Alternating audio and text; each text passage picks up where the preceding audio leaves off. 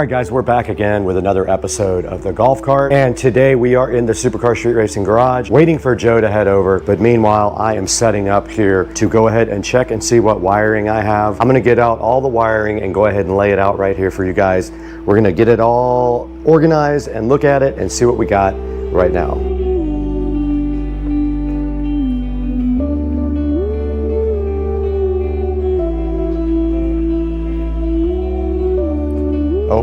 Oh my goodness.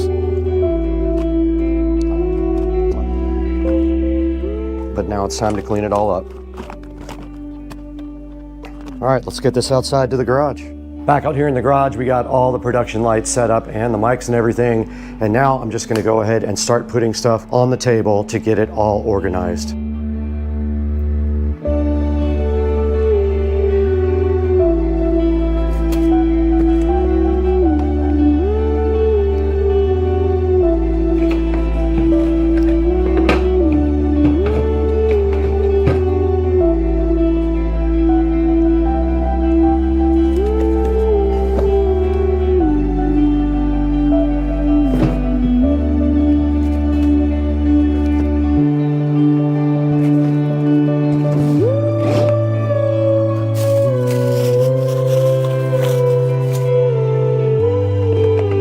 Okay, directly in front of me, you guys can see Joe's 4 new speakers for the golf cart, his old voltage inverter, and his old fuse box. And then right there is the new voltage reducer, 60 amps for the new system. Let's go ahead and get his dash out of the kitchen as well.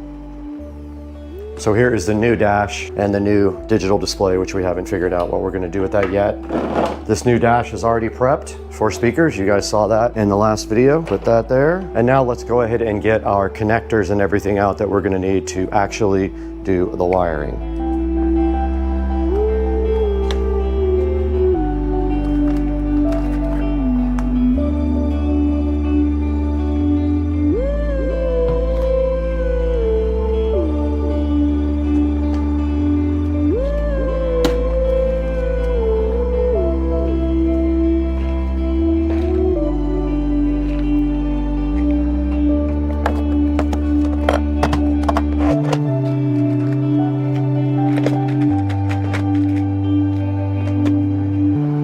What's up? What's up? Camera's rolling. Nothing on Amazon at all. My work suppliers. There are strippers. And there are the crimpers.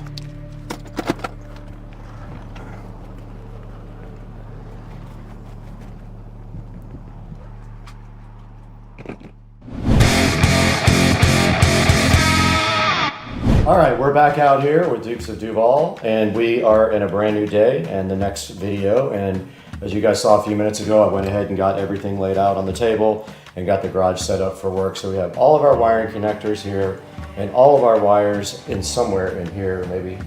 But do you want to kind of go over what we have right here in front of us? All right, so one of the things that we decided to do with getting this new lithium battery was to do a couple upgrades that I've been really wanting to do for quite some time. I'm a music guy, I love music, so I wanted to put something really cool in here. And one of Brad's videos, we did a full audio build out for him, and it was a great design. It sounds amazing. So I wanted to kind of mirror that. Pretty much the same thing is going to happen with this particular golf cart, where we're going to be adding a new dash. We're going to be adding 4 6.5 speakers along with an amp and a subwoofer. So pretty excited about this build out. On the table, we have most of everything that we need. There might be a couple of items that we're still lacking, but for the most part, everything that you see is going to be a part of this full build out. So the first thing that we did is I went on and found myself a new dash. That's a replacement for the club car itself. On here, you see that it has 2 speaker openings, has a couple of cup holders, has a little dash insert here for you to be able to hold stuff in there, and then of course a little coin tray. More importantly, on the front of this, it has a single DIN opening for a radio. I purchased this, but there was a couple of different options that you could have went with. You could have went with a round style that they have for some of the, and with this particular setup, we went with a single DIN. The likelihood is that we're not going to use a single DIN radio in here. We have plans to potentially put something in here to have a tablet or some sort of an iPad to cover this over. We're gonna figure that out. We haven't got to that point just yet. So once we get to that, we'll make a decision. So with that being said, additionally, a part of this setup, we've got a new amp, which this is a little bit difficult to find something that worked really good for our particular setup. So what we wanted was a 5-channel amp. We wanted it to have Bluetooth. Unfortunately, finding anything for a reasonable price that has a Bluetooth option is very limited. We searched Amazon, we searched local radio shops. I mean, I went through and through to find something that made sense. So I went with this Boss Audio option for us. Everything that I read online for Amazon says it's got good ratings. I believe it's like 4.5 stars, and it's gonna have everything that we want from a amp perspective. It is not a marine grade, which is fine because inside the cavity where we're going to be putting this, where the battery compartment is, we should have no issue with any moisture or any problems with anything getting in here, so it should hold up just fine. Along with that, we have a couple of other items that we bought specifically for the radio. So I went out and found these on Amazon as well. These are 6.5 full range SCAR audio. These are weatherproof, and the reason that we want marine grade weatherproof is because this will be on the exterior, so it will be exposed to the elements, unlike being inside the battery compartment itself. These are great speakers that we found. They have really good ratings on them. We kind of opened them up already to start doing a little bit of work, but I just wanted to show you guys real fast that one thing is that it does have a single tweeter in the front. Yeah, so these are great speakers. They are marine grade, so you can fully water them down when you're cleaning your golf cart, so you don't have nothing to worry about that. And that's the biggest thing for me, is if it's somewhere in a compartment that I'm not concerned with getting to the elements, then I don't go marine grade on anything, or I avoid it if it's at a cost. For this, I did pay the money to get a marine grade, and these are solid, really heavy speakers. I have a good feeling these are going to sound amazing in the golf cart. So we have a total of 4 of these speakers itself, which we'll be installing. So we decided to upgrade this. This is basically the converter. This knocks down 48 volt down to 12 volts. Most of the accessories and the radio and the stuff that you use all runs off 12 volts. So you have to have something to step down all that power. This is a much better voltage reducer than the last one I had, so it's gonna have a lot of ability to run power. So one thing to know is that we could easily hook up to one 12 volt battery when you have a multi-battery system. In this particular case, we have a single 48. So you don't really have that option. And even with a multiple battery setup, you never wanna run off of just one 12 volt battery because that's draining from one 12 volt. So you wanna share the load over the entire 48 volts. So that's why you use a step down from a 48 to a 12 volt. It makes the ability for it to have a longer lasting power, and it's not pulling off of one particular battery. So this here is an inverter, and what this is gonna do is take our 12 volts that's gonna be coming off of this knockdown to a fuse panel and convert this over to 110. It's gonna allow us to have a couple of outlets here. With this is really nice if you're someone that likes to decorate your golf cart or do various things on it that you need 110. This is a great thing to add. Also, the really cool thing about this one is it has USB ports as well. If you have anything that needs to be powered by USB, which we do, you can directly power it off of the inverter. So we're actually going to take advantage of that, correct? I believe that we will, but also on top of that, we went out and sourced a couple of these particular aftermarket USB ports that you can add to the golf cart. They run off of basically 12 volts, so we can add that to there, and that's probably going to be an option for us for the front of the golf cart. We do have an option for USB that is on this inverter here itself, which we might use in the back in some capacity. However, in the front, what we wanted to do is have a couple of options. One for external charging if somebody had their phone or something that they needed to charge. We wanted to add that. So what we went out is we found a couple of these online. They're pretty cheap on Amazon. Runs off of 12 volt itself, and then has obviously the female adapter for the USB. So this we'll do 2 things with it. 1, we will have an option for charging, and 2, we will have an option for the tablet to stay there permanently for it to stay connected, so that anytime that I bring the tablet onto the golf cart, it'll automatically connect to it real fast, and then we'll have power feeding it. So along with those USBs that we were just talking about, we bought an external one here as well that's going to be mounted to the dash. This one's nice because it has a cover for it, so in the event that you're going to be washing the golf cart down, you can cover this up, which is going to make it where it won't get any water into it, which is really kind of nice. So that's going to... Right here in front of me, we do have our fuse block. This came off of the last golf cart. We're going to go ahead and reuse it. And if you can see right here, it does have a place for both positive and negative. You feed it positive up top here, negative on bottom there. It has a negative bus bar at the bottom, and then it has individual positive bars here for each one, and you can select what fuse you want. For example, if you're running a 12 volt amplifier off this directly, you would want a large enough fuse to go directly to your amp. However, these guys usually have built-in fuses, so I'm not sure that we need to go through this fuse block for that. We'll have to figure that out in the long run. But that is going to be our fuse panel, and then that's our ground that's already connected that we'll be able to reuse for something. All right, so right here we also have a Elecan Bluetooth adapter. This is the exact same one that I have on my golf cart. Basically all this is for is a receiver, and then it actually connects to the amplifier via RCA cables. It has a proprietary USB power supply, and I will show you that right now as we unbox the Elecan. It's not your typical connector on the back of here like a lot of USB stuff have. It's actually a pin connector. So if we go inside the box here, there's an instruction manual here. Here's the actual adapter, and then inside of there, you can see right here, you would output from this to your amplifier. It also has an auxiliary, and it also has a little pin connector there for power. And inside of the box, we should have a power connector. We do. There's a power adapter in case you're using it at 110. Here is a USB adapter in case you want to use it for 5 volts. And then they also give you a pair of USB to headphone or mini to use in the auxiliary port. All right, also right here on the table, we have all of our tools we need to go ahead and do anything with wiring. We've got automatic wire strippers. These are crimpers for some special type of connectors that we have. And then these are workman pliers that we use for electricity. And then moving over here to the side of the table, we have all of the heat shrink and the connectors and everything that we're going to need to go ahead and put ends on it. Because for example, when we have something like a voltage reducer and we have these screw terminals here, we're going to want to go ahead and put ring connectors on the end of our wires to make it clean. So we'll just remove these screws, put the ring connectors over, and then screw these back down. We have some ring connectors inside here. Those are for small gauge wiring. I don't have very many yellow ones for big gauge. So we're gonna have to see if we have enough to do what we need to do. But we also have spade connectors in here and other types of connectors that we might be needing. So we have all that out. Here we have some clamps to keep the wire nice and clamped up and against the side of the golf cart body. We have heat shrink tubing. We have heat shrink spade connectors and other type of connectors here. These, all you have to do is basically put the wire in. So basically all you have to do is just run your heat gun on these and it shrinks over the end of the wire itself. So that's it. We have all the stuff here that we need to hopefully move on to the second part of this golf cart build. We're probably just going to go ahead and reorganize everything now since we unboxed it, and then we're going to assess whether we have to buy some more stuff. So let's get busy getting all this stuff back in shape because we just made a mess here, and then we'll start getting to work.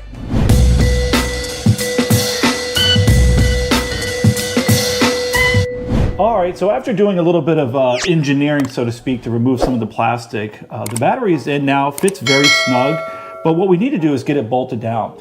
So the way that it's set up now, we have it pushed over to one side. The only issue is that it does have a couple of spots on each side for you to put bolts on to get it to obviously strap down, so to speak. But here it's very, very tight. So what we have to do is try to figure out a way that we can mark the spot where we need to drill because we're going to through bolt it.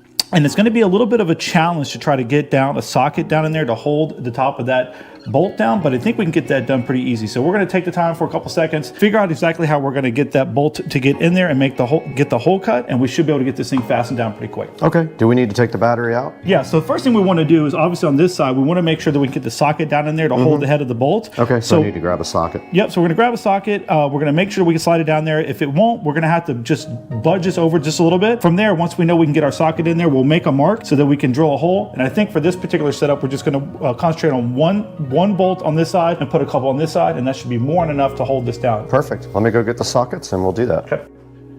All right, so what we wanted to do here was to make sure that when we go to bolt this in, because it is pushed all the way to the side here, that we have room for our socket to go in. So just added the socket for the bolt that we're gonna use, and then just test to make sure, and it went down, no problem. So our biggest issue now is gonna be to find out exactly where we're going to be bolting this down. So what I'm probably going to do is take this extension right here, and I'm going to put something on the end of the tip of one of them, and I'm going to make a small dot right where we're going to drill our hole, which will be easy enough, it should be, and then we'll be able to pull the battery out, see where I marked, drill the hole, and then from there on this side it will be much easier because it's all exposed.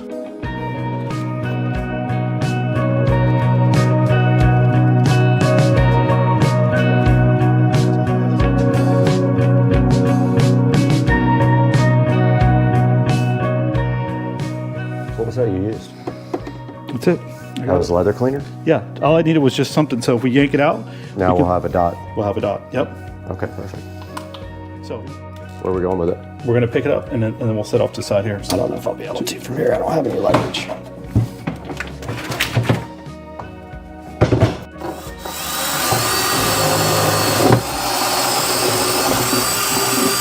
So it is on one of those ribs. Okay, we're back again, and Joe is putting the bolts on this side all the way through. So he's just kind of running them down with the ratchet. If you have an attachment for that drill, make life a little easier.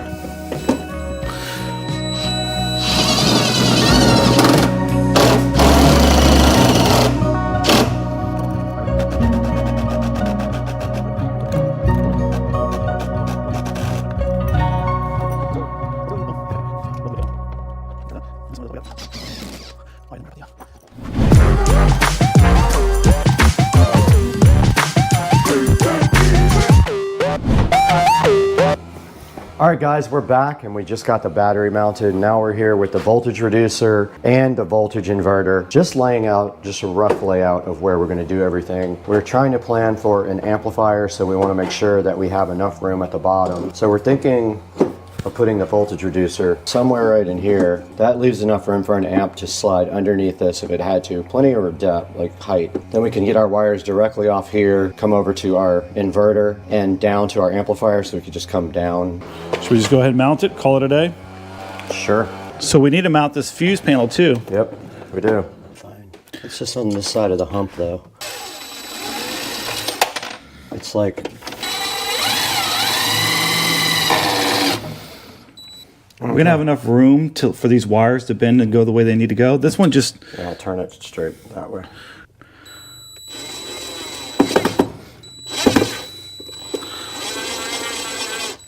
Good? I think it's good. Okay. Here you go. Yeah. Good. Okay, I am working on the wire that's coming from the voltage reducer to the positive side of the battery. So I have put a ring terminal here for the voltage reducer side, and it will go just like that. And I got my crimpers here. I'm going to go ahead and crimp using the yellow.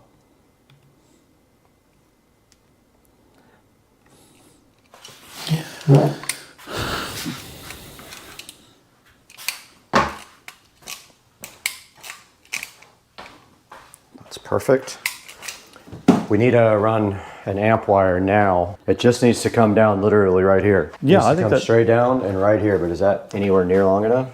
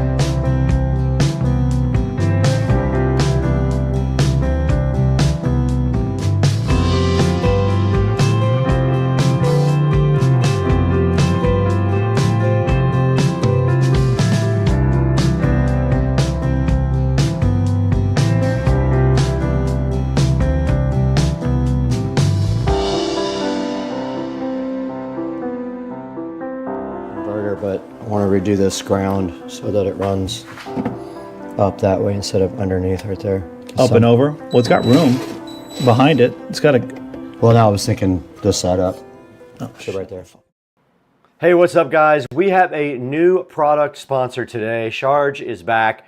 We love those guys. We've worked with them many times before, but today they sent me directly from the factory. I'm one of the only ones who has this. This is the Charge Ice Mag 3, their brand new wireless charger.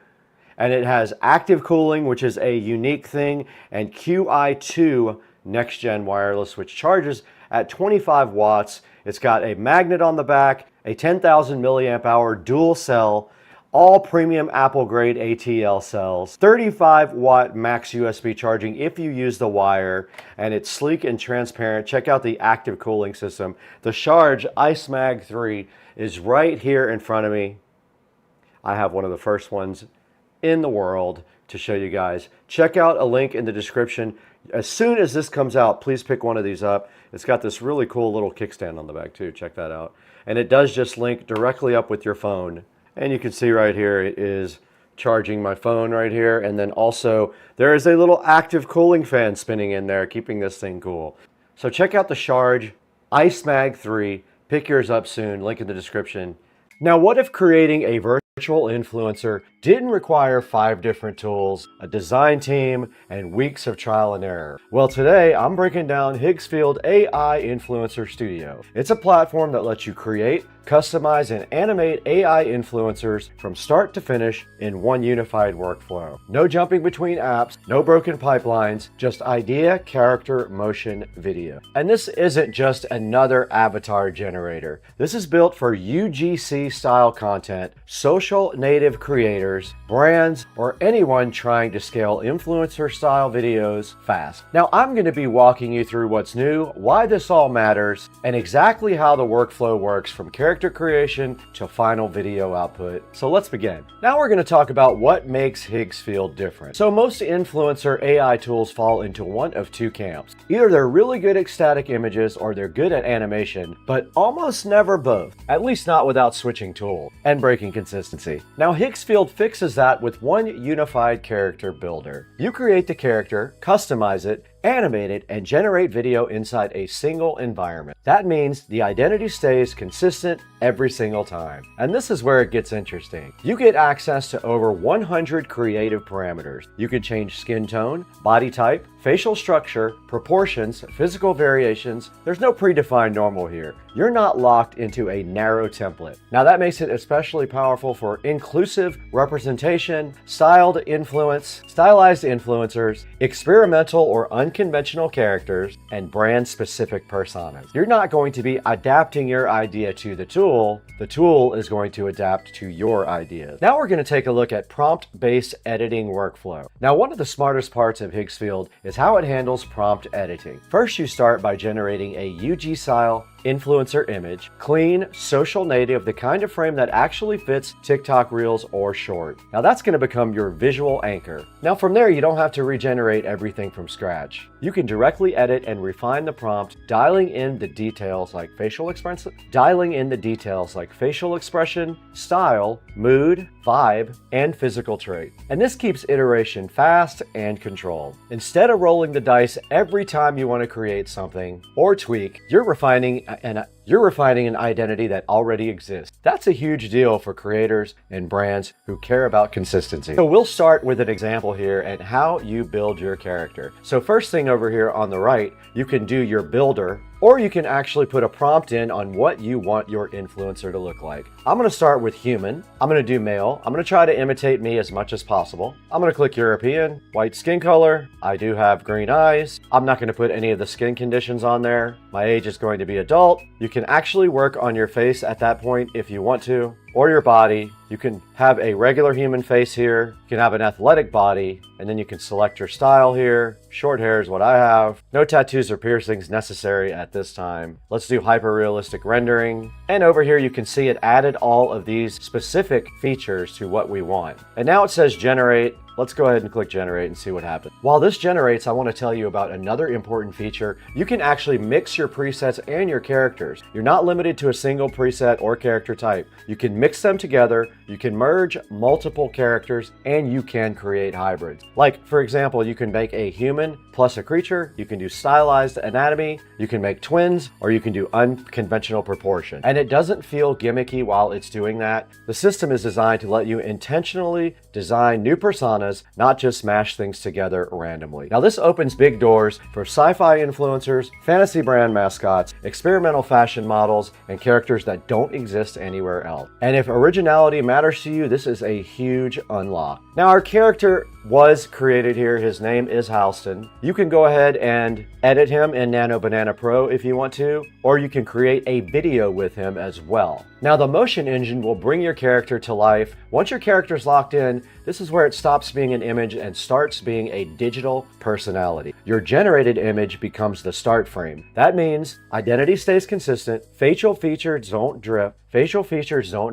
and the character still looks like itself wanted. From there, you control the motion. Now you define how an influencer behaves on camera. Subtle movements, expressive presence, body language, not just basic animation. It's designed to feel performative, like someone actually showing up on screen. You're not animating a picture, you're extending a personality into motion. Now Halston is right here that we created, and I want to show you the video output capabilities now. If you look down here, you can see if you press the camera, there are some predetermined movements here. We can pick any of these. Let's go ahead and just grab this one here. And you can see right here on the side, we have our motion here and our character. We can choose the output quality. We can do 1080p. You can choose whether you want the background to come from either the character image or the motion video. I'm going to go ahead and generate that with our character. Let's go ahead and see what happens. We are generating it now with AI Influencer. Now this is perfect for TikTok, Instagram Reels, paid ads, or influencer style promos. Their motions are going to be smooth, their expressions will be consistent, and the output is social ready, not cinematic that doesn't fit your real platform. This is content you can actually post. Now while this is generating, they also have ready to use characters. If you don't want to start from scratch, they have 10 pre-built AI influencer characters. They're fully editable, fully customizable, and perfect if you want to do prototypes fast, test concepts, or launch content immediately. You can take one of these and still make it completely your own. Now you can see this is actually using Kling 2.6 motion control to create this video. It is in the queue right now and we're waiting for it.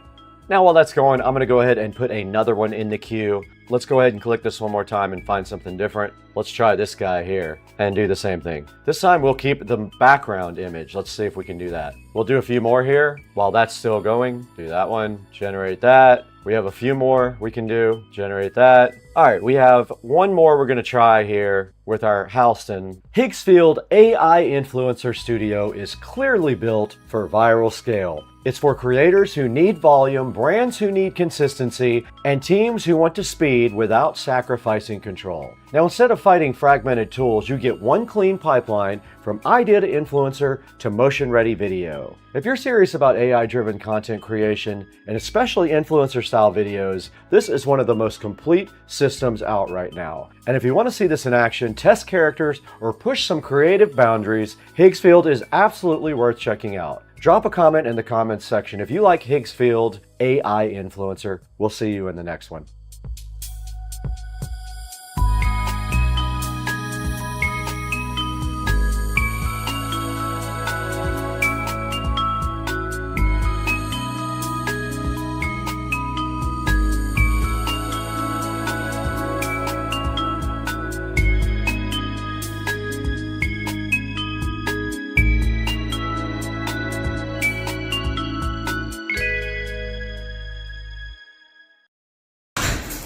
What are you guys doing with Cat TV? Bubba? That's a squirrel. And it's bigger than you. Bubba, get it! Cooper, get it! This is so odd. There's like a million birds during the hurricane, all out here by the pond. And then there's a beach ball. Look at the beach ball. Check out the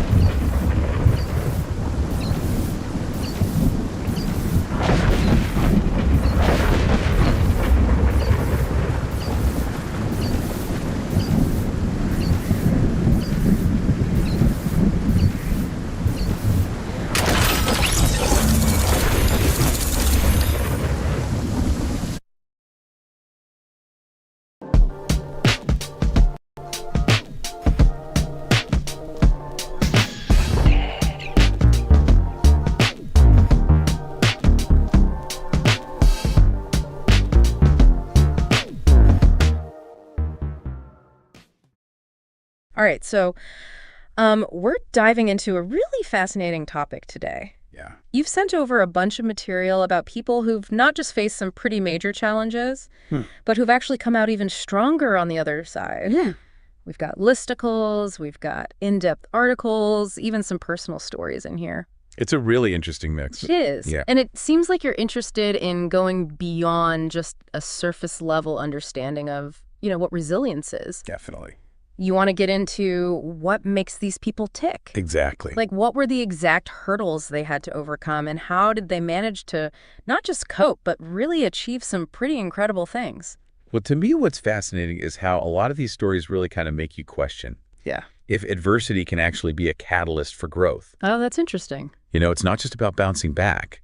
It's about using those tough experiences to fuel something even greater. So it's almost like resilience isn't just about getting back to normal. It's about reaching a whole new level because of what you've gone through. Yeah, and I think that's what's so inspiring about these stories. Totally. Yeah. Let's start with some of the physical challenges, because I'm already feeling pumped just thinking about these stories. All right, well, one that always comes to mind is Nick Vujicic. Oh, yeah. Born without limbs. Wow.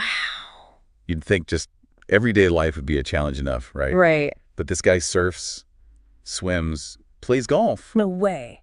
And on top of all that, he's a world-famous motivational speaker. That is incredible. It really makes you think about what limitations even are. Right. Is it really about what our bodies can or can't do, or is it more about our mindset?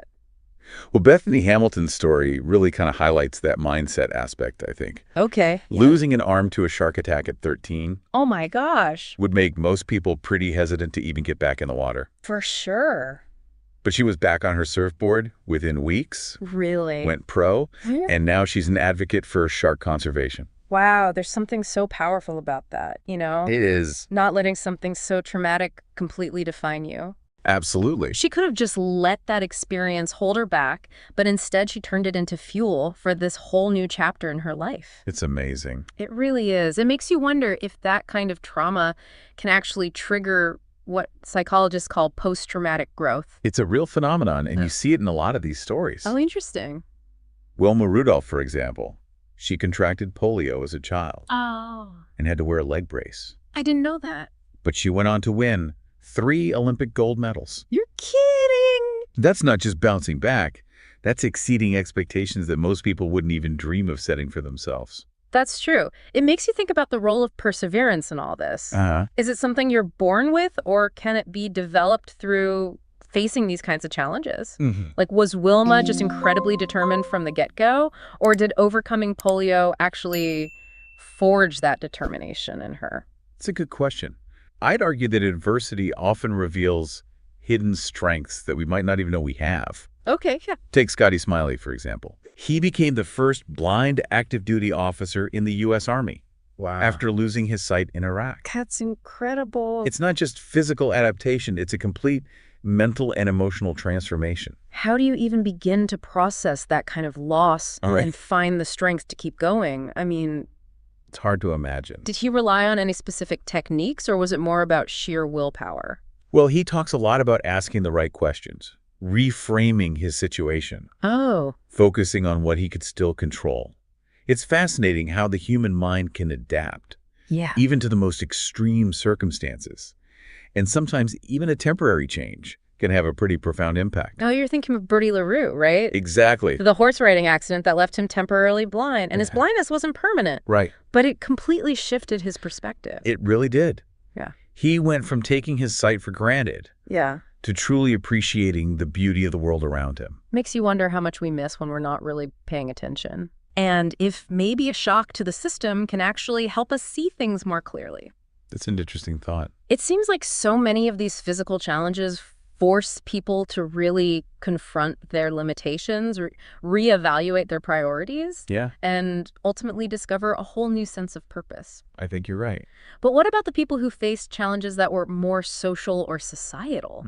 I mean, those hurdles aren't always as visible, but they can be just as daunting to overcome, right? Absolutely. Yeah, it's almost like facing those societal barriers requires a different kind of resilience altogether. Oh, absolutely. It's not just about adapting physically, you know, it's about navigating systems and challenging those really deeply ingrained expectations. Yeah, and sometimes it's about fighting for your right to even exist in those spaces. That's a good point. Malala Yousafzai's story is a powerful example of that. Oh, definitely. Advocating for girls' education should be a basic human right. It should. But she was shot by the Taliban. It's unbelievable. Simply for speaking up.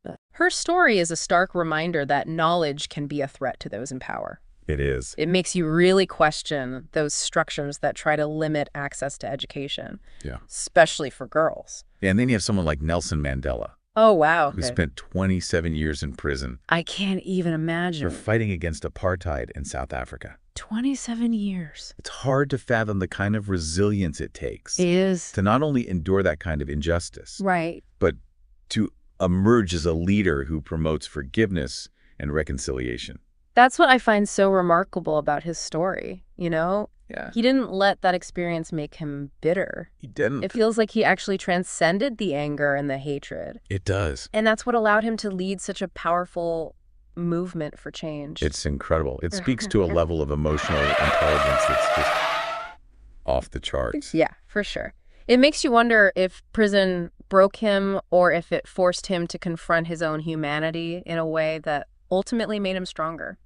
It's a fascinating question, isn't it? Yeah, it is. It's a reminder that even in the darkest of places, there's still that possibility for growth. I agree. And sometimes those incredibly difficult experiences can give birth to something truly extraordinary. You know, we see that in J.K. Rowling's story, too. Oh, absolutely. Going from a struggling single mother on welfare to creating this global phenomenon that is Harry Potter. It's an amazing journey. It is. It really challenged that idea that creativity can only flourish, in comfort and stability. Right. She faced financial hardship, single parenthood, countless rejections from publishers. Wow. Yet she persevered.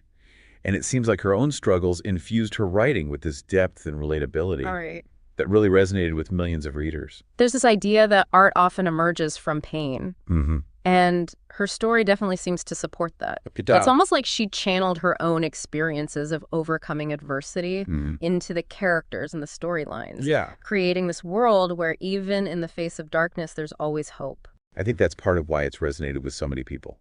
Yeah, and it's not just about the creative output either. Right. It's about the impact her success has had on so many readers. Absolutely. Particularly young people who saw themselves reflected in her characters. It's a powerful reminder that our stories Yeah. have this ability to empower others, even when we might not realize it. Speaking of empowering others, Oprah Winfrey's story is incredible. Oh, it is. I mean, going from a childhood marked by poverty, abuse, and neglect A lot. to becoming a media mogul and philanthropist. It's amazing. It's truly remarkable. What stands out to me is how she used her platform to amplify the voices of others. Yes. Especially those who had been marginalized or silenced. She really did. Yeah. It's like she took her own experiences of being overlooked and unheard Right. and turned that into this driving force Wow. for creating space for other people's stories. That's a really insightful observation. Thank you. It's not just about achieving success for yourself. It's about using that success to lift others up. It's almost like a ripple effect where one person's resilience can spark this wave of positive change that impacts so many others. A chain reaction. And sometimes those ripples start in the most unexpected places. They do. Like take Dana, for example. She's this young girl in Kenya who contracted HIV after being raped. It's a heartbreaking story. It really is.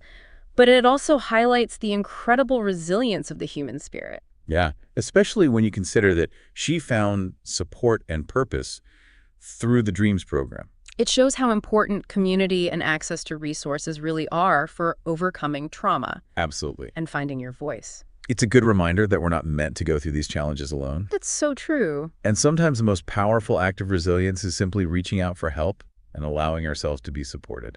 So we've seen examples of resilience in the face of physical challenges and societal barriers. Yeah. But what about those internal battles? Oh, yeah. The inner demons, as they say. Right. That can sometimes be the hardest to overcome. That's where we get into the realm of mental and emotional resilience. Okay. And one of the most prominent examples of that is Jim Carrey. Oh, yeah. He achieved comedic superstardom. He did.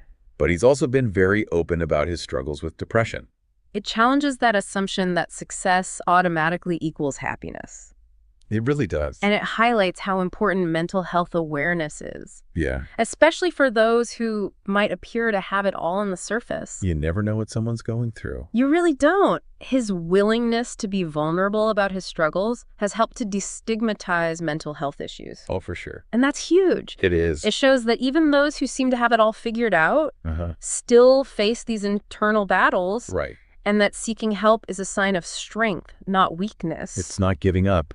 It's taking care of yourself. Exactly. It's like acknowledging those inner demons. Right. It takes a certain level of self-awareness and courage. I think you're right. And sometimes confronting those demons can actually lead to a deeper sense of purpose. Oh, absolutely. Like take James, for example. Okay. He went from addiction and homelessness to becoming a counselor helping others with substance abuse. Wow, that's amazing.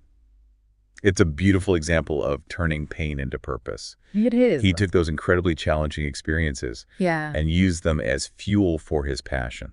It's powerful. It is. It's a powerful reminder that our greatest weaknesses can often become our greatest strengths. But how do these individuals actually make that shift? Yeah. What are those common threads, the mindsets, the strategies that allow them to not just survive, but thrive? That's the million-dollar question, isn't it? It is. And while there's no one-size-fits-all answer, Right. I think we can definitely see some recurring themes here. Yeah, it feels like we've been talking about this idea of post-traumatic growth quite a bit. We have. It's not just about bouncing back to where you were before the challenge. It's about actually using that experience to kind of propel yourself forward in a new way. It's a fascinating concept, isn't it? It is. That something so inherently negative as adversity can actually become this catalyst for such profound personal transformation. Yeah. You know, I always think of it like kintsugi. Okay. It's the Japanese art of repairing broken pottery with gold. Oh, yeah, I've heard that. So the cracks and the imperfections actually become part of the object's history. You know, Yeah. they make it even more beautiful and I valuable. love that analogy because it's like those scars are proof of the object's strength and resilience. Exactly. And it seems like that's a common thread we see with a lot of these individuals. It does. They don't try to hide their struggles. They actually embrace them. Right. You know, those experiences become part of their identity, a source of wisdom, Right. and often a driving force for helping others. And that's where I think the real power of resilience lies. I agree. It's not just about individual strength, it's about the ripple effect it creates. Exactly. These people don't just overcome their own challenges. They use those experiences to inspire and empower others. It's true. Their stories give us permission to believe in our own capacity for resilience, you know, Yeah. even when we're facing these seemingly insurmountable obstacles. It's like they're showing us it can be done, Yeah. but how do we do it? I mean, is this something we can actually cultivate?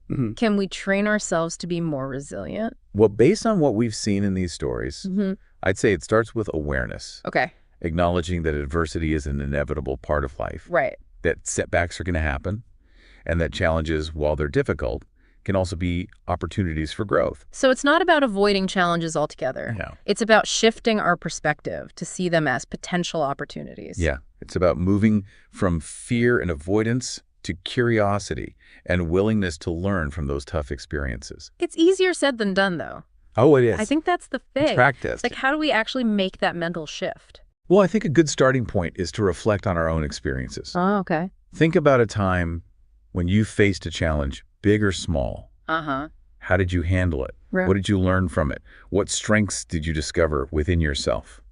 So instead of focusing on what went wrong, Yeah. we can try to focus on what went right. Right.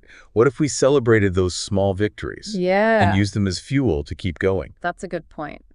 And another thing that seems to help is seeking inspiration from others. Absolutely. Hearing stories like the ones we've talked about today Yeah. reminds us that we're not alone, you know? It does. That other people have overcome incredible odds and that we have that potential for resilience within us too. It's like those stories become a roadmap, showing us that it's possible to not just survive, but thrive in the face of adversity. And it's not about waiting for some major life crisis to test our resilience. Right. It's about building that capacity day by day through those small acts of courage and perseverance and self-compassion. Exactly.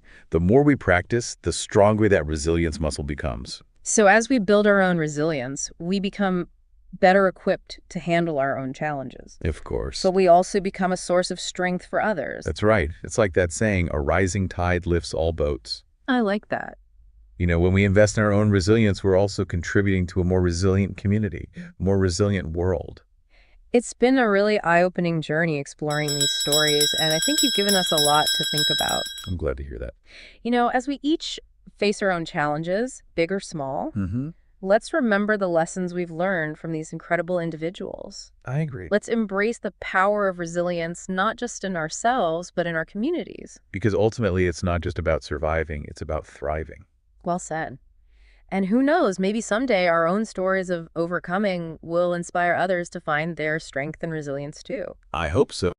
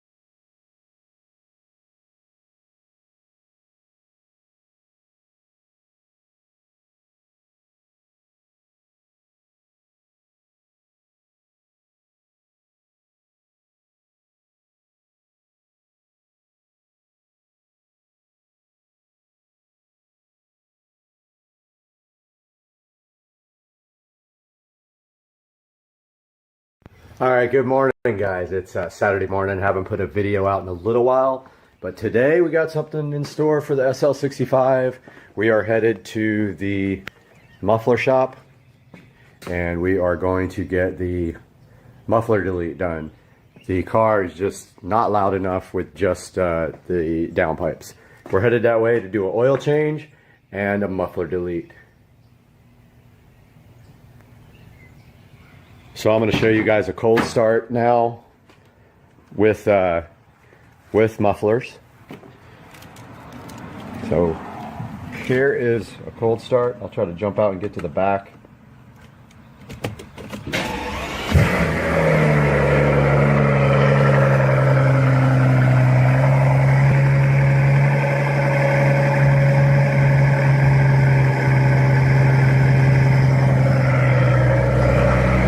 So as you can see, the car quiets down very quickly. And when it's warm, you can't even hear it. So we are driving now, headed to the muffler shop. And I was gonna give you guys a couple little pulls on here. Wow, I seriously still don't understand this multi-function display here. I really have to take some time to try to get that done. Stereo system, I'm going to go by the stereo shop today, have them take a look at it, and see what it's going to take to get that done next week. So you can see at normal cruising speed, you can't even hear this car at all. With the top down, it's the same. Until you get on the throttle pretty hard, you hear nothing in this car. It's pretty fun when you get on the throttle, but until that, it's very quiet. Going to get some breakfast over at Denny's while they work on the car, doing the oil change and the muffler delete. I was hoping I could get some video of it, but the shop is just insane busy. So I don't think I'll be able to get any video underneath, and that's too bad. All right, so this is a shot of no muffler. Yeah, that's my new upgrade. There is how it went, straight out to the stock tips. And looking for the mufflers now.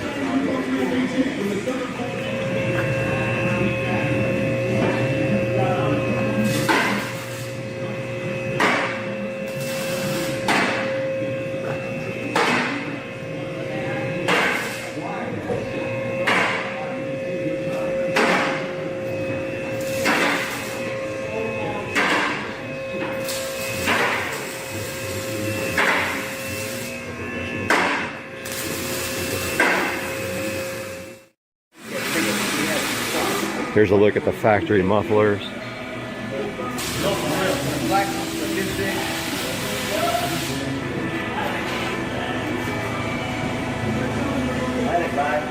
Look fairly restrictive.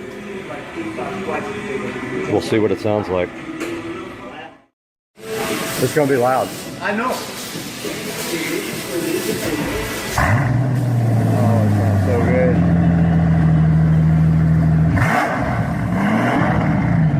That's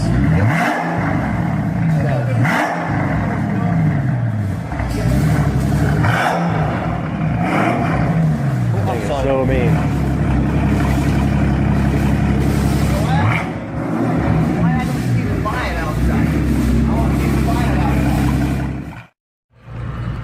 So first impressions, definitely louder. I like it so far. We'll see how it holds up in driving, whether it drives me insane or not with the top down, but so far very nice, and I will get some video of rolling in a minute. Getting the car washed now. Still got mud from last time because this place is being worked on, the roads. As soon as I left, caked with mud.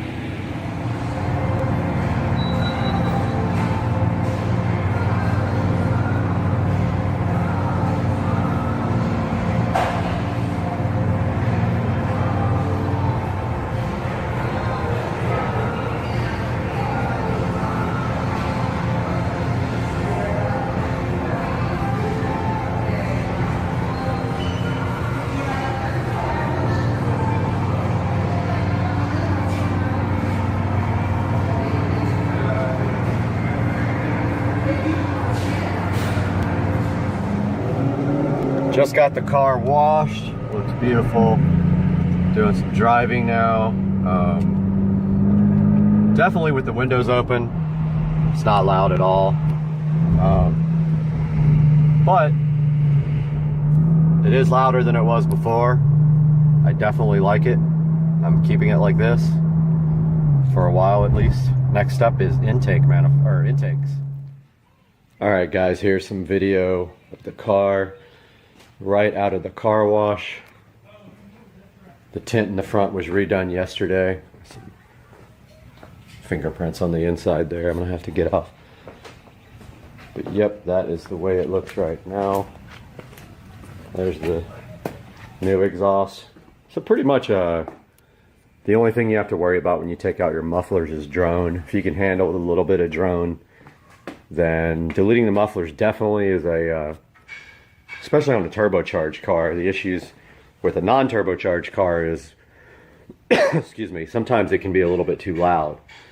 But the turbochargers on this car definitely muffle the sound enough where it's not overbearing. Now, if it's too much with the mufflers removed, then you can put back some glass pack exhausts, like some MagnaFlow glass packs straight through. And that's going to be it for this edition. See you guys. We're on a cruise, and it's raining, and we got to do breath, and it's raining. It's all right, go What? away. There's a big storm coming. That's what we need. Clear them out. Steer us around it. Yes, Captain, steer around storm. Clear them all out.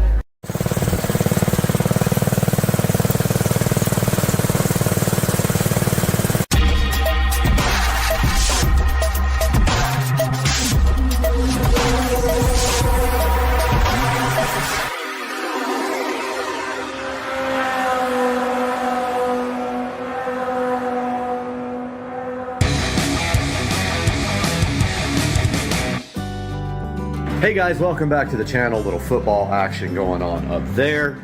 And FedEx just came over and dropped this package off for us, and this is mini bike parts. So let's take a look and see what's in here first.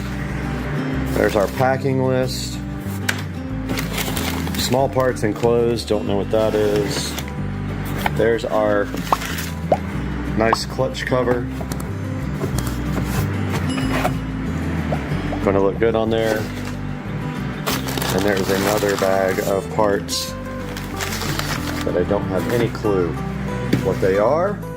So I'm gonna put the phone down here and open these guys up. Okay, we have the two chains right here in that package. In this package, we have a new accelerator grip and a new hand grip for the other side. And we have our new black brake thingy. So yeah, that's all that came today. The rest is back ordered. The key is ordered for these sprockets.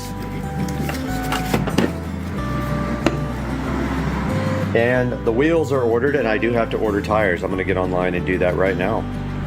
All right, guys, I just ordered the Sun F street tires for the cart. So I don't know when they'll be here, but I did order them, and hopefully they will come in soon. And we'll run these new wheels that we're expecting up to the tire shop and get those new tires put on the new wheels. And now we're gonna take a look at some of the parts that we received and get these guys installed. And we really only have three things that we can install today, and one of them is this black, beautiful brake handle from Monster Scooter Parts, I believe is the company.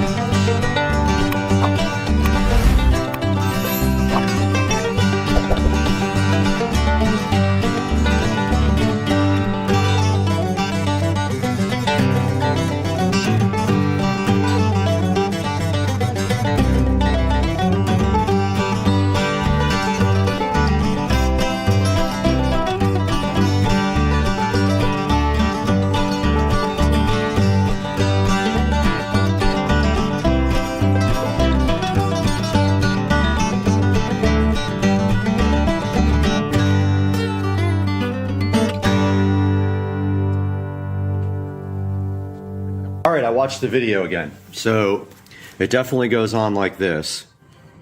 And this does go on with the indentation facing out according to the video. And then this guy, I believe, goes on like this.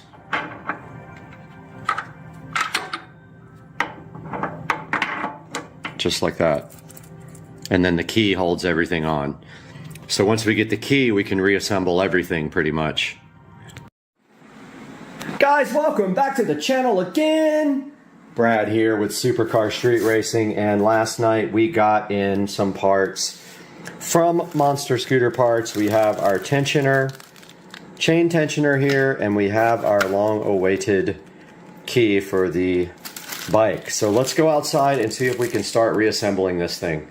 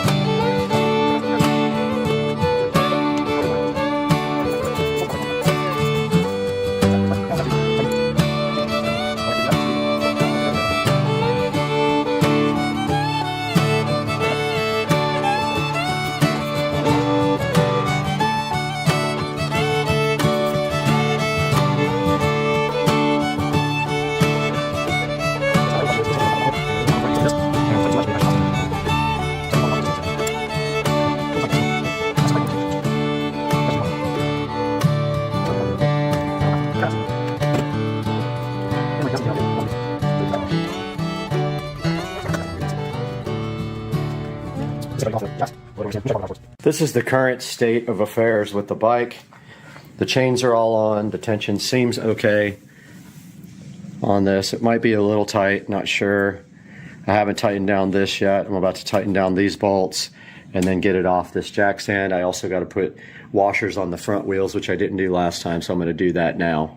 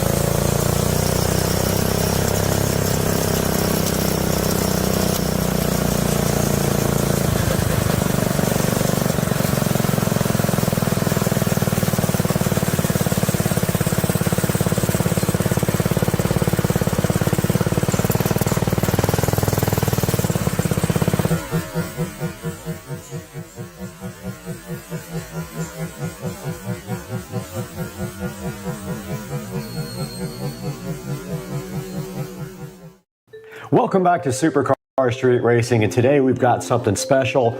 We're coming from the Supercar Street Racing garage out here to bring you more carbon fiber products for the 2023 Tesla Model S, and you can use this on both a Plaid or a regular Model S, and we've got it. It's special and it's right here, and I'm super hyped to share it with you guys today on the channel.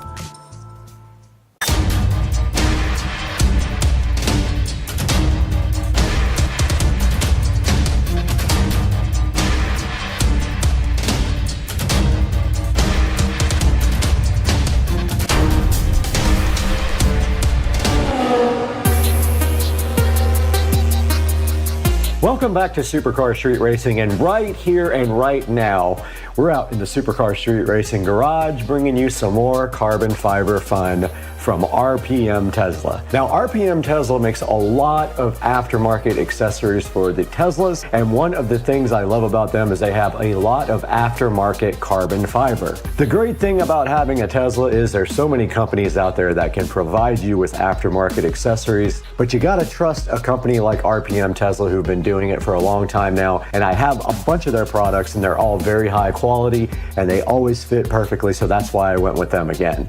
One thing that's really cool about the Tesla Model S Plaid is it has a lot of dry looking matte carbon fiber. I love that, it's my favorite thing. Enhancing the look of your Tesla Model S is pretty easy. You can do a lot of things to the outside like wheel and tires, but one of the things I really love is adding more carbon fiber to the outside of the car. And with this next accessory, we're gonna be able to take that one step further. Okay, right in front of me, we do have a product here from RPM Tesla that we're going to be opening today and showcasing on Supercar Street Racing. So let's go ahead and get it opened. Right here in this box that I struggled to open, it was taped so well, is the charging port covers for the 2023 Model S. They will fit both the Plaid and the regular Model S. I believe these guys were about $130. I will link them in the description. Here is my order form. 2023 Model S charging port overlay, dry, real molded carbon fiber. And they also included a aftermarket accessories brochure, which is very cool. So we'll be taking a look at that as well. They have all kinds of accessories for the Plaid and the regular Model S. And then inside of the box here are the overlays. And there is a QR code here to watch the installation video, which we will put up on the screen now. So let's take a look at the passenger side, what we already have installed, on the driver's side. So over here on your charging port, you can see that when you touch your charging port, it still opens like normal, especially when you have the door unlocked. These are our awesome tail lights. These are the Night Rider lights. So these are great. They're already smoked, and they have a great boot up sequence. But let's take a look at this. So you see we've installed it on here now. This is an older version with a lightning bolt, but it fits great. It doesn't interfere with the opening and closing of the charging port. It wraps all the way around the edge. And now we're going to proceed with the installation. Let's go over here. We'll do this real quick. What we need, of course, is a clean vehicle. And when you do the passenger side, you can't open and close it. So we're going to remove all the tape, but we're going to clean it first. Now, all of our cars in our showroom have a ceramic coating on them. The ceramic coating needs to be removed, just like wax or anything like that. So we're going to really clean this until we hear that squeaky clean. All right, so we're done with that. And again, we're not going to give you adhesive promoter. We don't think it's needed. We also think that adhesive promoter is great on paint, on plastic. It can damage it in the long run. So just make sure you've got it really clean, no oil, no grease on here. Feel it with your finger. It should be rough. It shouldn't be smooth. And if you clean it with alcohol and removed everything, it'll look just like that and feel like that. So here's how we install it. I'm going to switch. And again, we're going to hold that same angle. So we got our before photo. Now, you just put it right on like this. Put it right on the top. Look how you can remove it if you don't like where you put it. But hook the back of it over the edge like this and go all the way up to the top. There.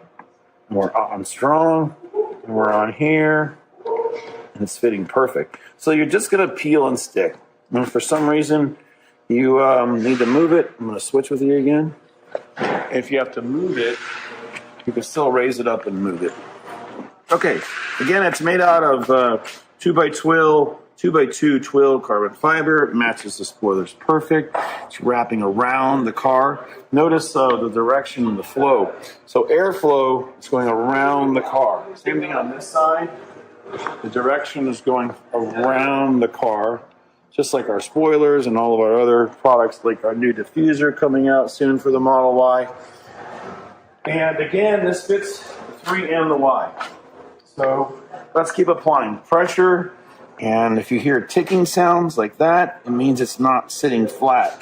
So you got to keep pressing and pressing until the pressure sensitive adhesive double-sided tape is fully grabbing. So please just keep pushing. Push, push, push. There. It's almost perfect now because it's not resisting. Now when you do the driver's side, it'll be open. So just support it underneath, apply pressure. Now, normally you should put some tape on here to hold it down if you're going to drive the car immediately. It takes 72 hours for the tape to fully bond. So that was a look at how to install the 2023 Model S charging port overlays. Let's go ahead and get them out of the packaging. They are packaged with a little plastic thing around them. Then there's some protective, like styrofoam-ish light cloth over the charging port overlays. Here's a good look at the Tesla charging port overlays for the Model S, and you can see on the back here, they do have 3M tape all around it, just like they do their other products, and all you have to do is peel off this 3M tape after you wipe down your charging port and stick this directly on, and it should fit perfectly. Now, these did come in a protective styrofoam sealed envelope type thing, which is like a, it's just like a soft styrofoam cloth, and they were protected very well with that, and they came out looking very awesome. Now that we've seen the product and what it's going to do for the car, we're going to go ahead and take a walk around the Model S and check out all the other carbon fiber.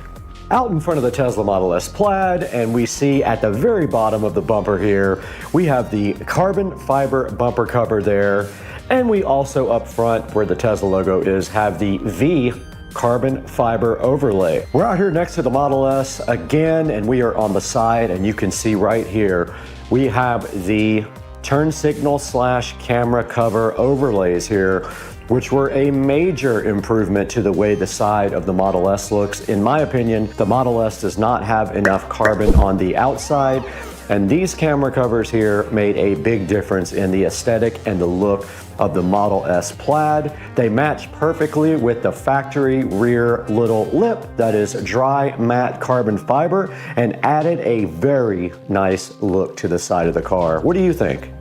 These are the Tesla Model S carbon fiber mirror covers and add a very cool look to the side of the car. It's such a large amount of carbon that it makes the car look better and more expensive, of course, because it is real molded dry matte carbon fiber. It also matches the weave of the factory carbon fiber from Tesla perfectly, which adds a great touch to the car and just overall makes the car seem a lot more sporty, and I love the way it looks on the outside of the mirrors here on the Model S. These are the Tesla Model S door handle covers, and they are also in dry matte carbon fiber, and they are inexpensive, and basically they just press directly on to the outside of the car door handles, and they add yet another nice touch to the side of the car. They really stand out up against the satin wrap here on the 2023 Tesla Model S Plaid. So those are the door handle covers. There will be links to all of this in the description of the video. We're at the back of the Model S, and you can see here the factory rear lip from Tesla is matte look carbon fiber. So all of the other carbon fiber that's been added to the car is specifically matched with this weave of the factory Tesla carbon fiber. So everything looks like it comes from the Tesla factory. Moving inside of the Model S, we have the charging port overlay carbon fiber, which we will put a picture of up on the screen right now, but it sits right there over where you charge your phones, right in the center of the console there, and adds yet another good look to the inside of the car. And it's pretty inexpensive, around $120 or $130, I believe. There will be a link in the description also to the charging port overlay carbon fiber. Okay, we are out here in the back of the Model S Plaid, and we are ready to go ahead and prep to install. So what you need to do first is clean your charging port completely. So we have Windex and we have a soft cloth here, and we're just gonna go ahead and clean this and get this port nice. And the car is dusty, and you can see like a little baby scratch in the wrap there that just became apparent when I wiped it off. And it is now ready for the application of the charging port overlay. Got it! Okay, you are gonna notice here on the back the 3M tape that you peel off. Go ahead and peel all that off. Yeah.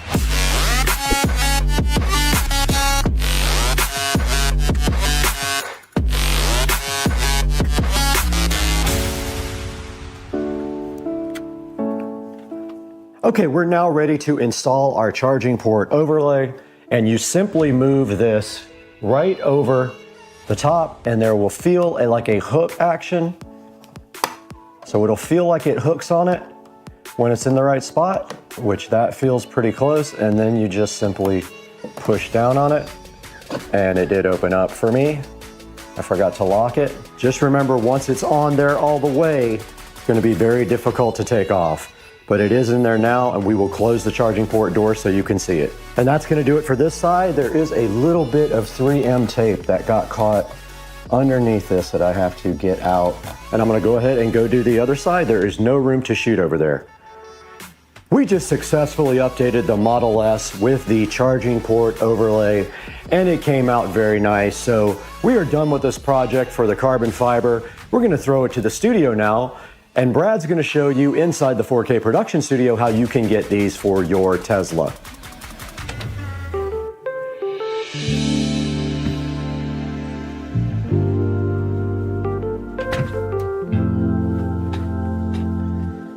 Back in the supercar street racing 4K production studio again with Brad.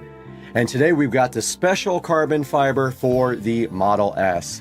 Now, right here on the screen, you can see the 2023 Plus Model S charging port overlay sitting, looking so fresh and so fly. You need this for your car. Now, you can pick up your carbon fiber from either one of those companies, except the camera cover can only come from T-Sportline. They don't have the updated version over at RPM Tesla. But you can see here, you can go to the links in the description and you can order your Model S or other Tesla carbon fiber accessories for your car. And there's a whole lot of them available here. And I think there's some interesting ones like the carbon fiber yoke steering wheel cover. I do like that. It is matte carbon fiber, and it is on one of these pages. And they also have a few other things that I like the carbon fiber rear splitter. And one day I might get that. It does require some drilling to put on, so I'm not sure if I'm really happy about drilling into my $100,000 plus car. But it still looks cool and enhances the look of the car, so I'm kind of down to try it out. Guys, please like and subscribe and hit that bell icon. It helps me out so greatly. And buy all of your products through our Amazon links when there is one. Even if it's not the product you want, in the link in the description, click that link and buy anything you want. And it gives me $1 or $2 and helps support the channel. And the channel is growing subscribers every day and more views every day. But we got to get out of here. We got to go pick up a carbon fiber complete replacement for my car.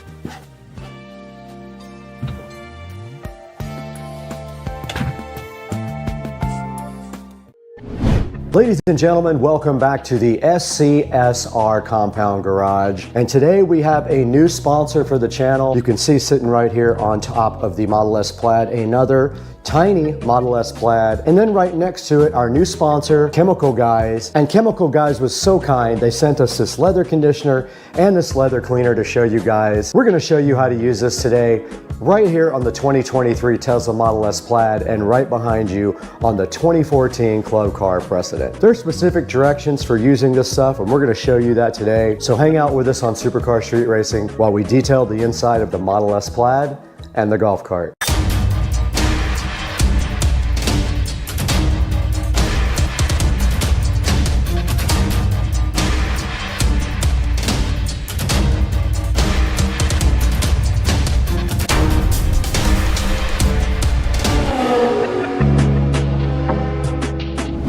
Welcome back to Supercar Street Racing, guys. You can see we're out here in the garage with our Chemical Guys leather conditioner and leather cleaner. They were super nice, and they sent us this to show you guys. They're trying to get the word out about their great products. So today we're going to give you guys a look at these two products right here in the SCSR garage. Now, there's a certain way you need to apply these. There's a certain order and a certain way you have to do it. So we're going to show you today the correct way to do it, because we're actually going to detail the inside of the Model S Plaid. Now, we try to keep this Model S Plaid really clean. It only has about 2,000 miles on it, and so we drive it on the weekends only, and we keep it detailed and nice here.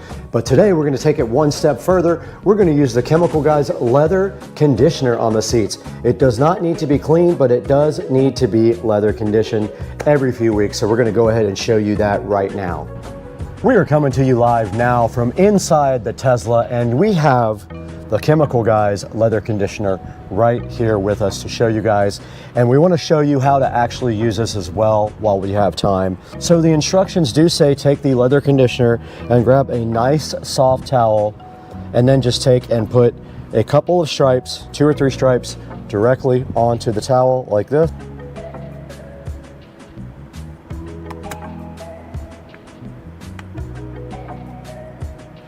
Okay. Now, we do have a couple of stripes right on the towel here to go ahead and start working with. And all you have to do is work it into the seats. And when you're done, you can actually buff it off and dry it. And then you can do a second application if you really feel like it. So yeah, you just take your towel and you put about 2 or 3 stripes of this stuff right on the towel, and then you work it into the surface. We're gonna go ahead and start with this Model S door panel right here. I'm gonna go ahead and knock this down a little bit because I did put quite a bit on it. So I'm just gonna knock it into both sides here so it's not so thick. And then I'm gonna go ahead and proceed to put it directly on the door panel right there.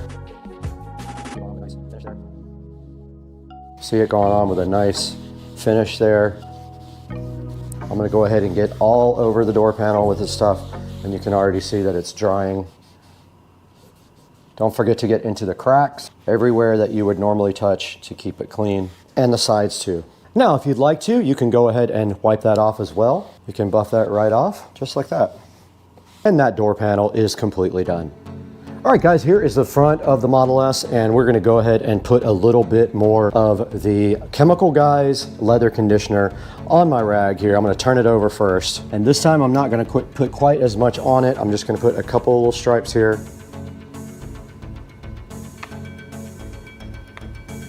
Should be good enough. And now let's go ahead and apply it to our seats, but let's put the seat forward a little bit so you guys can see it better.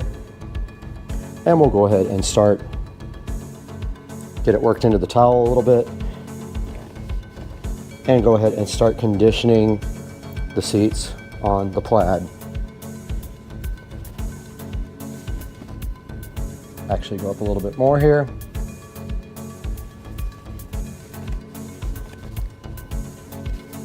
We'll flip it over and do the bottoms.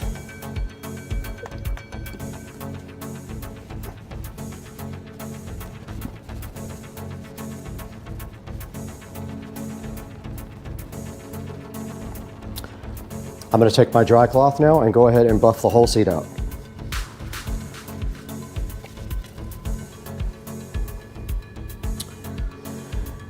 And the front seat is done. I'm going to go ahead and take the opportunity to do some protectant now on other parts of the front here. Yes, let's go ahead and get the protectant. All right, I am using standard protectant on the rest of the stuff here on the Plaid. The stuff that is not material. This is not Chemical Guys, it was not sponsored. So this is just my stuff.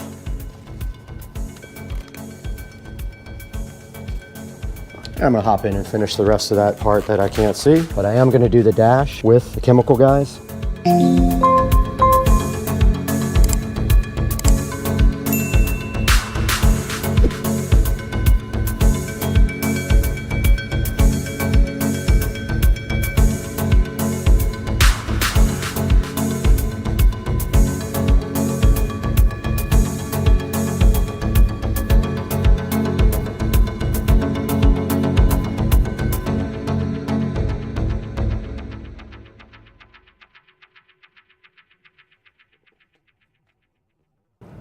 All right, we're on the other side of the Model S. We're gonna go ahead and put some leather conditioner on our rag and do this other seat for you guys. We're gonna go ahead and wipe it into the rag so it doesn't splotch a lot.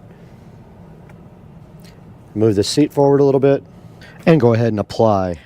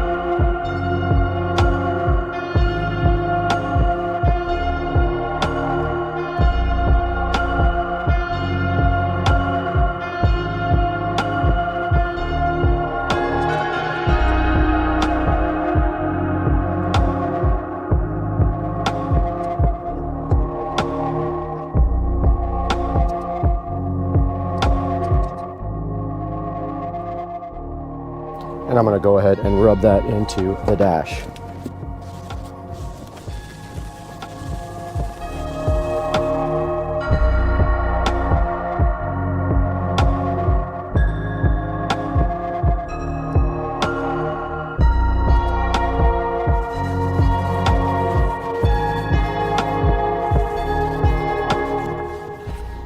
And now I am going to get this underneath of the dash here.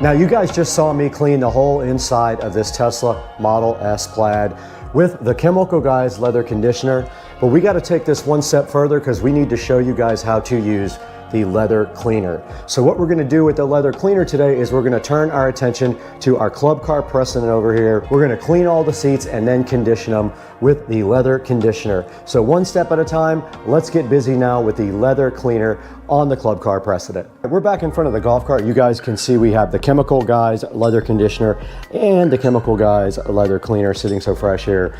This time though, we're going to go ahead and clean the seats with the Chemical Guys leather conditioner, and per the instructions, you shake well, you spray the leather cleaner on a microfiber cloth, and then you wipe the leather cleaner into the surface to remove the dirt.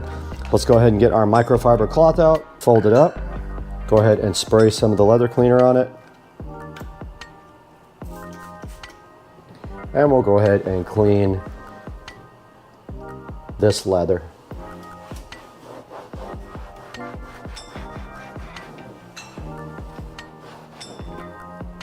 Does have a little dirt coming off of it.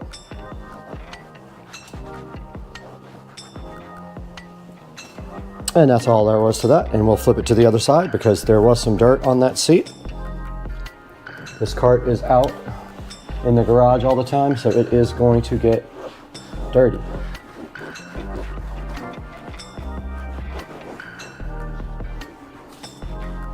All right.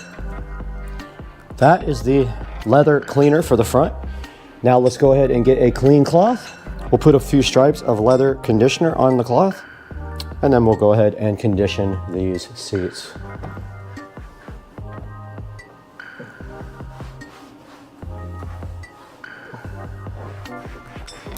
And you can see it soaking into the leather already. Flip the towel over, put a few more in it. And the top seat is done. Let's move down to the bottom seat. flip towel over again. I put way too much on that. That will be enough for the front and the back. I'm gonna put some of this on this other towel for the back. Let's go ahead and do the bottom seat. All right, the front of the golf cart is finished. Let's do the back now. We're back at the rear of the golf cart and we are going to start with the leather cleaner. Let's go ahead and spray some on our rag here and wipe down this top seat. Be careful of the tiny Tesla. And that is clean, that just needs to dry. I'm gonna flip my rag over and do the same to the bottom.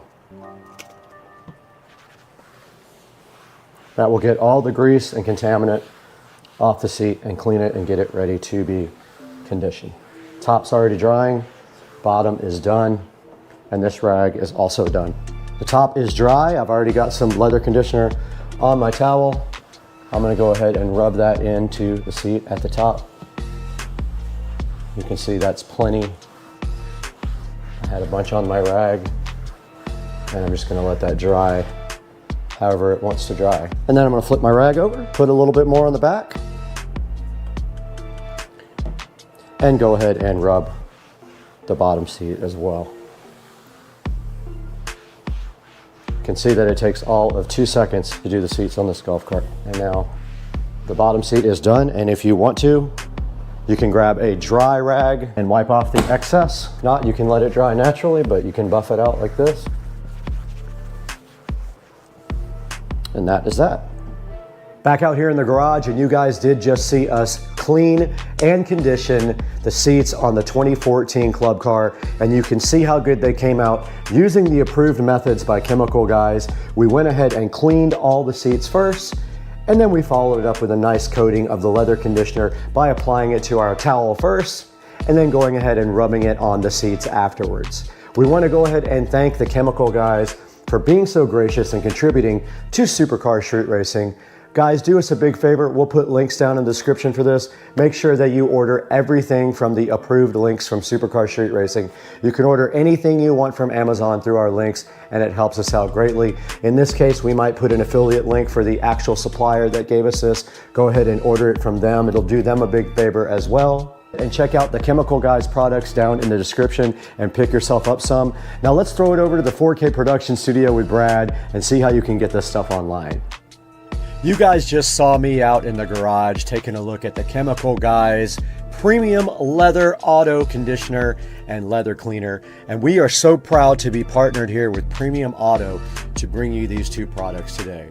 Now the leather conditioner is awesome. I used it on the interior of the Model S Plaid without doing the leather cleaning first, but I did use the leather cleaner on the Precedent golf cart. It came out awesome. I love this stuff. You can see right here on the screen our partnership with Premium Auto, and here is the actual Amazon link for this stuff, but I am going to put Premium Auto links in the description. So go ahead and order yours through the link and help out Supercar Street Racing greatly. We're going to get out of here right now. It's almost dinner time and I haven't had anything to eat, but please support the channel, like and subscribe, and we will see you next time.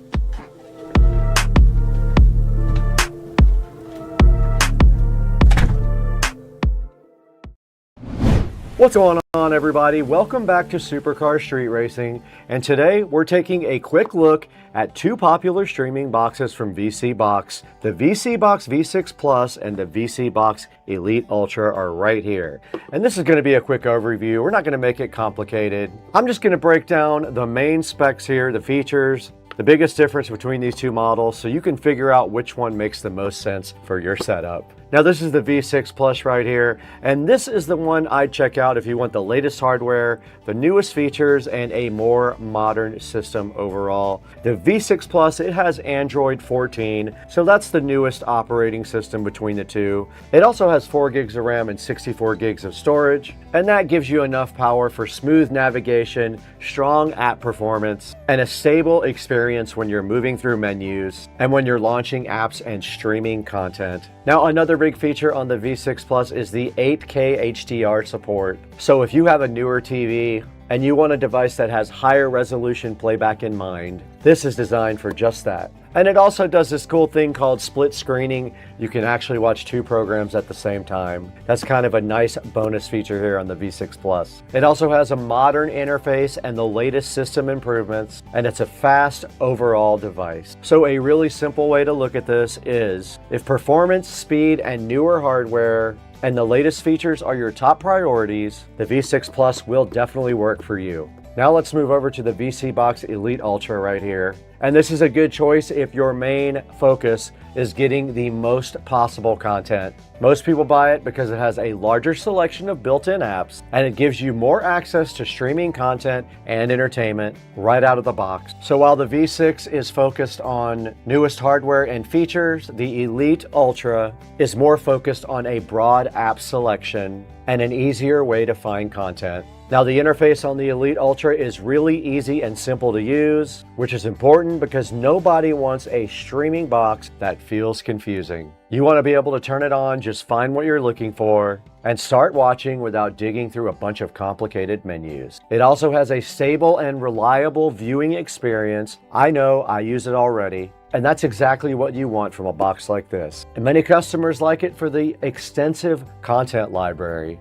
It has a wider app selection and a simple setup. So here's the quick breakdown between these two. If you want the newest system, Android 14, fast performance, 4 gigs of RAM, 64 gig of storage, 8K HDR support, split screen viewing, and the latest interface improvements, the VCBox V6 Plus is the one to look at. It is right here. But if your main goal is having access to a wider variety of built-in apps, more streaming content, more entertainment options, and a simple interface that's easy to use, then the Elite Ultra may be the better choice here. And of course, with any streaming device, make sure you're using legal apps and services that you're allowed to access. The box gives you the hardware. It's your job to find out how to do it properly and set it up and use it the right way. So that's a quick look at the VCBox V6 Plus and the VCBox Elite Ultra. I'll have a link down in the description for both of these. Go ahead and click that link if you'd like to try one. It helps out the channel.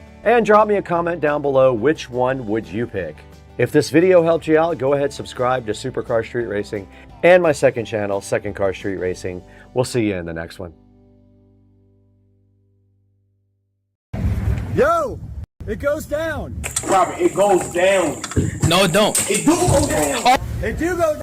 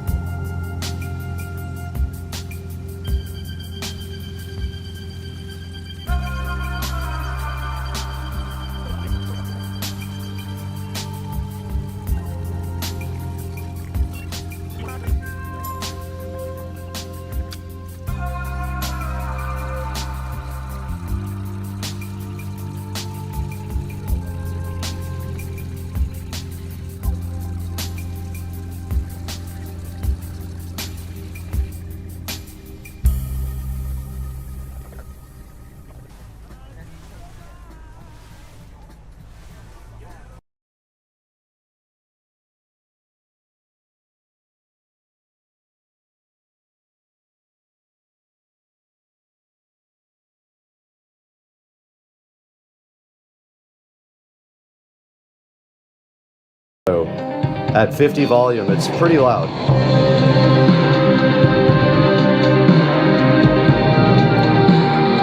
All right, you have a lot of choices as far as streaming, and also this guy can hook up to the subwoofer in the other room as well. The Sub Pro, which we showed you guys already, is wirelessly allowed to hook up to this thing. I don't know if it can do it at the same time as the WIM Ultra can, but it can connect the Sub Pro. And this is the first time I've used Wi-Fi on any of the WIM devices. It has worked flawlessly so far. No problems whatsoever. Yeah, we went through the settings on our other WIM video, so I will put a link to that down in the description as well. So that is going to do it for showing you guys how to hook up and demo the WIM amp. Let's throw it into the studio now where we can talk about how to buy your own.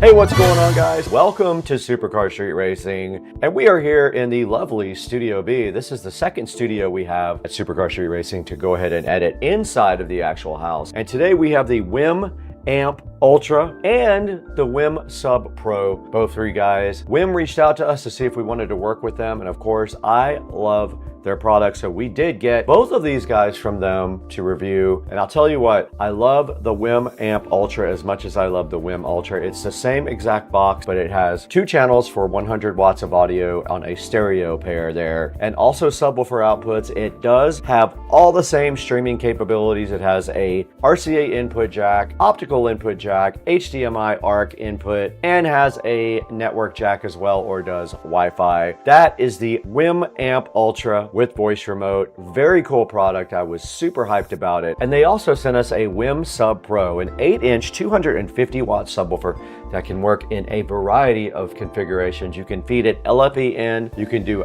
Ethernet, you can do Wi-Fi, and it's so cool because I put it right over in the middle of the room with no wiring whatsoever except for power, and the thing just absolutely rocks, and it hooks up wirelessly to any of your WIM devices. If you want to join it to your WIM, you can connect it to any of your devices. I connected it to my whole home audio system here, where I have a separate amplifier and it powers audio for the whole house. Now, there's going to be a link in the description to both of these guys. Please support Supercar Street Racing by buying all your products through our affiliate links. Like and subscribe, and please keep up with the channel on Instagram and Facebook and TikTok. All that's going to be down in the description as well. Please help us out. Please help us out by buying everything through our official affiliate link. And it is football Sunday. We got to support the Jaguars, so we got to get out of here. We have to go watch football.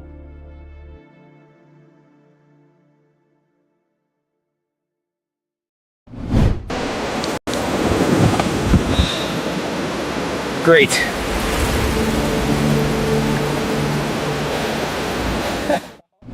Guys, welcome back to the channel today. We're out in beautiful Studio A with something exciting for you.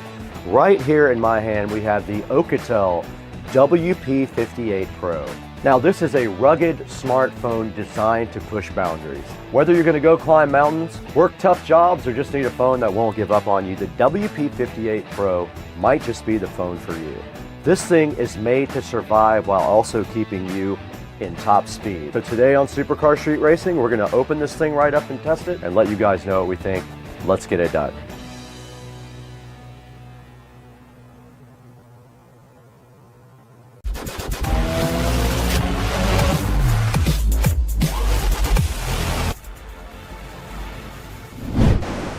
Great. All this gear, and I still can't call for a ride. We're back in beautiful Studio A at Supercar Street Racing. This is our main editing studio, and if you haven't seen the videos on how we made this, it's a really cool thing. Go check it out. But today, Alcatel reached out to us about the WP58 Pro. I have one in my hand right here. Now, the WP58 Pro is IP68 and IP69K certified. It also qualifies for MIL STD 810H protection. That means it's waterproof, dustproof, and shock resistant enough to handle drops. Now, right on the front of the WP58 Pro, the first thing you notice here is its large 6.7-inch display. Check it out. It is a full HD plus display with crisp colors, vibrant detail, and it's perfect for outdoor viewing also. It'll work great even in bright sunlight. Now, inside, this guy runs on a very capable octa-core processor. It can have up to 24 gigabytes of RAM and up to 512 gigabytes of storage. And all this happens while it stays cool in the process. And then, of course, there's the battery, which is one of the best things about the phone. This guy right here has a 10,000 milliamp battery, 33 watt fast charging, and reverse charging. This thing can charge one of your other phones right out of the USB-C port. How cool is that? It's got a 64 megapixel triple camera system. You can see it right there on the back. And check that out. It's got camping lights too, 2 of them. right on the back of the phone. That is so useful when you go outside. Now it runs on Android 15, which means you get the latest operating system available. And that's great for security. It also has customizable buttons, NFC for payments, face unlock, fingerprint security, and of course, that's what you need in a modern, rugged smartphone. So whether you're an adventurer, a first responder, or just tired of fragile phones, this phone might be what you're looking for. Now we'll be testing the battery and of course the actual operating system and the waterproofness of this phone. So let's go ahead and take a look at this phone in a little bit closer way, and we'll start looking at some of the features. Great. All this gear, and I still can't call for a ride. Let's go ahead and get that guy opened right up. And inside it looks just like a normal phone. It's got a overlay on the top that we need to peel off, and it looks like volume buttons on the side here, and then a power button right there as well. And on this side, I do see a SIM tray right there, and this supposedly is your smart button, and it has instructions right here for putting in your SIM card. Also in the box, there is a user manual right here, and then underneath that, a warranty certificate. Then you have a nice orange USB cable, and also a power brick right here to go ahead and charge it up. It is USB Type-C all the way through. There's the front camera right there you can see, and on the back you can clearly see the lights here, and then the triple camera setup, and it looks like kind of a carbon fiber type back right here. And that's all there is to the unboxing of the WP58 Pro from Alcatel. Let's get this guy charged up and see what it can actually do.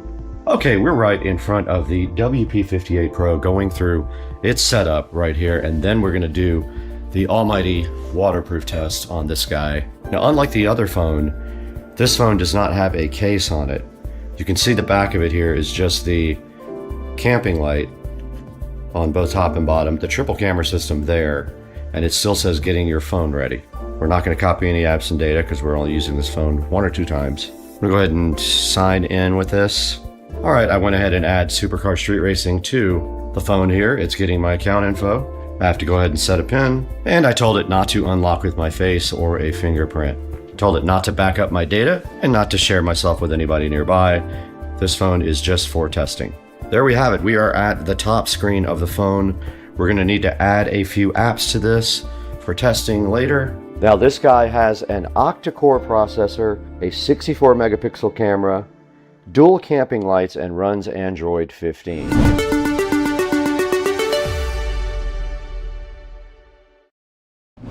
We want to be on video though, so let's go to video, go to settings. It's on 1080p, I put it on 4K. Now let's go ahead and start recording. All right, let's see if this guy is actually waterproof. Let's go for it. It's underwater. You guys should be able to see me on the camera now. That's underneath the water.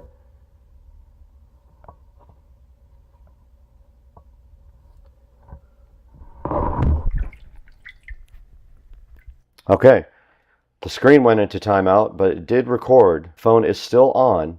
We had some great video here of underwater.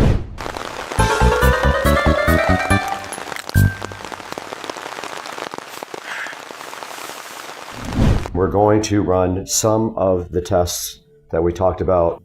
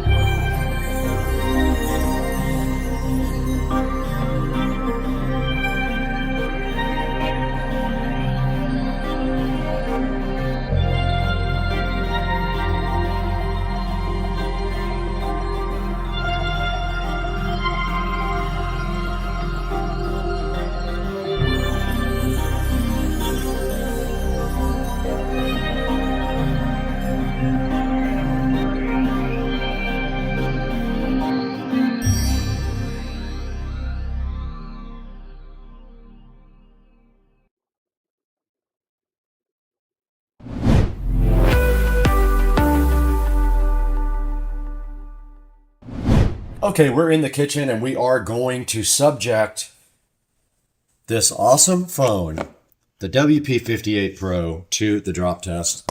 It's going to fall directly off of the counter. Let's see what happens.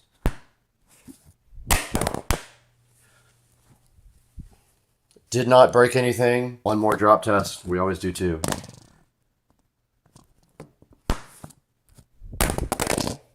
Perfectly fine. I don't see any issues at all with this phone on the drop test.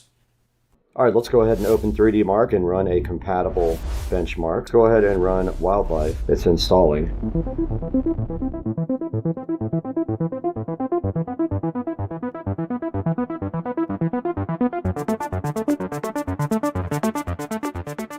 All right, here's our score from 3D Mark Wildlife. 1085 with a 6.50 frame rate. You can compare that to other devices online if you want to. That's all for your information to take on from the review. All right, we just tested the durability and put this WP58 Pro through its paces. Now that you've seen the durability and what this guy is capable of, let's throw it into Studio B with Brad and see how you can get your own from Amazon or directly from the Alcatel site. Hey, what's up everybody? Welcome back to beautiful Studio B at Supercar Street Racing. And today we have the Alcatel WP58 Pro right in front of you right here.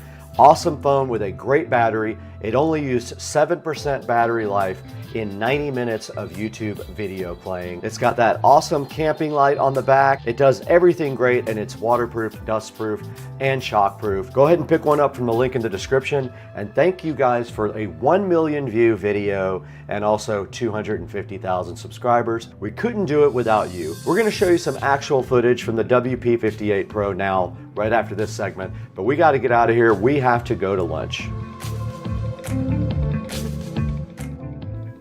All right, this is a view of night vision on the WP58 Pro. We know already that the Insta360 does not handle low light very well, but here you go. Here's what this looks like directly on the WP58 Pro of my messy bedroom. And here's some foggy outdoor video. It is very foggy outside at SCSR today. This is on the 64 megapixel camera with the fog at the Supercar Street Racing compound.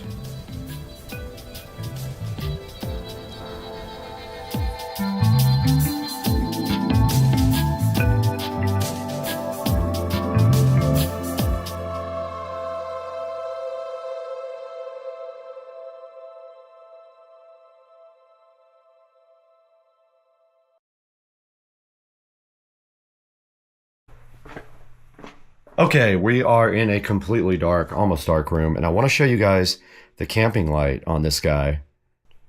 You can see on the back it has two lights, pretty bright. That's just one of the two lights as well. That's what one half, that's at 1/4.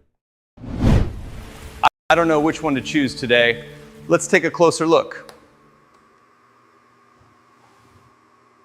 Hey everyone, welcome back to Supercar Street Racing. We're out here in the SCSR compound garage today with three awesome scooters from Navi. We've got the Navi ST3 Pro, the Navi XT5 Pro, and the Navi UT5 Ultra X. Three amazing scooters from the lineup from Navi. Now here's the thing, this isn't just one of those comparison videos where we just read off specs. Today, we're gonna tell you about real world performance because we've spent a lot of time on all three of these scooters. We've had these things all over Amelia Island. We had them in all the local parks and on the local streets. And we also took these things to downtown Jacksonville. And we did a super long ride on the UT5 Ultra X. It's right here in this video. So today we're going to break down the specs and features of all three of these scooters, tell you about our real world riding experiences, tell you what each scooter is best for, and ultimately help you decide which Navi scooter you should buy.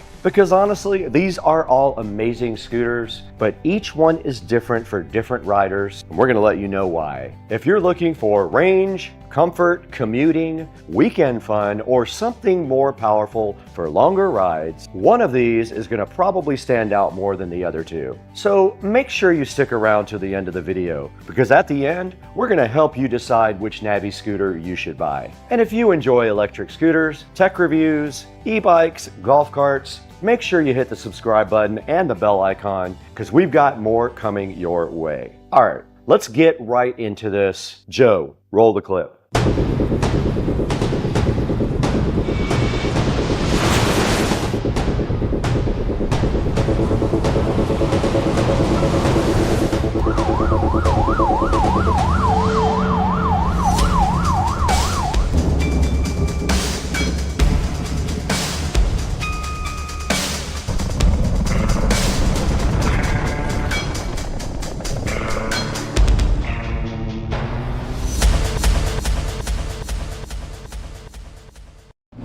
Now let's start with the Navi ST3 Pro right here in front of me, which has been upgraded to a touchscreen. This guy has Android Auto and Apple CarPlay. Can you believe that? Now the ST3 Pro here is built for people who want comfort, performance, and something capable of handling longer adventures. And what stood out immediately to us about the ST3 Pro was its awesome ride quality. You've got a premium suspension setup, large tires, and overall, this thing just felt really planted all over those roads and even off-road. Now this scooter will give you an incredible amount of confidence if you're riding in neighborhoods, near any water, or taking long weekend trips. The cockpit feels premium, the controls are super simple, and overall the fit and finish is exactly what you would expect from Navi. And when we took this scooter out into the real world, that's when it really started to shine. But now, let's move over to the XT5 Pro here. This is the big brother to the ST3 Pro. Now, this XT5 Pro here brings a little bit different of a personality to the party. This one feels like a scooter designed for versatility. Now, whether you're just cruising around town in your own neighborhood, or at local parks, or taking a long ride, the XT5 Pro feels like it could do a little bit of everything.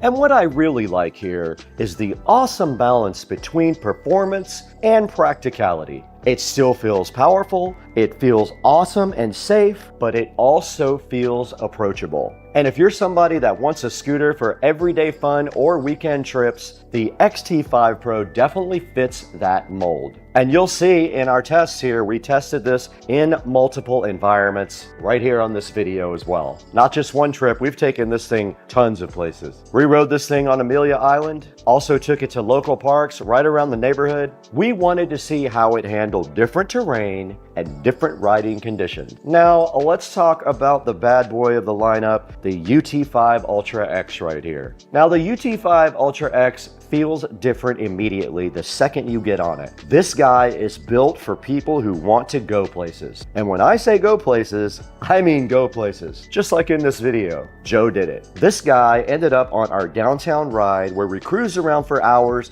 really putting some miles on this thing. We tested this thing all day long for 2 days. And the one thing you notice immediately about the UT5 Ultra X is how comfortable it feels for longer rides. And when you're putting miles on your scooter, ride stability matters and comfort definitely matters. And this scooter really impressed us in both of those areas. Joe rode all the way from downtown to Cliff's Bar and Grill, around 16 miles, and honestly, that was one of the best tests you could ask for a long distance ride on a scooter. It's right here. Now, if you're looking for a scooter that can be your daily commuter or your weekend adventure, this guy deserves a look. So, on paper, all three scooters are impressive, but specs only tell half the story. The real question is, how do these three scooters actually feel in the real world? Let's roll the footage.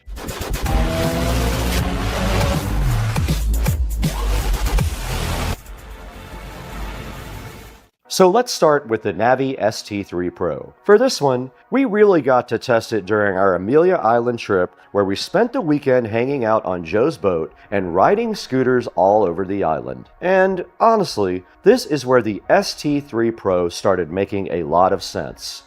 Amelia Island is perfect scooter territory. You've got long roads, scenic areas, waterfront views, restaurants, and plenty of places where you can just hop on a scooter and go explore. And the ST3 Pro felt smooth. Even during longer riding sessions, the scooter stayed comfortable and predictable. Whether we were casually cruising or picking up speed, it felt planted and confidence-inspiring. And one thing we noticed quickly was how relaxing this scooter felt. It's not just about performance, it's the overall riding experience. You can spend a whole weekend hopping around Amelia Island and never feel like the scooter is working against you. For scenic trips and casual exploration, the ST3 Pro really impressed us. Now, moving over to the XT5 Pro, this one had a slightly different testing route compared to the ST3 Pro. Instead of going out to Amelia Island, the XT5 Pro was mainly put through two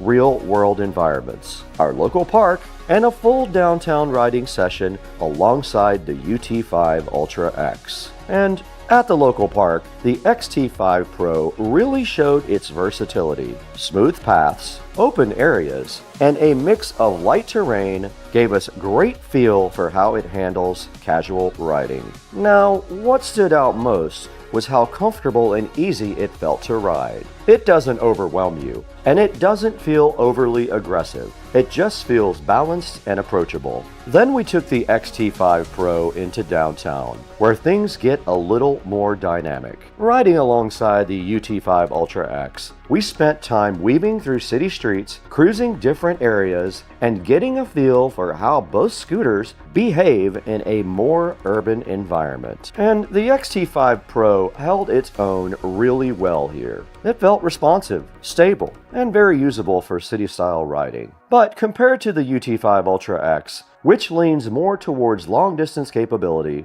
the XT5 Pro feels more like a true all-rounder for short, urban trips and recreational rides. And that contrast actually helped us understand even better during filming. Now, when it came to the UT5 Ultra X, we really put this scooter through a different kind of challenge. Instead of scenic island riding or park testing, we headed downtown, and this turned into a serious, real-world riding session. We spent hours cruising all around downtown, weaving through different areas, checking out the city, and really seeing what the scooter could do over the distance. But the biggest moment, Joe decided to ride from downtown all the way to Cliff's Bar and Grill, and that's around 16 miles. And honestly, that kind of trip tells you a lot about a scooter. When you're riding far, you notice everything: comfort, battery confidence, ride quality, stability. And in all those areas, the UT5 Ultra X really delivered for Joe. For riders looking for a true commuter or somebody that wants confidence on longer rides, this scooter feels like it belongs in that conversation. It handled downtown riding great, but the long distance test is what really stood out, because not every scooter is something you'd want to ride 16 miles. This one is. This one made that kind of trip realistic.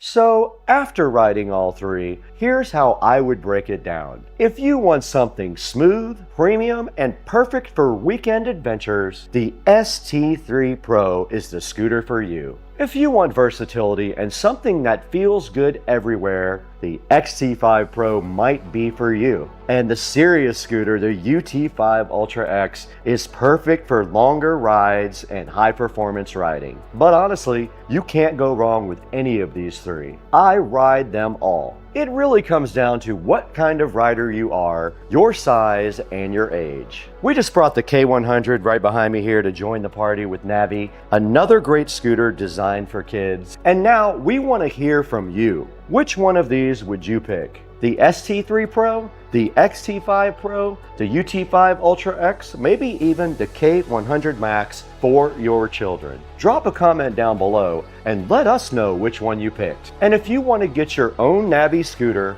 we'll have a link down in the description for you to pick one up. And if you found this comparison helpful, hit that like button, go ahead and subscribe to Supercar Street Racing. Don't forget about Second Car Street Racing, our second channel as well. It's a great channel for things that don't quite might belong on Supercar Street Racing. Keep that notification bell on also. We've got more content coming, more e-bikes, more scooters, more golf cart stuff, more tech reviews, and of course, car material as well. Thanks for watching, everybody. Good luck with your scooter purchase. Let me know what you bought, and I gotta get out of here. Joe, when I exit over there, turn the camera off.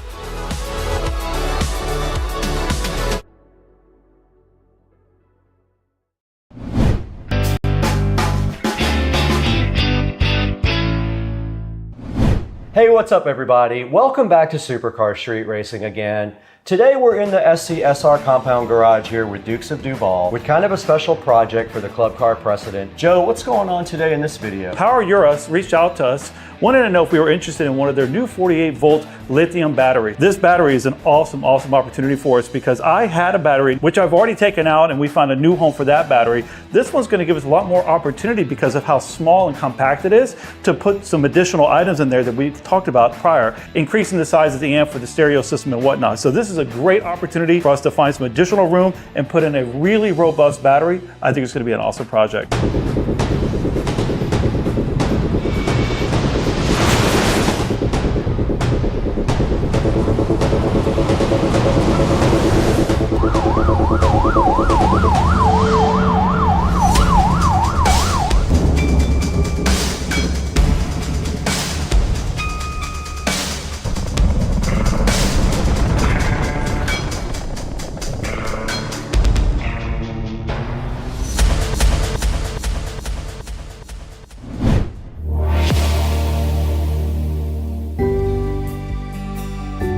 We got this thing over here and it is ready to be cleaned out and ready for the next step. And what is our next step right now? Yeah, so the first thing we're going to do is get in here, make sure that we got everything kind of ripped out from the prior battery. There may be an additional wire or two that needs to be changed out because we want to go fresh and clean with everything that Power Eurus provided us. So we'll get in there, clean the battery bay up like we normally do, make it look nice and shiny so that we have a clean work surface. And then from there, the plan is to install this. I will tell you, this should be probably one of the easiest installs that I've seen. Very easy to do, so it should take no more than an hour in total to get this thing installed. I agree. We do have to lengthen one wire. We found some additional wire back here laying somewhere. We're just going to use some wire like this to go ahead and lengthen our positive wire that goes to our voltage reducer. Correct. That feeds our amplifiers and everything else. That needs 12 volts on the cart. We also are going to be prepping the battery bay by wiping it out and vacuuming it and getting it perfect like we did last time when we did the first project. Like Joe said, all the legwork is mostly done. We spent a lot of time last time cutting things away from the bay to make room for the old battery. That makes the new battery install even easier. We do have to pull a couple of cables to the front. What do we have to do as far as cable pulling to the front of the car? So Power Eurus provides a different gauge than what we had before. This is a little bit smaller, but I like it because it gives more room inside my dash to store other things. So I'm really excited about installing that. So once that gets installed, we have to basically connect some of the cables that we already have ready to go, power, negative, and a few other things that we have hooked up to the voltage reducer, and it should be pretty much plug and play. Correct. And we also thought about one thing. We do have a hard plug for the new charger. We're thinking about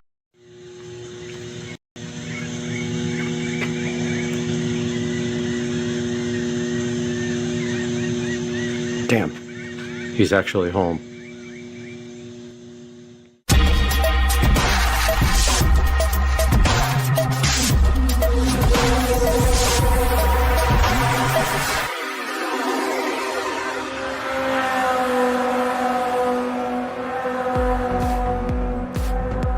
Hey guys, welcome back to the channel, and today we have a special treat for you because in the mail today, this beautiful box came in and it had this lovely case that says Tesla, and we're going to look at that right now on Supercar Street Racing. Welcome back to the channel, and today we have this Tesla mobile connector straight from the wonderful company of Tesla to my doorstep, and now it is sitting right here right now on this table, ready for us to crack open this beautiful upholstered condom and reveal what is inside. So let's go ahead and do that now. And inside of the Tesla mobile connector container here, this does not come with it. I got you guys, I tricked you. I put this in here. This is a J1772 to Tesla adapter that I will keep in the car because my other J1772 adapter is currently in use on the split volt level 2 charger. This does not come with the Tesla mobile connector. Yes, it is called a mobile connector, not a charger. Tesla chose to do that and also to mess with your brain in the process. And inside of the lovely packaging, we have the NEMA 5-15 adapter, which we will open here shortly. And then we also have a NEMA 14-50 adapter here. Let's get those open and take a look at what those are.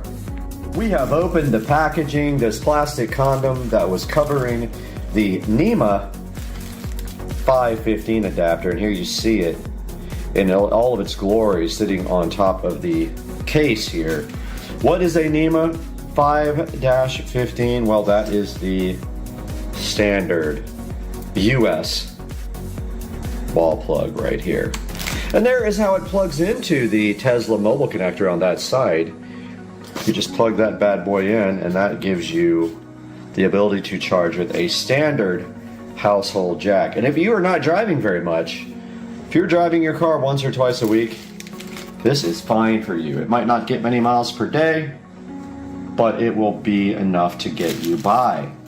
Or you go somewhere on vacation that does not have a charger and you need a few extra miles while you're sleeping, this NEMA 5-15 outlet is what you want in your life. And then we have another adapter here. It is a NEMA 14-50 outlet. A lot of people get a 14-50 installed at their house. So should we open this and take a look at what's in this plastic condom? I think we should. Let's do that on the right now. And just like that, we're back with the NEMA 14-50 adapter. And what this allows you to do, if you have 50 amp service on a plug at your house, is charge your vehicle at approximately 50 amps. And I don't know the actual maximum, it's either 40 or 50. But this will get you up there towards 40 to 50 amps, and that will charge your car much faster. And if we see the front of the amazing Tesla mobile connector here, it's very simple, very clean, just the Tesla logo here on the front. And then this is where you actually plug in the adapter for either the 14-50 or the 5-15 plug. Tesla decided not to give you anything else besides these things. I guess they figured if you are smart enough to buy a Tesla, you're smart enough to figure out how to operate this device, which is basically plug it in and start charging. And so let's plug this into the car and see what we get from the standard plug here. I'd be interested to see that, would you?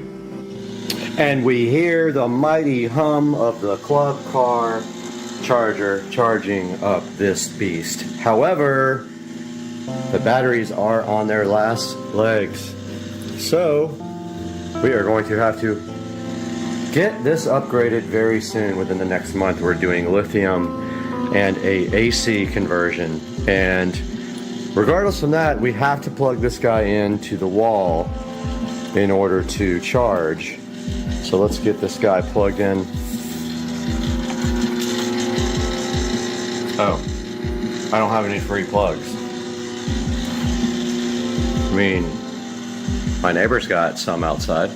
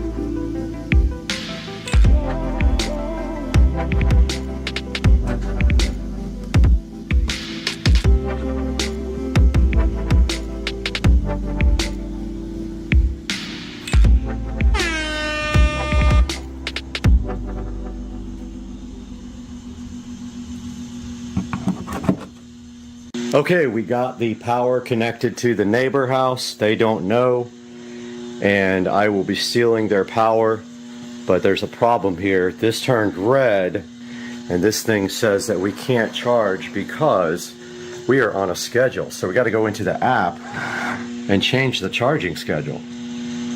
Now that we have the schedule disabled, it's still not charging, but now we are at our limit of 90%, so let's raise that a little bit. Even though we raised the limit to 95, it is not charging. I am going to remove the charger from the port here and then put it back in. I didn't even know that button existed to remove it. Oh, and it has said to us, we're closing the door, so let's try to reopen it. Let's see if it'll charge now off the neighbor's power. Ah, it turned blue. Now red. We have a problem. Charging stopped. 90%, huh? Okay, let's see why. And now we have moved power off of the janky extension cord to power inside of the house. And you can see this green light come on. And it is charging now. There's no indicator on the screen. Now it is. And we can probably see what the charging rate is going to be here momentarily. Back in the Tesla app, and we do see now that it will take us 3 hours and 20 minutes to reach the 94% limit from the 90% limit using the 110 volt adapter here at the house on the Tesla mobile connector. We cannot steal neighbor power. It will not let us do it with this extension cord. All right, guys, we are back here with the Tesla mobile connector, and we have proven that it does not like this extension cord for whatever reason. It may be that there's no ground. It might be that the cord is too small to handle the load. We were not able to steal power from the neighbor, unfortunately, to charge. He's still there too. To charge the car, and we can see that it will take 3 hours and 20 minutes to charge 4% of power. So you're talking about what, I don't know, 4 hours for 4%. So that's gets quite a bit of time. But if you don't drive the car very much, that's probably fine. You could charge it with a 110 volt outlet all day long and then drive the car once a week. So that's it for today's video. Hope you guys really enjoyed the Tesla mobile connector, and this mosquito's trying to bite me as I'm doing my outro. But we'll see you guys next time on the channel. Hope you enjoyed it. Guys, right here in front of me and right now in front of me also, we have this smart Scarecrow solar ultrasonic repeller, but it also works on all kinds of different animals. So let's take a look at this today on Supercar Street Racing.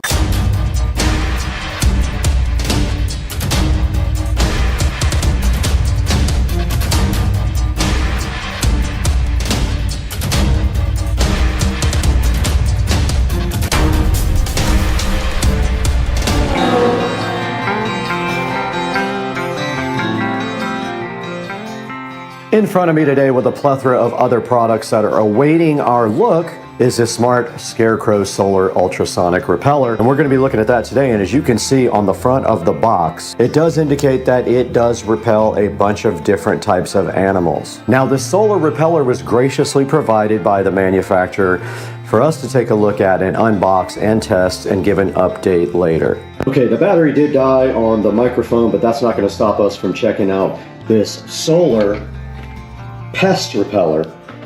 And you can see right here, solar powered. It is IP44 rated. It says it has a 110 degree effective range, and it operates on various frequencies. Supposedly that does repel different types of animals. Now on the back, it does say solar or USB. What is not clear by the manufacturer is if it has a battery in it, or if it just operates when only the sun is out. So I'm not sure about that. It does have a 5.5 volt solar panel. It has a 110-foot detection range, so I guess it detects the animals, then it turns on. And it does say it has a lithium battery. I missed that on the first try. And looking inside the box is our next step. And inside the box waiting right on top is a USB power cable. You will need a 5-volt USB block to power this. And the other end is one of these tube type connectors. Closer inside the box for the pest repeller, we do see this ugly green device here, sitting so fly, looking great, but not really. Kind of a ugly scarecrow looking box, but it is green, so it will mesh well with your outdoor environment. Now on the front we do see a speaker here, and then some sort of LEDs right below that. This must be the top because the solar panel is up there. And on the back we see the 5-volt adapter port, and we see the power and sound switch right there. And we have our manual here for the Smart Scarecrow Solar Ultrasonic Repeller. Now notice it does not mention the other animals there, but it does on the box. So it says here that the ultrasonic repeller repeatedly stimulates the animal's auditory nerve. It has a flashing light to simulate the animal's visual nerve, and then a PIR to detect whether there is an animal near. Once close to the area, the PIR triggers the product, and the intelligent working mode will repeatedly stimulate the animal, And the intelligent working mode will repeatedly stimulate the animal. Makes animals restless and want to escape from an environment that is not suitable for them. And if we're looking here at the manual, and it does have a diagram, there is a charging indicator that should go red when it starts charging and green when it is finished charging. There is an indicator on the front here when it starts making sound. The sensor is right here, and the battery is inside of the back, which is not available to be gotten to. This part of the device right here is actually the ultrasonic speaker. Further in the box, it does come with some stakes and a warranty card.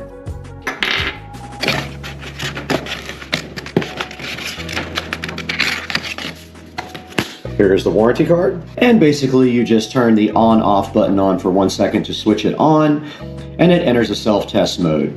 The horn's going to be 3 times, the 3 LED lights in the front and the red light on the right side will light on in turn. Then after 5 seconds, this device will go into a standby mode. When it is in standby mode, if any animals come close to this, it's supposed to detect them and trigger the product automatically. Now when this is triggered, it will run for 7 seconds, and the ultrasound and light will work for 13 seconds, and then all 3 things will work for another 5 seconds. So the entire process to scare the animal off is a 25-second process from the pest repeller. Now there is also a silent version where there is no alarm, so you can choose whether you want this to make noise when it detects a pest, or whether you want it to be silent and work ultrasonically as well. Now to operate this, you simply press the on-off button and the alarm sound can be turned on-off. Now we do need to go ahead and get this thing charged, so let's get it on a USB now. Alright, do not lose this cable. It is proprietary. It has this different tube type charge connector on it, but let's go ahead and get this guy plugged in. So to plug it in, you simply move the rubber boot aside and go ahead and plug it into USB. We actually have one on our nightstand right here. And now we should see a charging indicator, and we do. So this device is charging. We'll get back to you guys once it is fully charged. Okay, I was really bad and did not record the time when the charger was done, but you can see here that our device is fully charged, and I think it took a couple hours, but I'm not 100% sure, but this guy is ready to go. Now all we have to do is take it outside and put it somewhere to see if it actually works. So let's do that.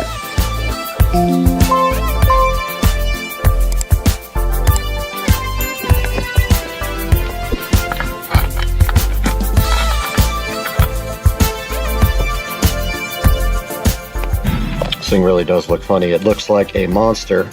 2 eyes, a nose, and a mouth right here. Okay, we do have the device plugged in now, and it is still red. It was charged completely, but I just plugged it into the USB here, and I'm gonna go ahead and fire it up. And it says if you press it short, it will beep. Okay. That is expected behavior. It is lit up, and it beeped 3 times, meaning it is ready to rock. We're gonna do... Oh, I actually heard that. That was interesting. I heard the actual high-pitched tone. It must have detected me. There's the light. So this is what it looks like when it is active, and I don't know if you guys will even be able to hear that, but it is putting off a high-pitched tone when it detects me. So it does see me. Let's see what happens when I walk. Yep, there it goes. What a crazy device. I love this thing. Oh, there's the blue lights. So is this thing gonna go off every time a person comes by it? There's the high-pitched tone. Does work, I hear it. Wow, interesting device. All right, we do have the ultrasonic repeller going crazy back here. And it is going nuts and making sounds and doing everything that it's supposed to be doing. And I have no doubt if there's a rat or a mouse that comes near this, or a squirrel, it's definitely gonna drive it away because it's killing my ears as well. Now let's take it into the, there it goes again. Let's take it into the 4K production studio with Brad and take a look at this online. Hey guys, and welcome back to the 4K production studio. I'm Brad, and it's a beautiful cold day outside at Supercar Street Racing here in the studios, where we bring you high quality videos and audios every day. And today we have this weird ultrasonic solar animal repeller. Now, the manufacturer was so kind enough to send me a copy of this repeller, and this thing does repel more than one type of animal. It can do cats, dogs, skunks, squirrels, deer, it says. And right in front of me here in the picture, we can see the different types of animals that it does repel. And you see cats and dogs here. You see raccoons, you see foxes, squirrels, looks like a pig or a boar, and I'm sure a bunch of other types of animals. Now, right here kind of shows you what is on the actual device, and it does have a solar panel, an LED flashing light, a PIR sensor, which is a motion sensor, and a variable ultrasonic frequency speaker. And it is also waterproof. Right here, you got to take a look at the amazing English: protect your effort at proper placement. Rodents never come nearly. So funny. You see a squirrel there eating corn because they don't have an ultrasonic pest repeller on the property. Now here is a close-up look at the front with a diagram of everything. It does have a red LED when it's charging, and it turns blue when it is fully charged. It's got a low power indicator flashing light. It's got the PIR sensor. It's got 3 1-watt LEDs and the ultrasonic speaker. And it does have a 5-volt charging port that will charge with any USB 5-volt adapter. It's got a solar panel, and it's got hooks to hang on the fence and a power button right on the back. Now right here, it shows that somebody did wall mount it with the 2 hooks. And it also shows it here going right into the ground with the stakes, and you could technically take your power cable and run it underground if you wanted to. Right here, it just shows you the 3 easy steps for putting the stakes in. You just put the stakes together and then push the stakes up to the bottom of the device. And right here, it shows you the different places you could use your device. You could put it in the garden, you could put it in the yard, in your orchard, or in your kale yard, whatever the kale yard means. I guess that's where you grow kale. And now back on the front page here, you do see that it has 4.6 stars. And if we break that down, it's got 5 stars at 62%, and then it's got 4 stars at 38. And that gives it a grand total of 4.6. Now below that, it says that it has humane animal deterrence. It says it's got a triple technology blend. It says it's got 2 working modes for effectiveness, versatile power options, because you have 3 different ways to get that thing powered up. And then finally, it is IPS65 waterproof rated. The question is, who rated it? We never know that. Now, right in front of me, guys, you do see the Supercar Street Racing YouTube channel, and I wanted to talk to you guys for a minute about supporting the channel.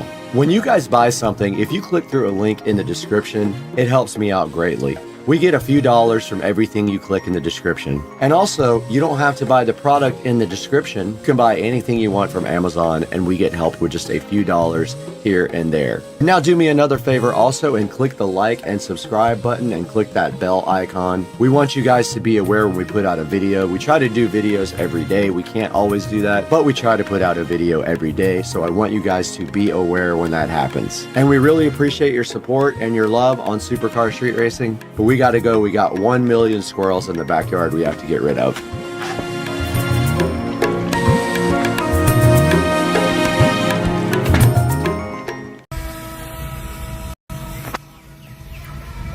You're gonna have to go over there and get it. This thing's sick, dude. Let's go. Ah!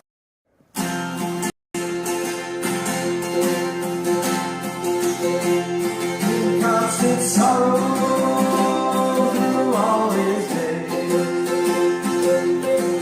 I have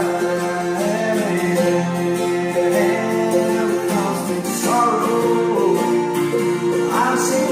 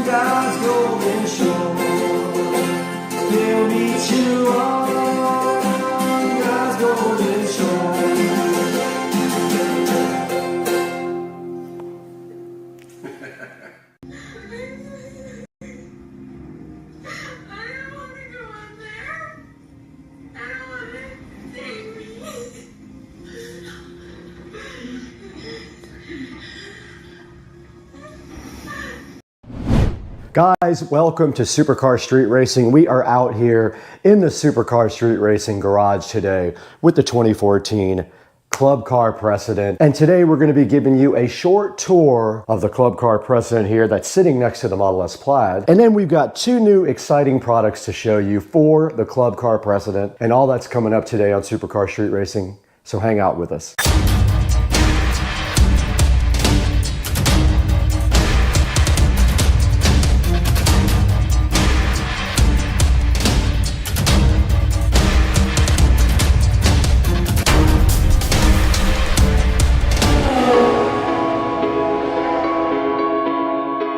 Guys, we are out here in the Supercar Street Racing garage, and right next to me is my 2014 Club Car Precedent that I completely remodeled from top to bottom and installed a killer sound system in. This 2014 Club Car Precedent started off with ugly brown alligator seats. I since have done a lot of upgrades to this guy, and I want to show you what I did before we take a look at two exciting new products from our sponsor today. Kemimoto was kind enough to send us two things that they thought you guys would like. I'm actually giving them away after the video. So let's get started. Take a look at the golf cart real quick. I'll show you everything that's been done to it, and then we'll look at these two products from Kemimoto.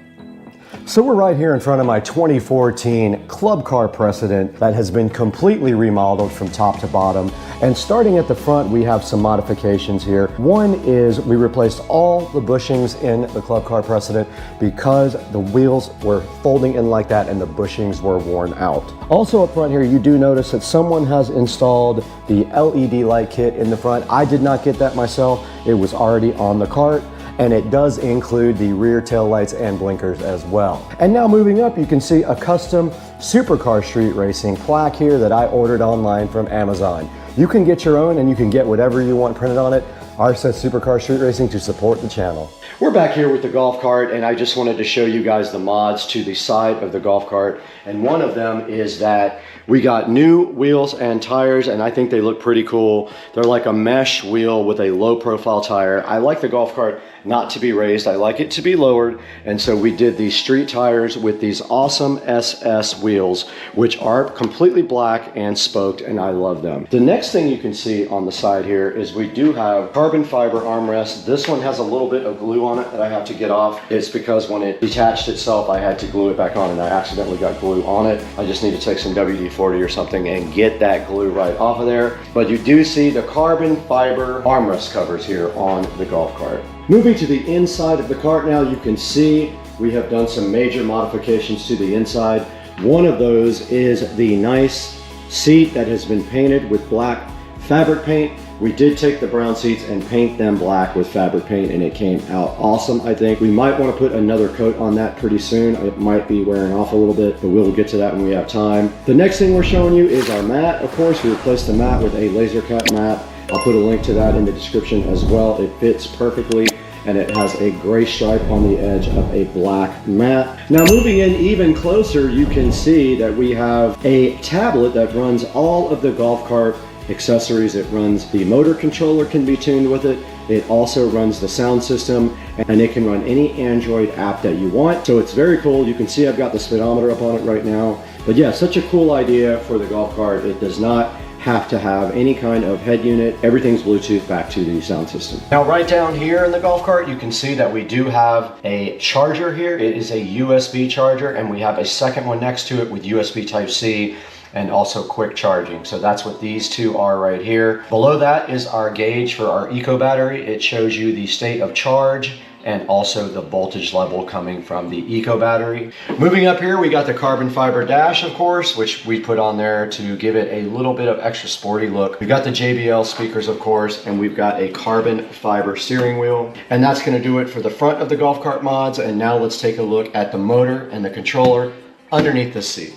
Moving under the seat, you can see the most important thing in this golf cart that has been modified. This golf cart has been converted from 48 volt lead acid batteries to 70 volt lithium ion. This is the Eco battery, 70.4 volt, 105 amp hour battery. It was not cheap, but it is so awesome. And we also added the Novitas DC to AC conversion, a 600 amp controller, and a AC motor. So this golf cart is no longer DC.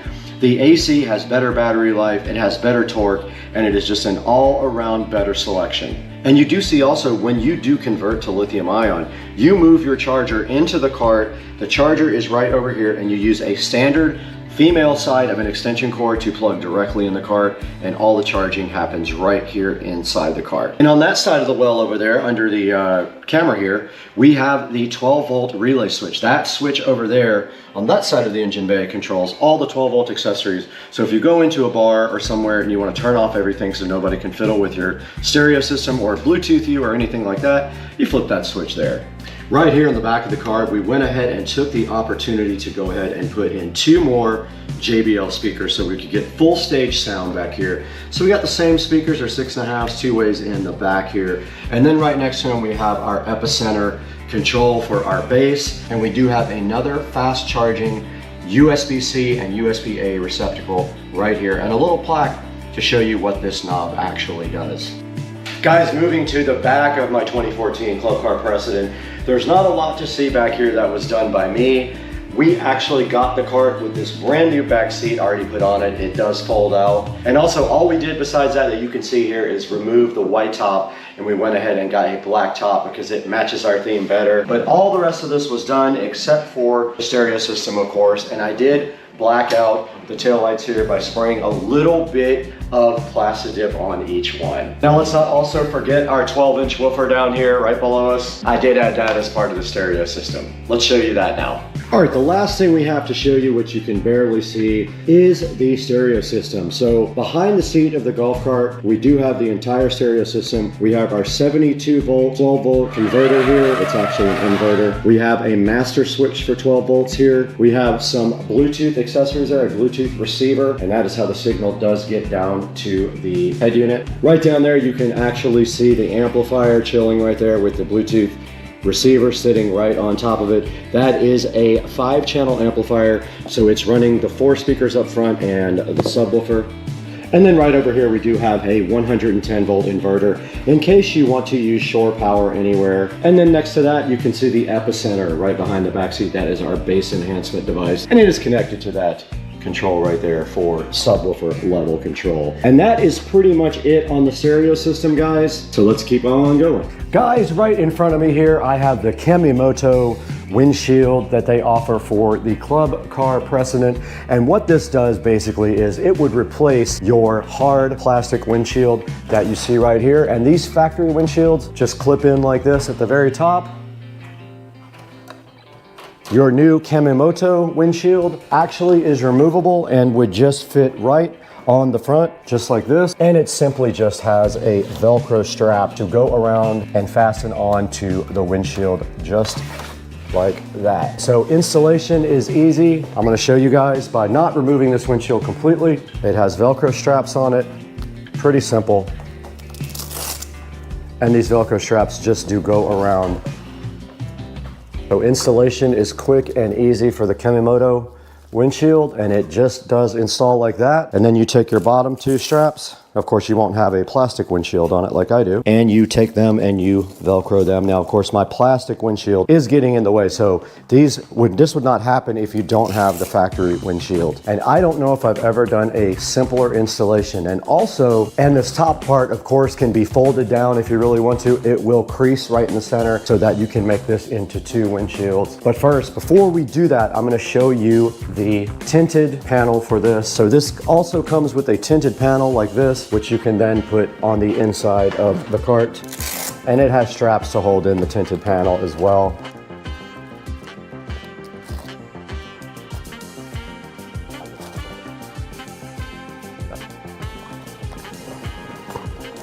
And then the other side just does fit the same way. Pull that tight and your little tinted panel will fit there. And there are also installation Velcro right on the inside here as well. And that is how you install your sun shield on your new Kemimoto brand new windshield. Yeah, so that's the Kemimoto windshield, guys. If you are interested in this, there will be a link in the description down below to get yourself one. Go ahead and order it through our link and save some money if they are running a discount. Go ahead and order it through our link and help out the channel and help out Kemimoto as well. All right, guys, the next product that Kemimoto sent us was a seat cover for the club car precedent. And you can see right here and right now we have it right in front of you. And this guy just simply goes like this.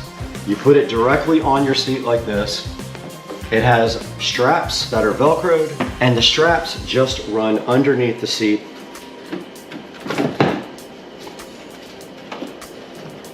So you pick the seat up, take it off the hinge. You do the same thing for both sides.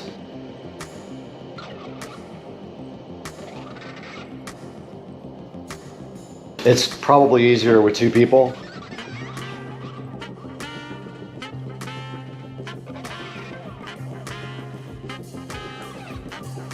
Here is the club car precedent seat cover, looking so fresh. So if you are interested in this seat cover, there will be a link in the description. It is very easy to install. And if you just want a quick solution to cover your seat, I would go ahead and grab this seat cover. Okay, uninstalling your Kemomoto windshield is just as easy as installing it. Let's go ahead and get our sunscreen off, our sunshade. And the great thing is you can store this in the cart. Our sunshade is completely off, and now let's uninstall our Kemomoto windshield. Super easy to uninstall. You literally just pull the Velcro straps off. It does have a hinged mechanism in the center right here, as you can see, and this thing can be carried with you on your golf cart. Guys, thank you so much for joining us today on Supercar Street Racing. We are so appreciative of all your support and all your good comments. And we just thank you so much for liking and subscribing and buying all your products through the links down in the description and continuing to help Supercar Street Racing grow. And as a token to you, I'm giving it away to someone in the comments section. I'm gonna pick a lucky person to get this club car precedent windshield and this nice club car seat cover, and I'm gonna ship it to you for free. Guys, have a great day. We will see you next time on the channel. Hey guys, and welcome back to Supercar Street Racing once again. We are happy and proud to have our sponsor Kemomoto on board, who was gracious enough to give us one of these seat covers and this foldable windshield to show you guys today. But I just wanted to apologize for some of the bad audio. The mic did fail a couple of times in the video, so a lot of the audio was done on the actual GoPro mic, so it's a little bit worse quality than the lavalier wireless microphone. So anyway, back to the subject here. Kemomoto provided us with their windshield and their seat cover. You saw that in the video.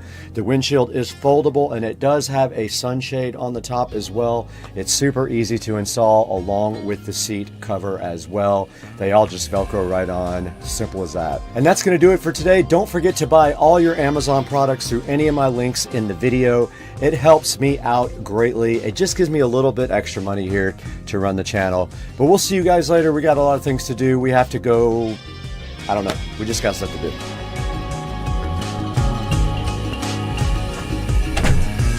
Talking. No talking. I don't care about the address being Okay, on go. All right? They can say it. All right. I don't give a fuck they know that. All right, you ready? Yeah. Okay. To JEA. Residential cup. If you are calling about a power outage, gound wire, street light, or other electric problem, press 1. To report a power outage or for an outage up for security purposes, only the street number of the outage location will be repeated. If the street number of the outage location is 11351, press 1. If not, press 2. Our records indicate that your service has been disconnected. A payment of $0.00 must be received to reconnect your services. Let me call and make a payment of $0. Press 1. And we just want to kind of explain about how this house is actually going to be paid for in the next 2 weeks. I am super hyped about being able to do this. I've worked really hard for this for the last few years.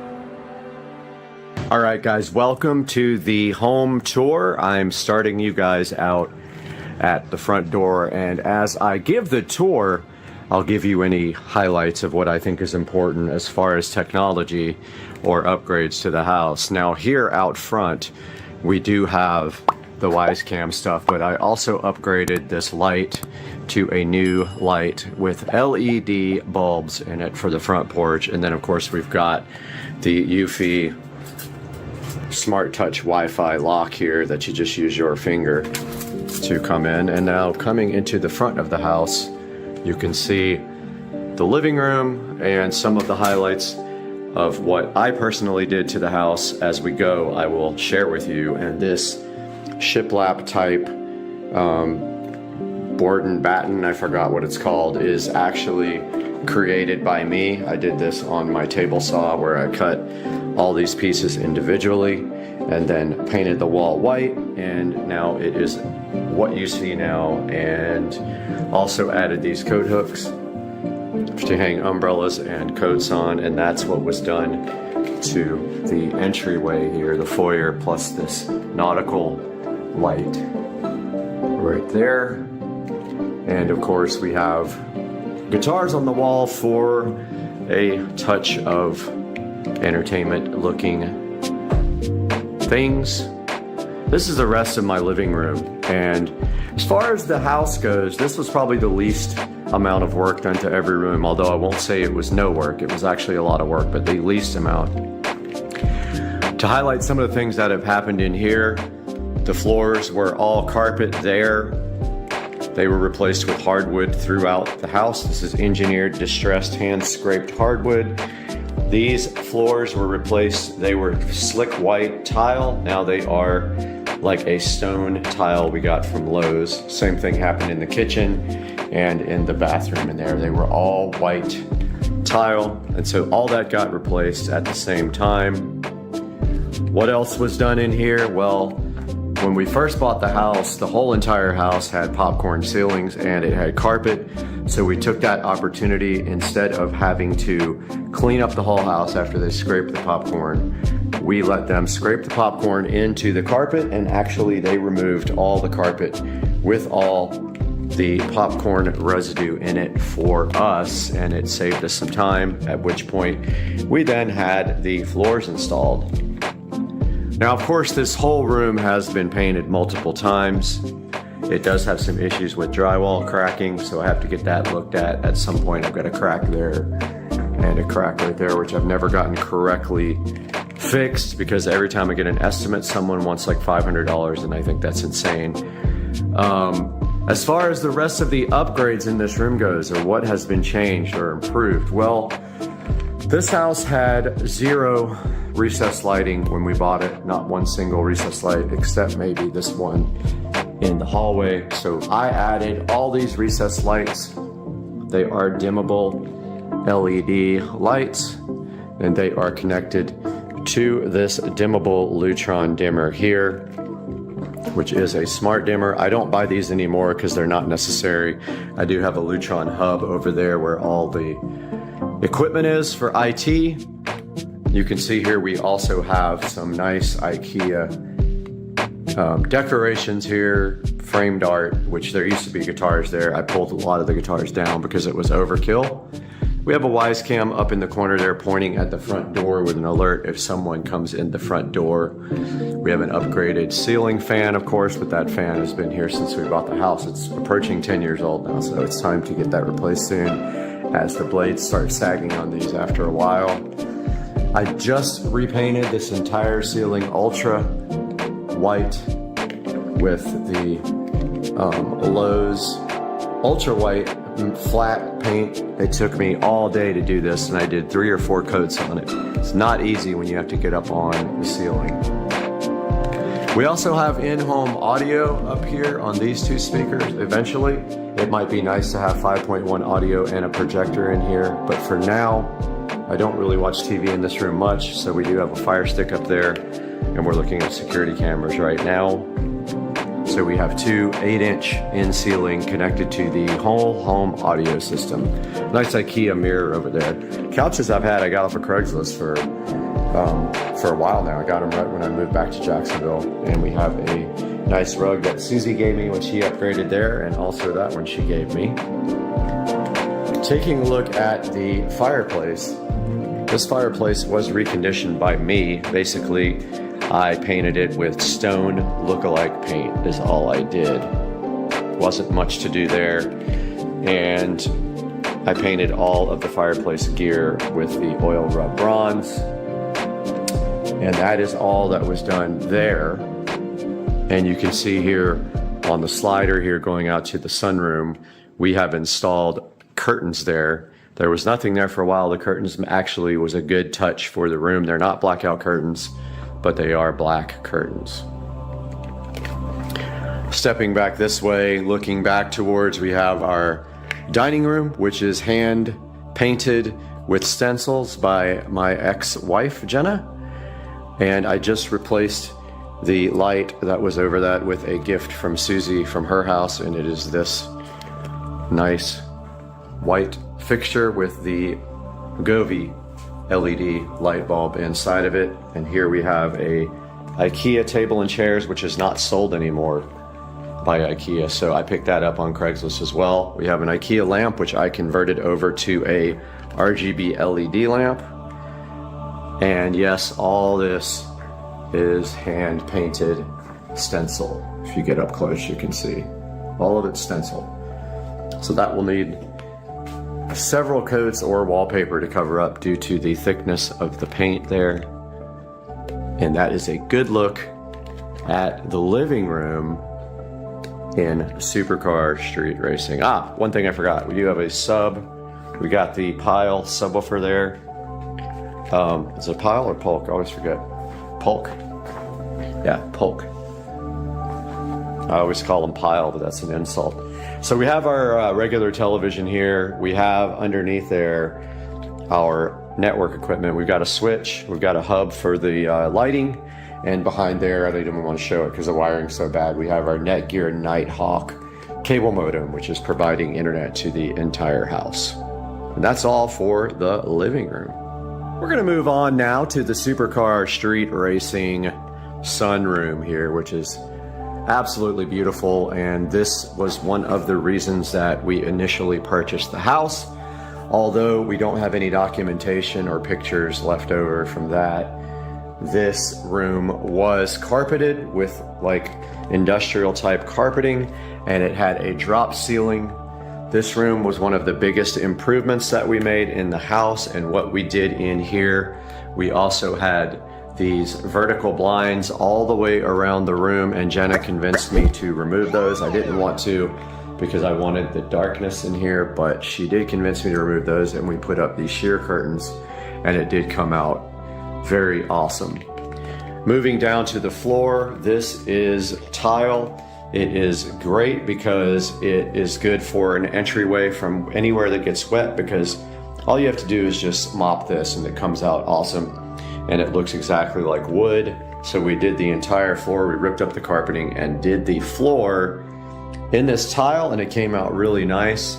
The room does have an air conditioner there. When we bought the house, it had a heater / air conditioner. Instead of that, we just used a little space heater, and it still has this little AC. The goal one day is to get a split system installed in here. I don't know when that will happen, but that will happen one day. We do need to replace this futon. It is getting old. We've got this nice chair, super expensive leather chair in here.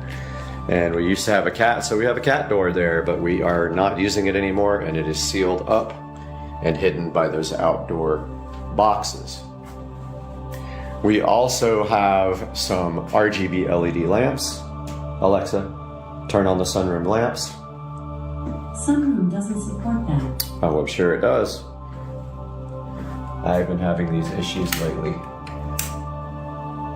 with these lamps not responding, but we will get into that later. But these are RGB LED bulbs. I think that one actually is unplugged. Yeah, so there, that one is unplugged right now. I just need to get a splitter for the power here. So the rest of this room, this shelf is handmade by myself and my ex-wife. We literally threw the shelf together and fastened it to the wall to have something on this side. We have a TV here with a Y security camera on top. This TV has a Fire Stick on it, and we have my crosswalk Proform that I am on every morning at 5 a.m. and the shelf that I suction to the window to hold everything keeps falling off, so I'm still working on getting that. But this is what it looks like from this side going into the living room. And then we have a fan up here that actually needs to be replaced at some point. It doesn't go on high anymore, and I don't know if it's the wireless remote or the actual fan that is dying, but I want to get another nice fan for this area. And an artificial plant over here with old standard LED bulbs in it. And the view outside from the Supercar Street Racing sunroom.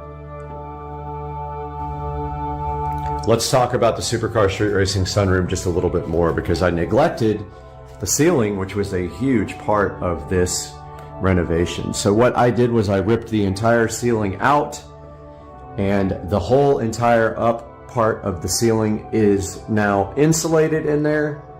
And also I added whole home audio speakers and recessed LED lighting.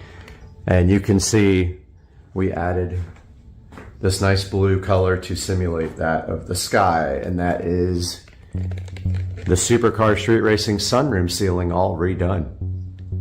We are in the hallway now at the Supercar Street Racing headquarters, and the important part about this hallway, there are two things we need to talk about, and one is the audio closet. So this closet has power run to it, and this is where the audio system for the house is. And it feeds the whole house with this dot right here.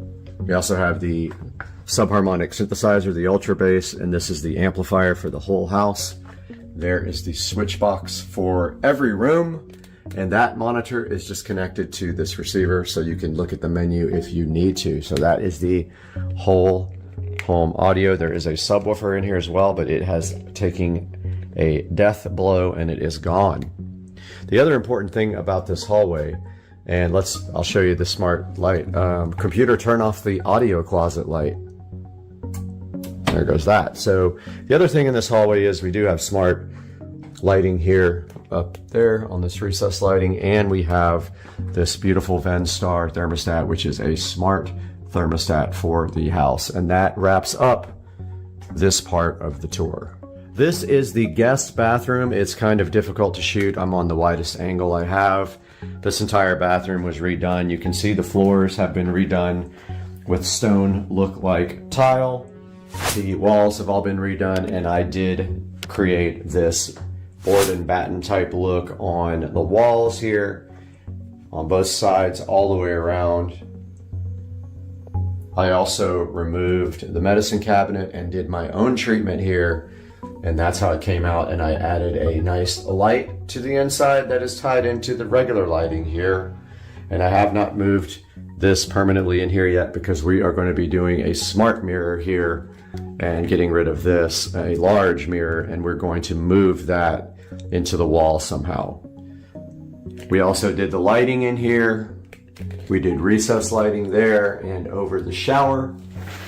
And this entire shower has been redone, so it was resprayed and made to look white because it was brown originally. And I did the new stainless look, not stainless, but like silver fixtures here not too long ago. So that is really a rundown of the Supercar Street Racing guest bathroom, and it's not huge, but it's plenty. All that was brand new. I did new vanity, new faucet just recently, and a new toilet when I did this room. Welcome to the Supercar Street Racing master bedroom. This is the master because the office is in use for work and studio until I build a new studio. So this is the master bedroom. This at one time was an office until my ex-wife grew out of the office and moved into the big room where I have my office now. And in here we have IKEA furnishings along with some nice Govee LED lamps. We have our Show 8. These lamps are wireless charging and they have wire charging. They are fitted with the Govee LED lights, which are set on immersive sound. Well, they should be set on immersive sound. They're actually, that part's not enabled right now, but they will follow the video on the TV as long as that is turned on. Let me get that switched on. All right, we have the immersive video on now, which we will show you here momentarily after we give a tour. So for the bedroom, like I said, we have the 2 IKEA side tables. We have the immersive lighting technology here from Govee, which is that camera up there as part of it. And we have some nice 8K video showing, which only 4K will show on this TV. And we have the Pioneer VSX 1021 doing 5.1 sound, and you will have to go back and refer to my project videos for this, but we have surround sound in here with the center channel there, left, right there, left, right, rear there. We don't use that rear center for anything doing surround sound. We have a couple of guitars on the wall there, and we have our second Polk audio subwoofer down there, which sounds awesome in here. Now what we'll do is lower the lighting, and you can see now how this immersive lighting works when I shut the blinds and close the blackout curtains, and we will go shut the door. But as you can see, it's already immersive in here. And if you follow the television, when this changes, it's actually not as blue as it's coming out on camera, but as the TV shifts colors, so do the lamps and the TV LEDs behind the TV. That is a 4K Omni 65-inch Amazon, and there will be links to this project video in the description. That is just an LED, sorry, not an LED, that is just a IKEA dresser is all that is. And I did everything nice up into the walls behind the TV here. It all ties up into the walls, and all the speakers are run through the back, down through the wall, up to the attic. And that is a tour of the Supercar Street Racing bedroom. I didn't really show the closet. It is just storage now, and it does not have a curtain rod in it, but this is where I store all my electronic boxes and guitars and things like that. It is nothing exciting except for the fact that all the closet doors, most of the closet doors in this house have been removed in favor of curtains because they look better, and that is what that came out like. We're back in the hallway here, and you can see the entrance to the house right there. Guest bathroom is on my left here, but we are going to be entering the 4K theater in the house, and as you can see here, the doors have been removed. We have a double set of curtains. I did this when I remodeled my home theater. All that stuff is on video and available on my channel. It's very interesting. I remodeled the whole home theater system and made it 4K from the original 1080p. Let's turn this light off and enter the Supercar Street Racing home theater. So here is the home theater room. I do have the lights on just for this tour, just so we can get a quick tour of it. And we have a futon here, and we have home theater seating here. We have Govee, not immersive, but just Govee LED light strips around the corner of the room, just for a little ambient light, because it is very dark in here, and that was the whole point. I do have the blinds open right now. They're not usually open, and in a minute we will turn off the light so you can see the actual performance of this Nebula Cosmos Max 4K LED projector. So there is it. I believe it's a laser projector. So there is the projector on a shelf with all the wiring run up through the walls. It comes back down and hits the receiver there, where we have our Pioneer receiver and 2 JBL studio monitors for our front speakers. Our center channel is an Advent. Eventually I would like to do in ceiling for these, but for now this serves the purpose just fine. We have our subharmonic synthesizer, our Advent center channel, and we have storage and some place to put everything on, and all the wiring goes up through the walls. Of course, we have our spaceman on each speaker. And stepping back from this side, we have in-ceiling speakers in the back. They are 6-inch, 6.5-inch in-ceiling speakers for surround. They are black. I painted them black. The air vent is painted black. The ceiling fan is black, and it is a low-profile ceiling fan, and we have some guitars and artwork from my favorite shows on the wall, and we have some tambourines and some maracas for those who don't play stringed instruments. We have some lamps here with regular white lights. Some important things over here. We have this Show 5 in black, and we have black switches here and black, all black receptacles.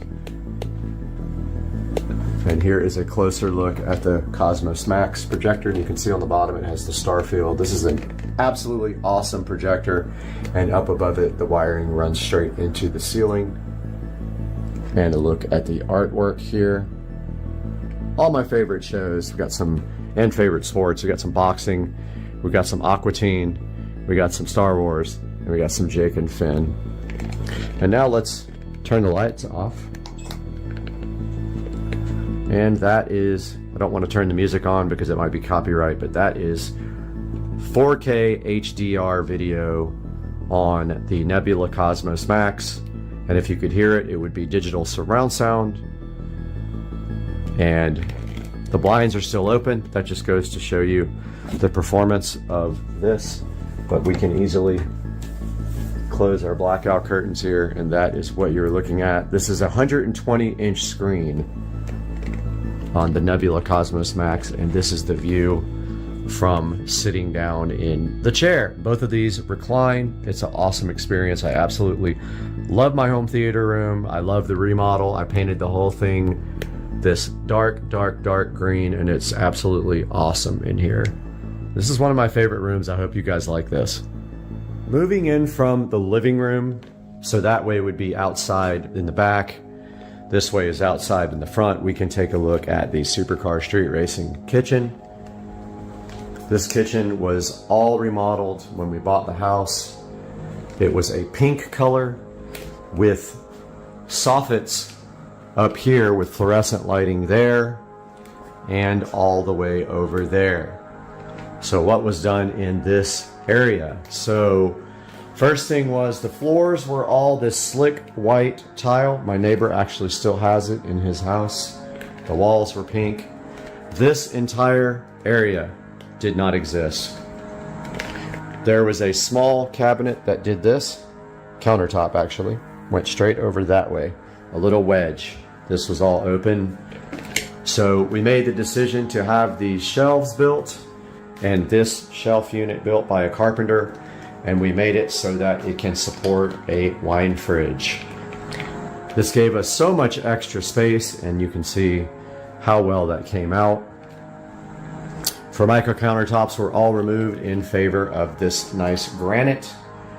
The backsplash was all removed, and this is translucent glass tile on the backsplash. And I did all of the LED lighting underneath the countertops. There was no under counter lighting here, and it also extends behind the refrigerator and puts a nice glow on the refrigerator. The pantry was completely redone with a shelving unit up top, and I did recessed lighting there, and I did all this recessed lighting in the kitchen. It did not exist, and I redid this hanging light here. All of this fluorescent soffit stuff was filled in with drywall, and then the much nicer LED lights, updated technology installed. All of it is smart home with the Lutron. This is just for the dining room, or the little breakfast nook. We don't have to have a smart light on that. It does have LED. Every bulb in this house is LED. Moving to the appliances, they are all LG smart appliances. They are all connected to Wi-Fi. And you can see the Wi-Fi indicator there. And they are very, very nice but expensive appliances. Same with the dishwasher. It has the top controls. It is Wi-Fi enabled. At that time we got the countertops done, we got the new sink and of course new faucets and everything. We have a Fire Stick here, which has switched off, that we can do anything we want. It feeds the whole home audio system if we want to do that. We have the stove, which is smart enabled with Wi-Fi. so you can remote start it. And we have this beautiful LG microwave. We got our Show 10 there as well, and a nice little air fryer. Out front there you can see the view of the neighborhood, and we just have a little breakfast nook with an IKEA table and some chairs I ordered online. So stepping back to the corner where we can get a better view of the kitchen, here is the full kitchen view, and looking up into the ceiling, we have whole home audio installed into the kitchen. And that is going to wrap up the kitchen tour. Here we are, Top Golf. Top Golf. All right, go Dan. And the whole crew. Top Golf. You gotta go with the big one. Right on YouTube. Hell yeah. You're going on YouTube. What's up, YouTube?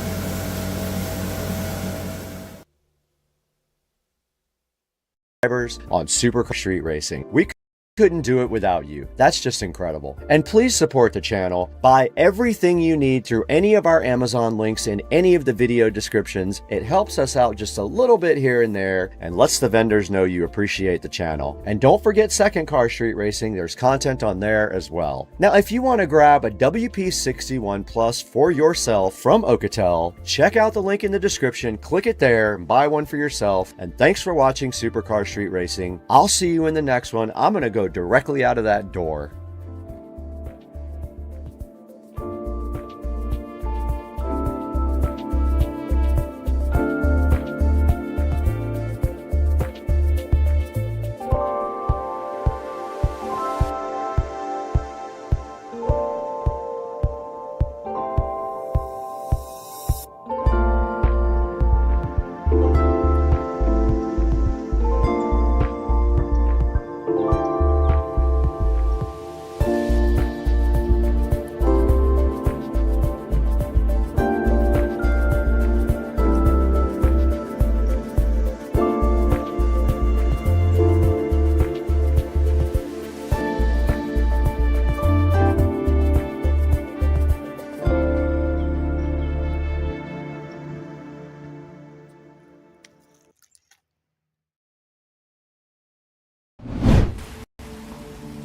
Man, I'm never going to get any work done like this.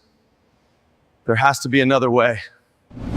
What's up, everyone? Welcome back to Supercar Street Racing, and let me ask you something. How many hours a day do you spend sitting at a desk just like this? Because honestly, I realized I was spending way too much time editing videos, answering emails, and working at my computer without moving enough throughout the day. And that's exactly why today we're checking out the Urivo CyberPad for Office Treadmill. It's a smart, under-desk treadmill designed specifically for work-from-home setups and office environments. This thing is built to help solve what Urivo calls the sedentary crisis by allowing you to literally work and walk at the same time. And honestly, after testing this right here, I totally understand the hype. Today, I'm going to show you the major features, why this treadmill is different from normal walking pads, and real-world usage during an actual workday, and whether this is worth buying for your home and office setup. And make sure you stay until the end,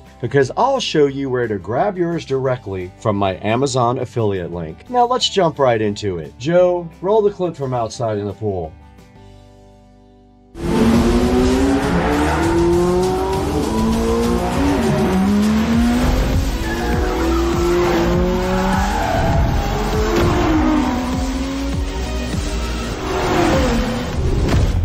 So, first impressions, the Urivo CyberPad for Office immediately stands out because it's designed specifically for productivity and workspace integration, not just workouts. And one of the biggest selling points is how insanely slim this treadmill is. Urivo designed this with an ultra-slim 6.3-inch profile that slides under around 90% of office desks. And that means no awkward setup, no giant bulky treadmill taking over your entire office, and no constantly moving furniture around. You can literally keep your workstation exactly how you want it while staying active throughout the day. And honestly, that alone is a game changer for home office setups. Now, let's talk performance, because this thing is way more powerful than expected. The CyberPad uses a dual brushless motor system, delivering commercial-grade 2.5 horsepower performance. And Urivo claims the system produces double the output of most standard home walking pads, and I get that after using it. But the really impressive part is the noise level, or lack thereof. Urivo says extensive lab testing allowed them to achieve whisper-quiet 35 decibel operation. And honestly, that's one of the first things I noticed. I can almost shoot a video while I'm walking on this and talk at the same time. You barely hear the treadmill while walking. And that means no disturbing your roommates, No annoying office noise, no distracting motor sounds during your meetings or calls. Now let's talk durability. According to Urevo, this treadmill is rated for up to 6,000 hours of lifespan, which is supposedly 10 times longer than many standard treadmills. And that means this isn't just another disposable gadget. It actually feels like a long-term health investment for your health and your workspace. Now let's talk incline performance. The CyberPad includes Mega Lift technology with dynamic 14% maximum incline. And Urevo claims this can improve calorie burning efficiently by up to 230%. That's actually a massive feature because incline walking lets you increase workout intensity without needing to sprint or run constantly.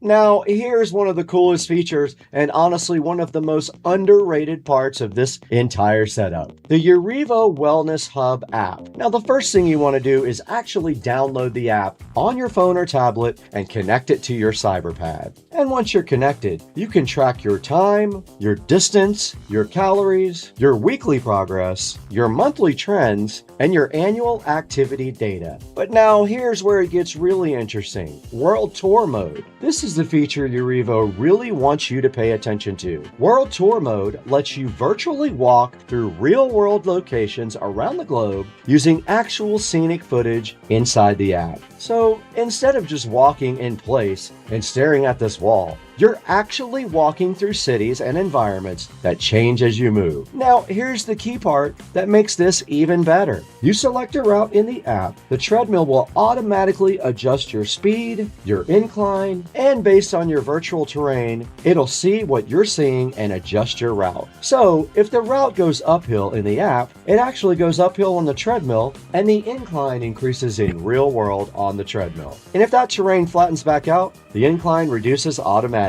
And this turns the entire walking experience into something way more dynamic and interactive. And honestly, it makes walking sessions way more engaging because you're not just exercising, you're basically traveling while working out. This is also what helps eliminate boredom during those super long walking sessions. The treadmill also uses an open front design with a 39.4-inch walking space that gives you a more natural walking feel while you're working. And despite how compact this thing actually is, it feels surprisingly spacious while I was walking right here.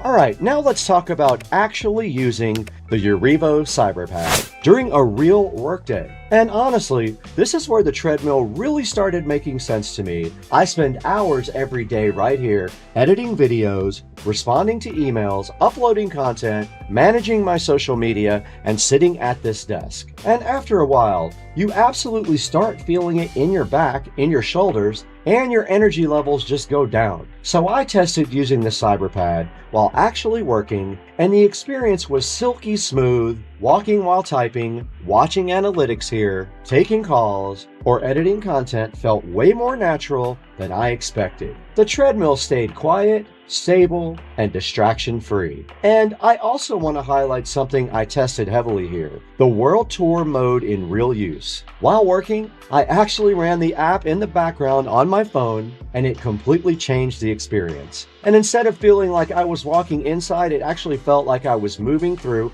different environments while still getting all my work done here. And it also helps you break up long work sessions because visually, you're not stuck in one place. Even short 20 to 30 minute sessions feel more engaging when you're switching between different virtual locations. And another thing I noticed was how much more energized I felt throughout the day while I tested this. Instead of just sitting for hours straight, I was constantly moving, improving my circulation, and staying active while still getting work done. And I could absolutely see this helping people reduce fatigue from sitting all day. And the incline mode also surprised me, honestly. Even moderate incline walking starts becoming a serious cardio workout after a while. You definitely feel the extra intensity without needing high speed.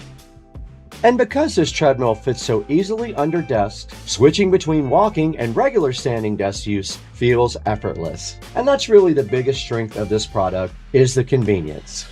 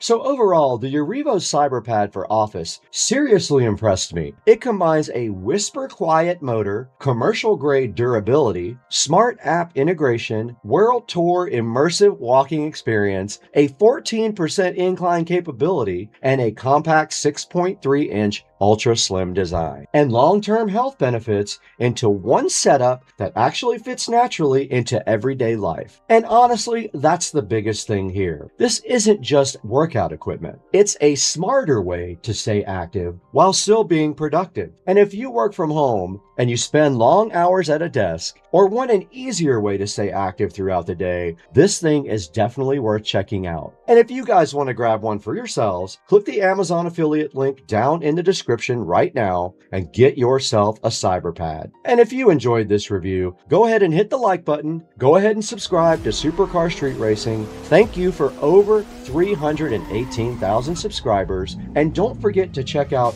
Second Car Street Racing, our other channel, for things that might not be quite right for Supercar Street Racing. Thanks again for watching. I gotta get out of here. Joe, when I walk out, turn the camera off.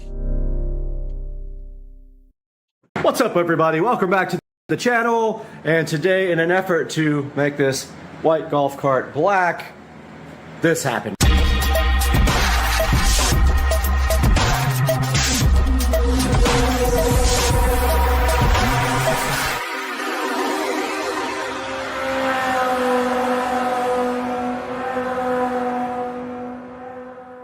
What's up, guys? Welcome back to the channel. And today we are changing out this beat up white top for a black one. So I have all the tools here to do that. Let's get her done.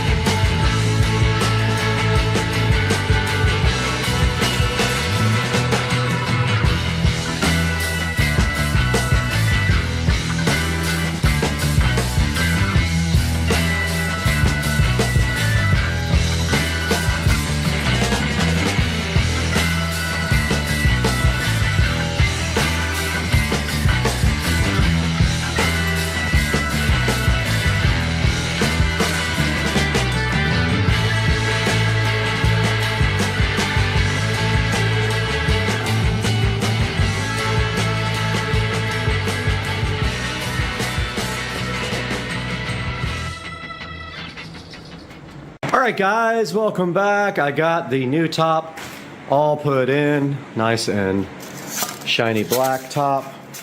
And I think now I will polish it up with some of the black restoring stuff if I have enough. And then I'll let you guys know how that turned out. But yeah, the black top is in. I really like it. It definitely changes the card a lot. I can't wait to get a black body put in or a matte black wrap. I'm so hyped.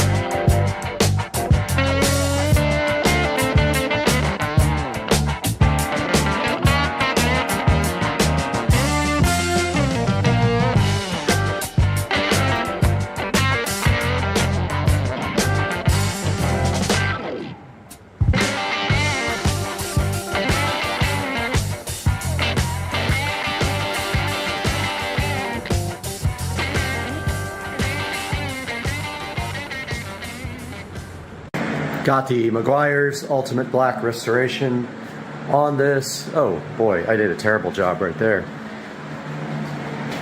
Let's go back and get that place that I really messed up.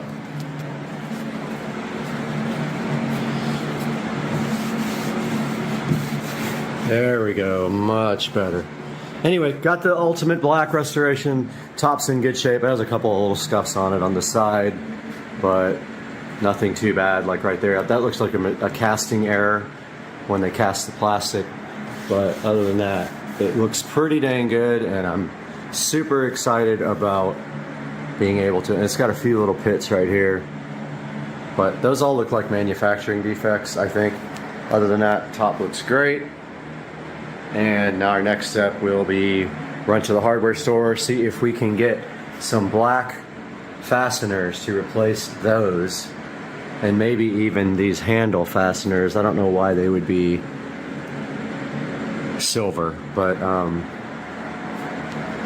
yeah, I think those are probably the same exact dimensions. So I'll try to get 2, 4, 6, 8 of those to replace all the silver stuff, and then we'll see what happens after that. Guys, right here in front of me in the Supercar Street Racing living room, we have the Lumery RGB AI Smart Pathway Light Pro Kit. 36 watts, 2800 lumens, RGB AI to look at today on the channel. So let's get rocking.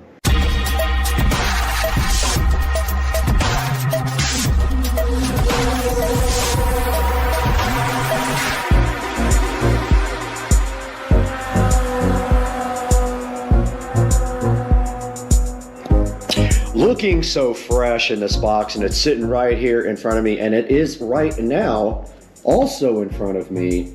The Lumery RGB AI Smart Pathway Light Pro is a 36 watt 2800 lumen smart RGB AI light designed for outdoor use. It is rated at IP65, which we will explain later, and it has 48 feet worth of wire. It is a 4-pack, and today, in about 30 seconds here, we're going to be unboxing this in front of you guys and let you know what we think. We're going to set it up, see how it looks at night, and let you make a decision on whether you trust your money with Lumery. So let's get busy. The Lumery RGB AI Smart Pathway Light Pro sits in front of me inside of this box, right next to my drone. And we're going to open this guy up right now and see exactly what it is made of. But before we do that, we need the Supercar Street Racing knife. All right, inside the box now, and we can see this nicely laid out packaging here. And we can see one light here and one light here, and a nice instruction manual on top from Lumery. And inside of this little package right here, the styrofoam package, we do see the stakes.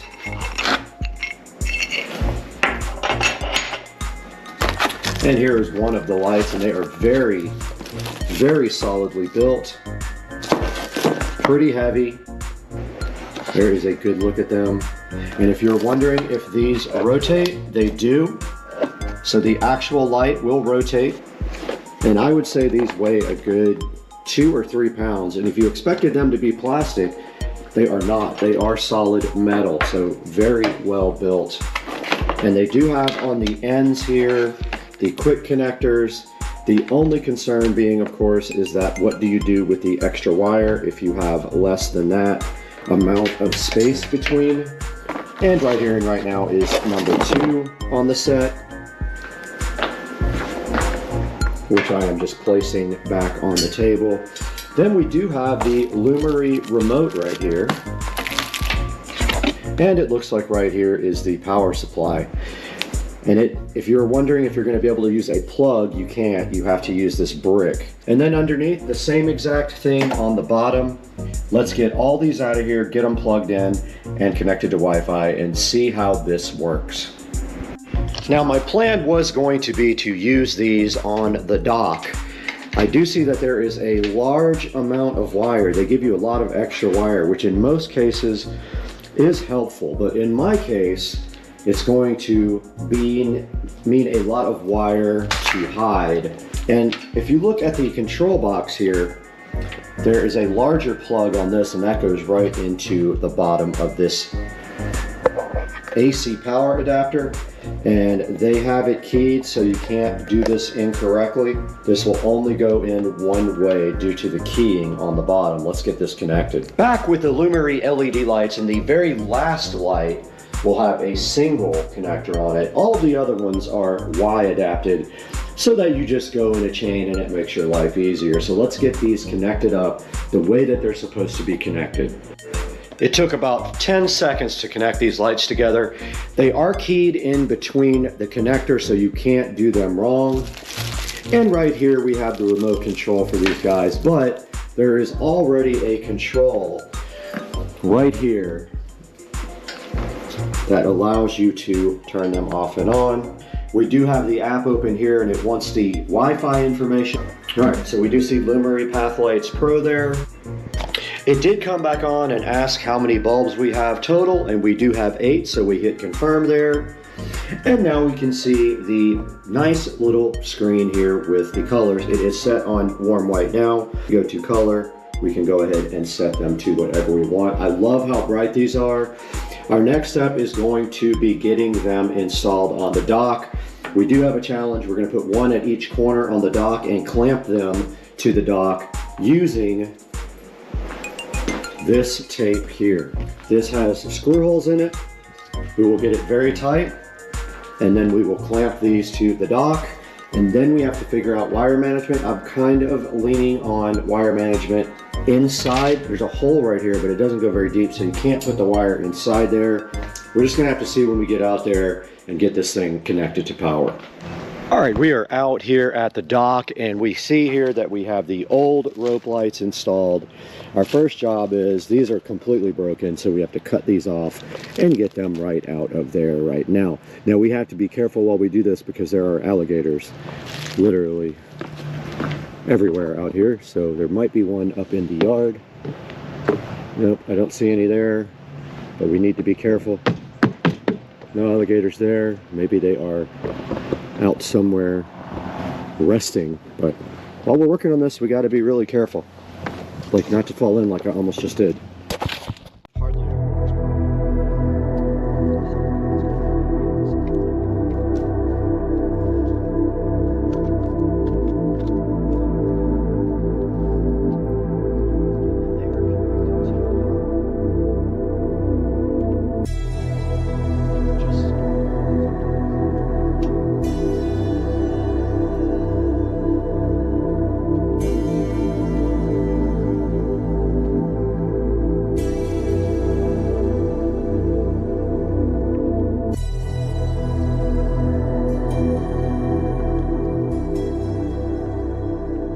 All right, we have our little friend out here watching, but we have our first light. And what we're gonna do is connect this light to this power source here, and then we are going to attach it to the bulkhead, or sorry, the dock, not the bulkhead.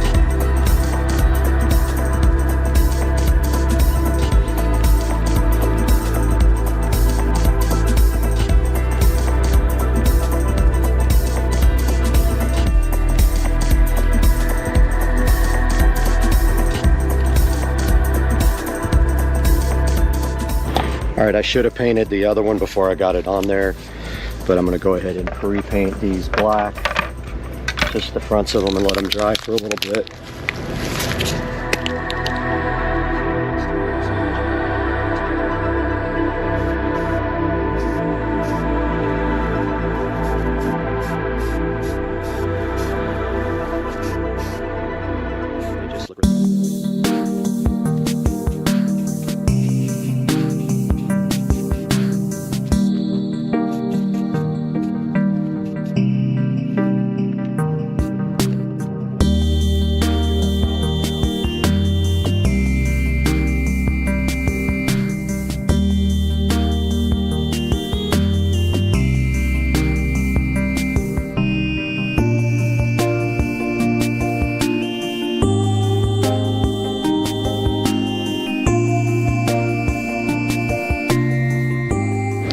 All right, I went ahead and taped up and painted the existing strap so it would not stand out so much.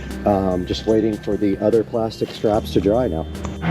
All right, I'm gonna go ahead and pull the tape off and put some clear silicone behind this guy to start holding it.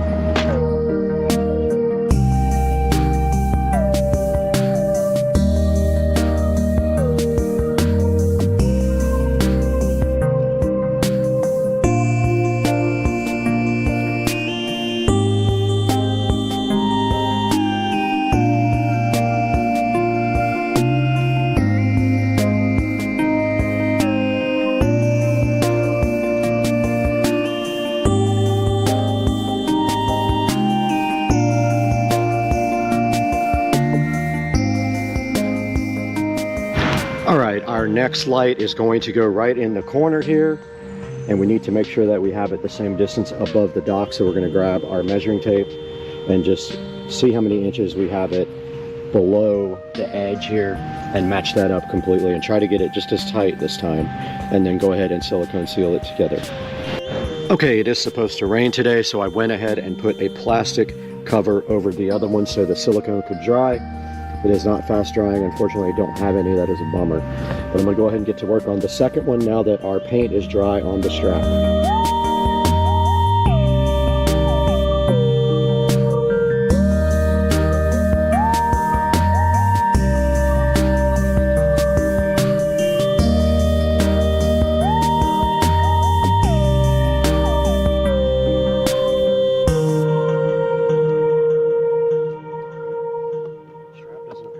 Okay, I did get the third light installed. It is a little loose, so I brought some long screws out, and there is an alligator nearby, so I just have to be careful if he starts coming towards me. But I'm gonna throw another screw in this one.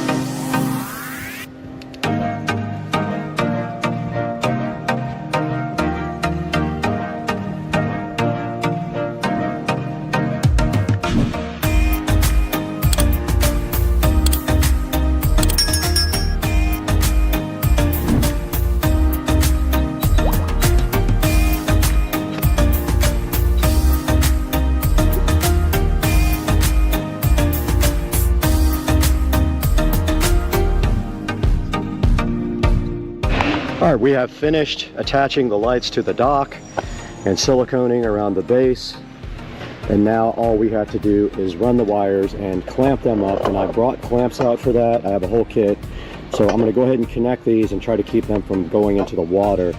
Then we have this big control box that we have a lot of wire going to here that we don't need. So we have to tie that up somewhere too and get this control box out, probably up on top of the deck here, the bulkhead. So let's figure this out. All right, we have a ton of power wire and control box wire. We are fine there. That would be the last thing. But we need to get this wire secured under the dock somehow.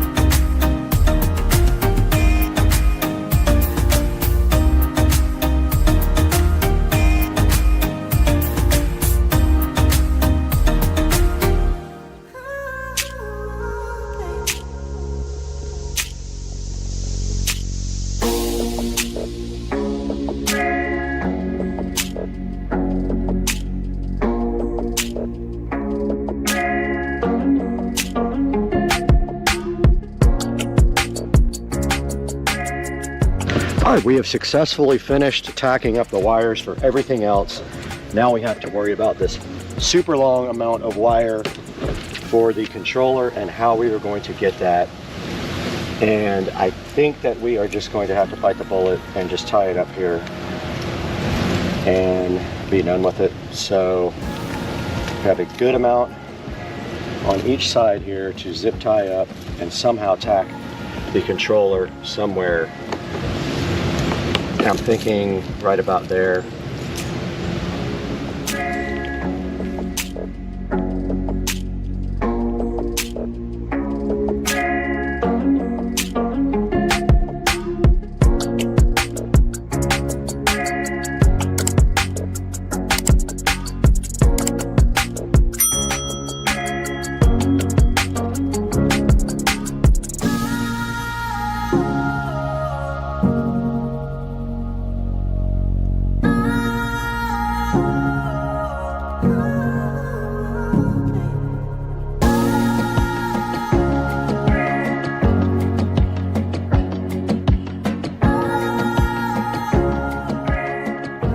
We are all done out here with the install of the Lumery RGB lights, and you can see right here they are on and they are powered by this smart switch. They are also smart themselves, but we are using the smart switch here.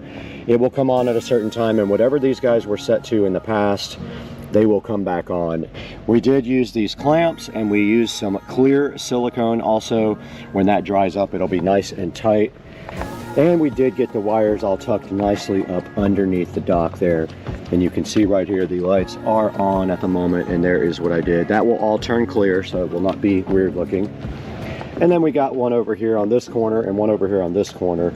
And we can turn them one onto the dock and one onto the water to try to make kind of a cool lighting effect.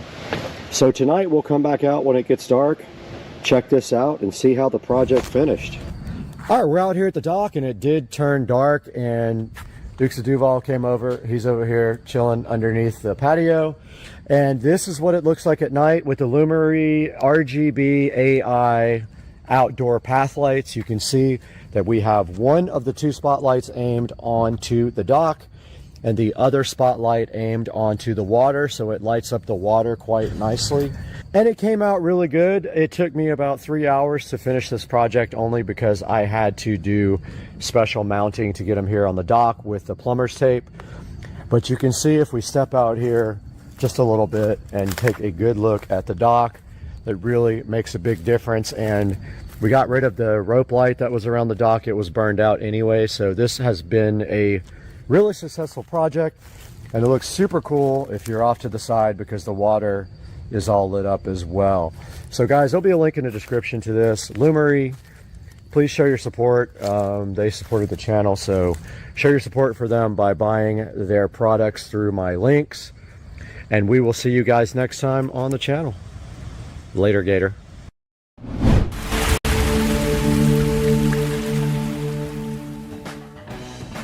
Everybody, welcome back to Supercar Street Racing today. It is hot in the SCSR Studio A because I forgot to turn the air on early in the morning so we could shoot all day, and so it's having trouble keeping up with the hot. But regardless of that, we have something else hot right here in my hand. This is the Diag 600 Pro OBD2 car scanner. Now, TopDon did reach out to Supercar Street Racing to see if we were willing to take a look at this, and I said I thought you guys would enjoy this very much, and they sent one of these out. So today we're going to be taking a look at this on Supercar Street Racing. Let's get to work.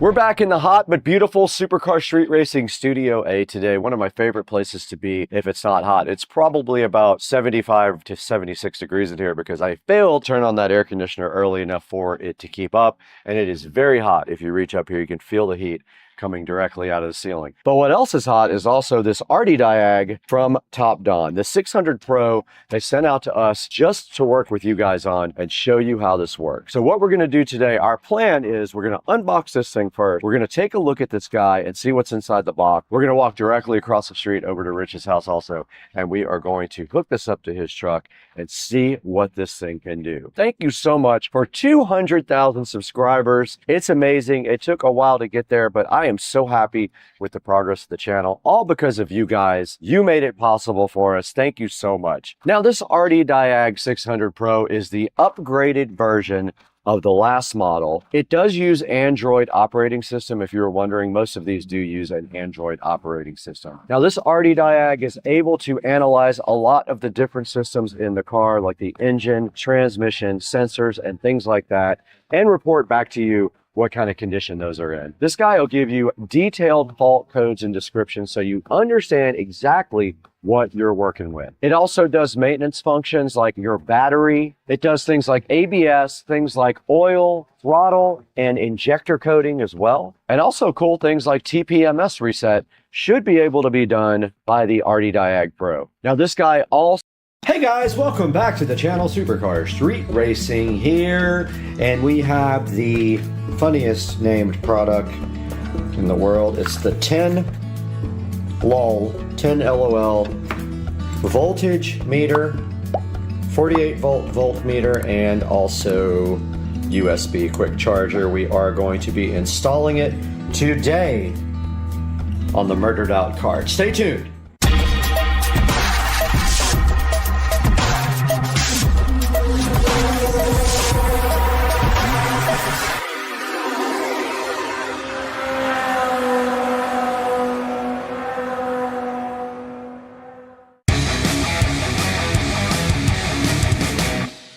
Okay guys, so here is the carbon fiber dash, and it looks like we are going to try to install it right about here. Can't do it here because there are cup holders in the way, but if we put it right here, I felt back behind there.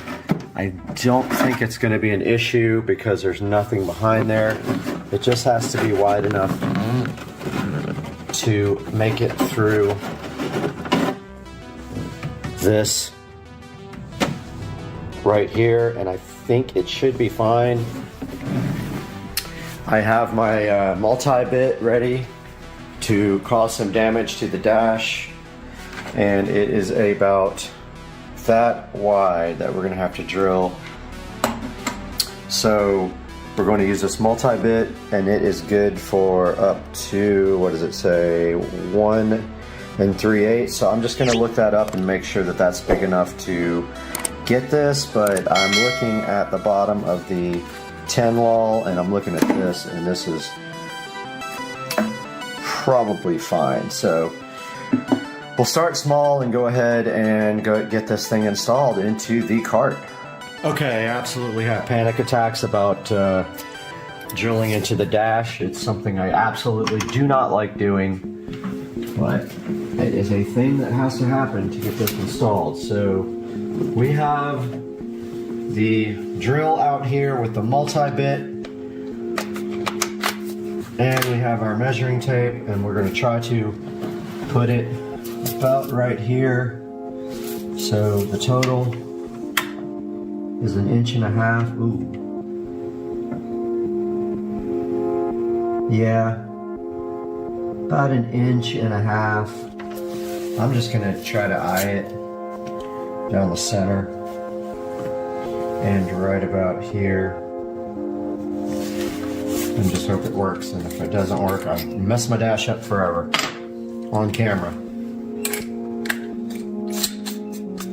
But here's the multi-bit loaded up.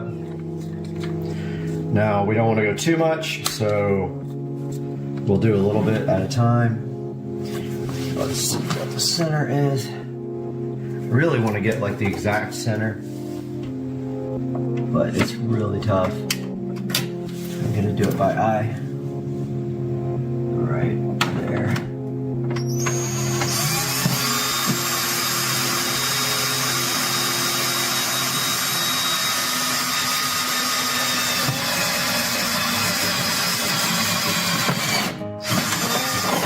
Alright, so nowhere near big enough, we know that. We gotta go quite a bit bigger. Hopefully I didn't go too far up.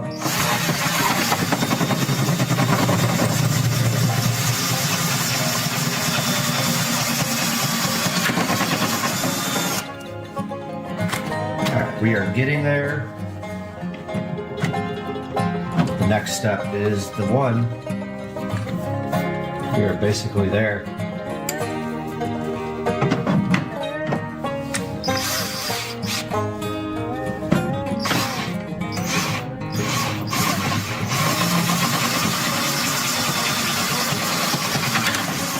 That should be it.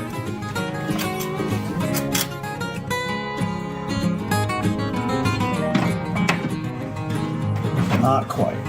One more.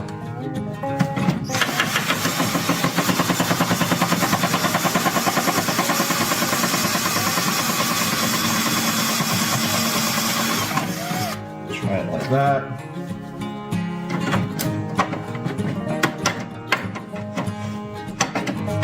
So close.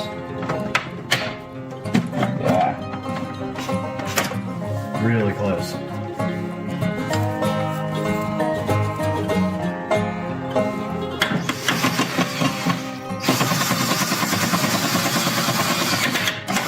That should be it.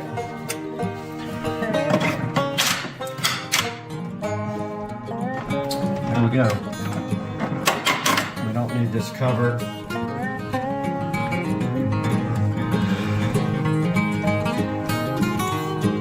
It came with a little cover. We don't need that.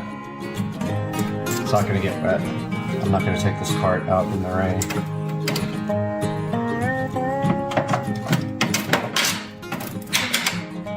That's it, brother. Looks awesome. Now all we got to do is wire it up from the back.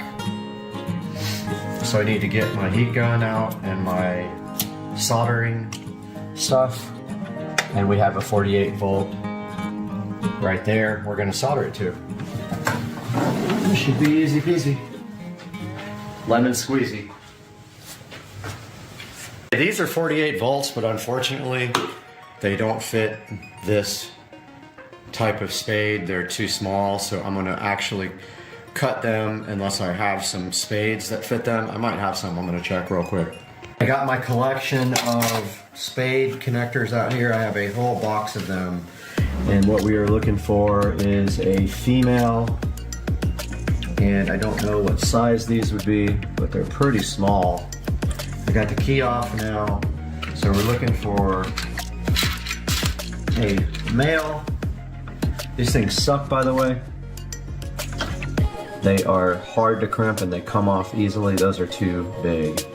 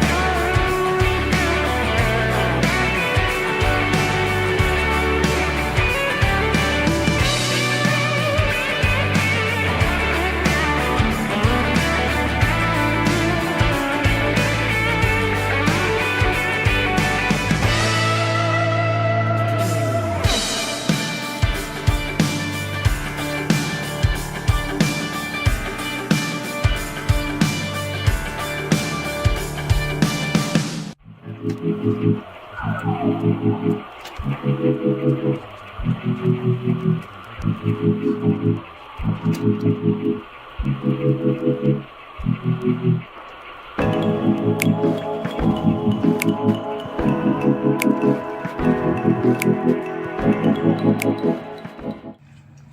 right, we're just going to finish it up with some electrical tape.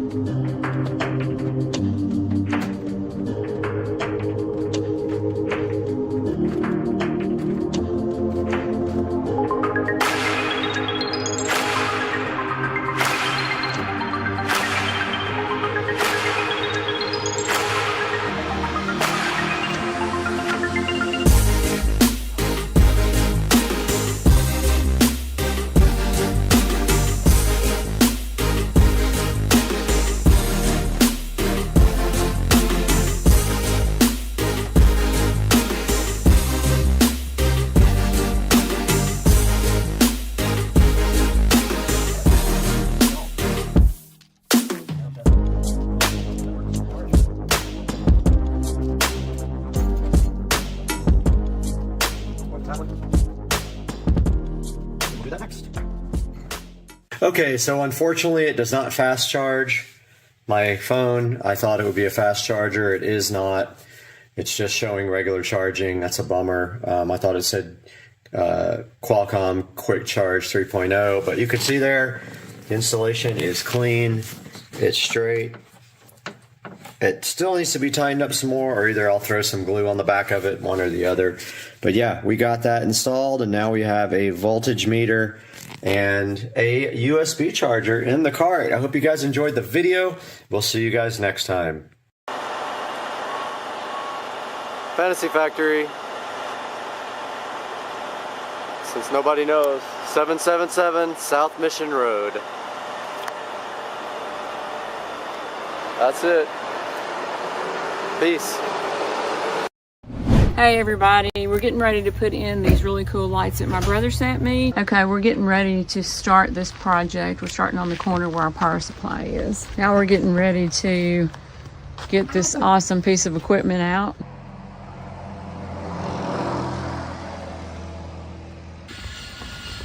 Okay, made it up to the top.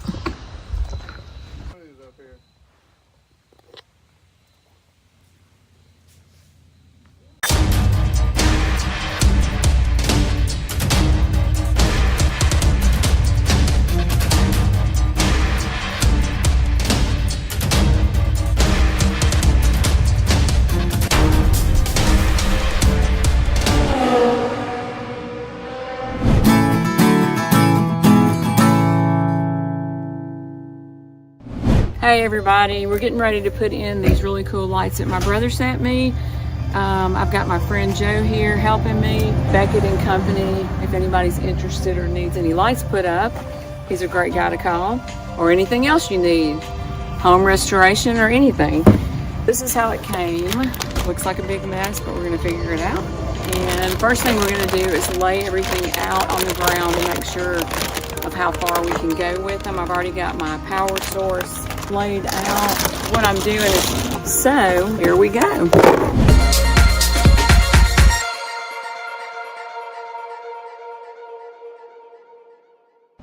We're getting ready to start this project. We're starting on the corner where our power supply is. Here, here. Yeah, I think.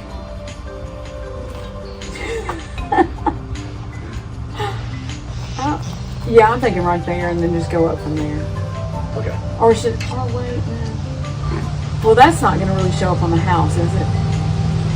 Sure. Oh, yeah, I know.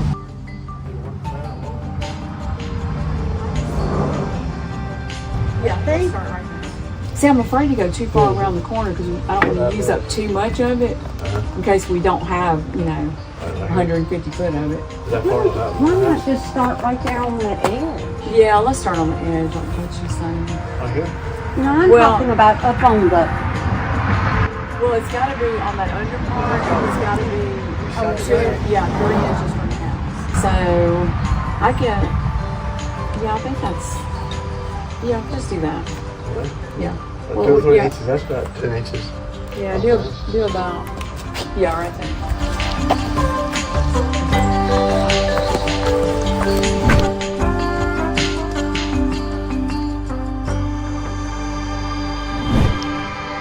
Okay, so we're getting started on our first light, putting it right in the corner by our power supply, and then we'll go from there. We're going to use screws on it. We did stick it up, it stayed, and we're going to reinforce it with a screw. So it's actually pretty easy. We don't have to buy any extra clamps or anything.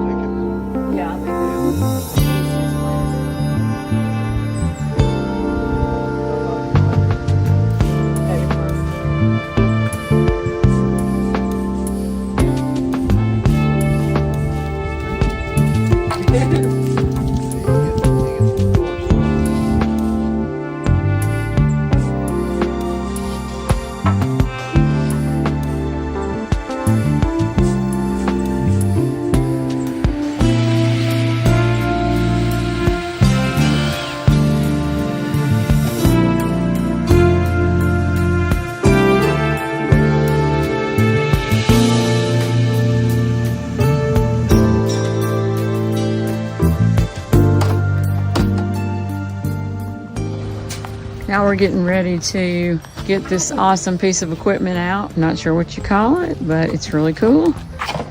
It's called a lift. It's called a lift. And that's, it's kind of like a mini crane.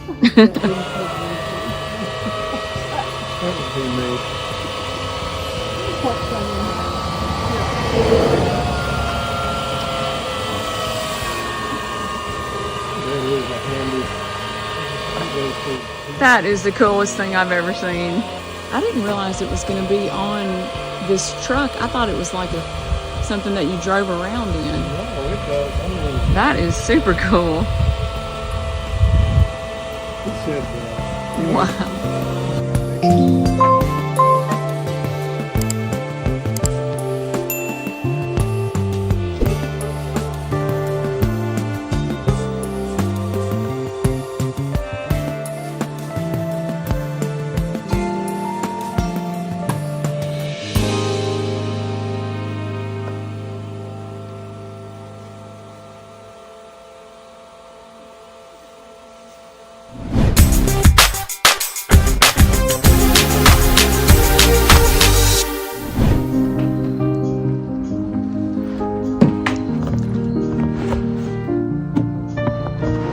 Would it help if one of us got on the ladder and pushed that up for you?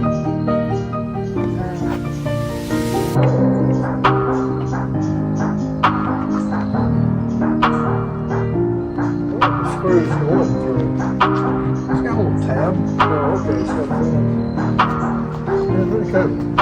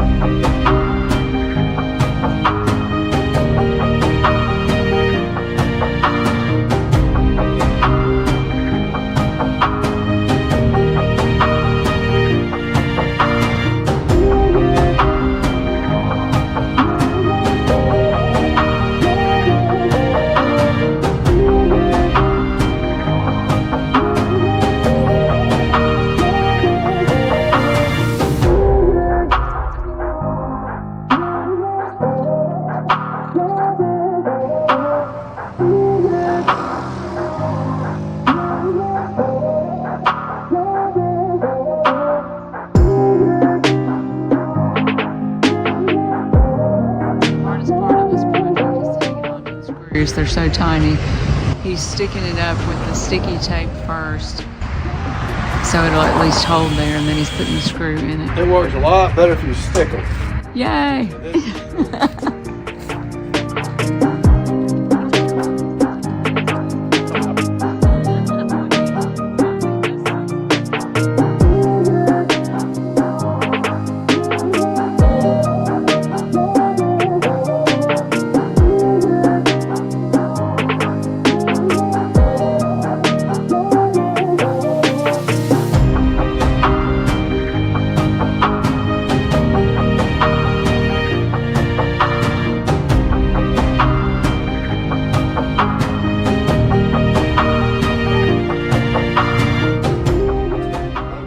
This is the best part of it all. Cal, I can go upstairs and hand them through the window. I can hand them through the window upstairs. You only get one more try. Throw it in the plant holder. In the window box. Oh no. Throw it in the window box. Oh no, now it busted open. Got him! Got him! It busted open. Okay, made it up to the top. Do you need your jacket?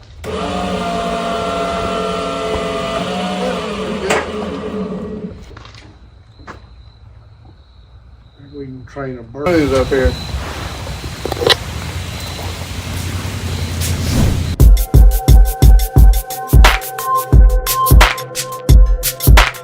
It's dark out, but we're making progress.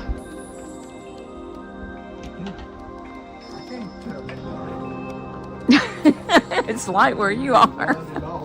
What color would you like me to put on for you? Pick your poison.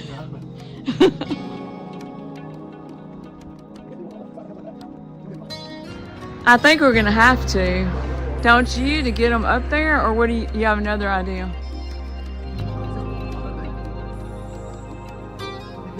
Oh, I see what you're saying.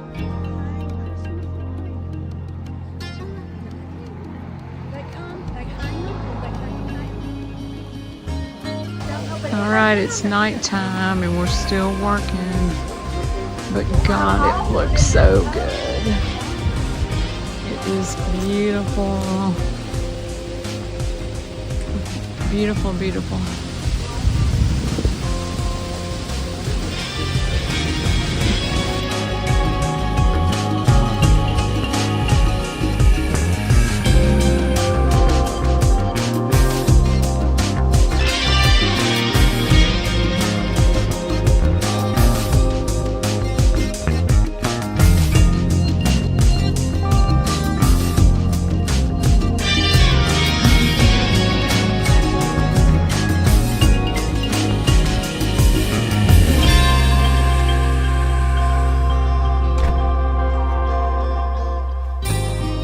Hey guys, and welcome back to Supercar Street Racing once again.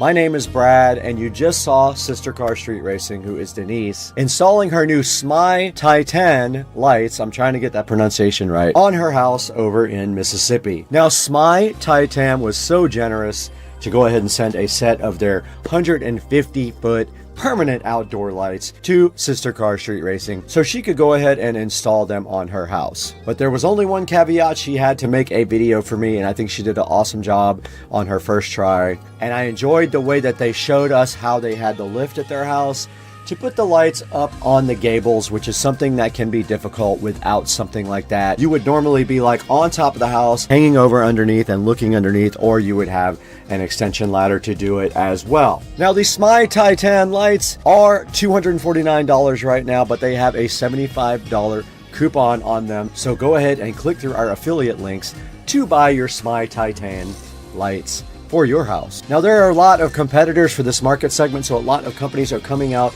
with some of the same products, but go ahead and give SMI Titan a look if you're looking for a lower cost alternative to someone like Govee. Now, I do have the Govee outdoor permanent lights on my house. They were not sponsored. I was not given those lights. I actually had to purchase them. But SMI Titan went ahead and gave Sister Car Street Racing these lights, and she is installing the rest of them right now. They are on the last gable, but I wanted to go ahead and get this video out to you guys.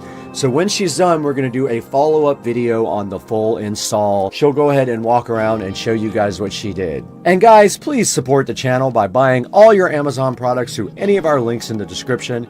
You can click any of our links and buy anything you want.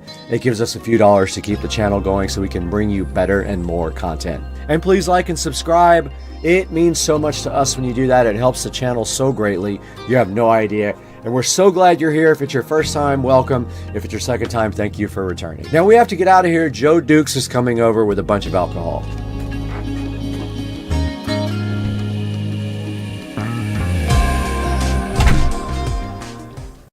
Guys, today we're going to take a look at what is under these aero covers on the brand new 2023 Tesla Model S Plaid.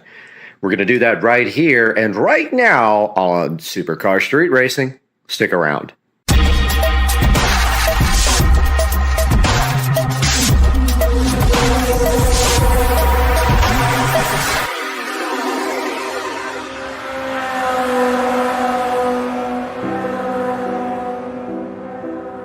Alright guys, this is my 2023 Model S Plaid, and we are going to be taking a look at what is underneath the wheel covers, but not before we clean it, and then we will pull these right off and see what is underneath.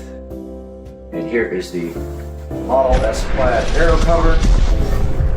sitting here so beautiful.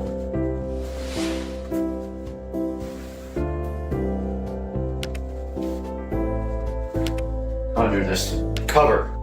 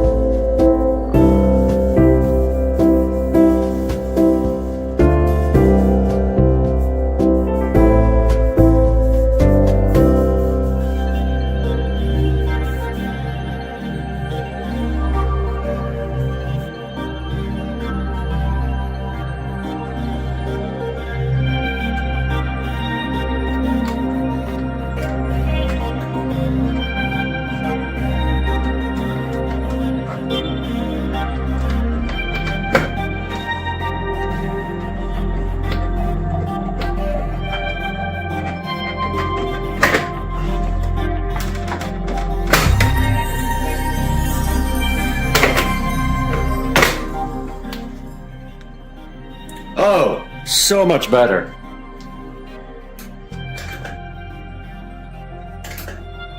So much better. Just needs hubcaps. That's all it needs, and I wonder if these will fit it. Don't think they will. Guys, that is such an improvement. My hands got dirty. Let's get the rest of this clean. Guys, here is the Tempest wheel from Tesla, right underneath this cover here. And what we are going to do now, right here, is clean this wheel.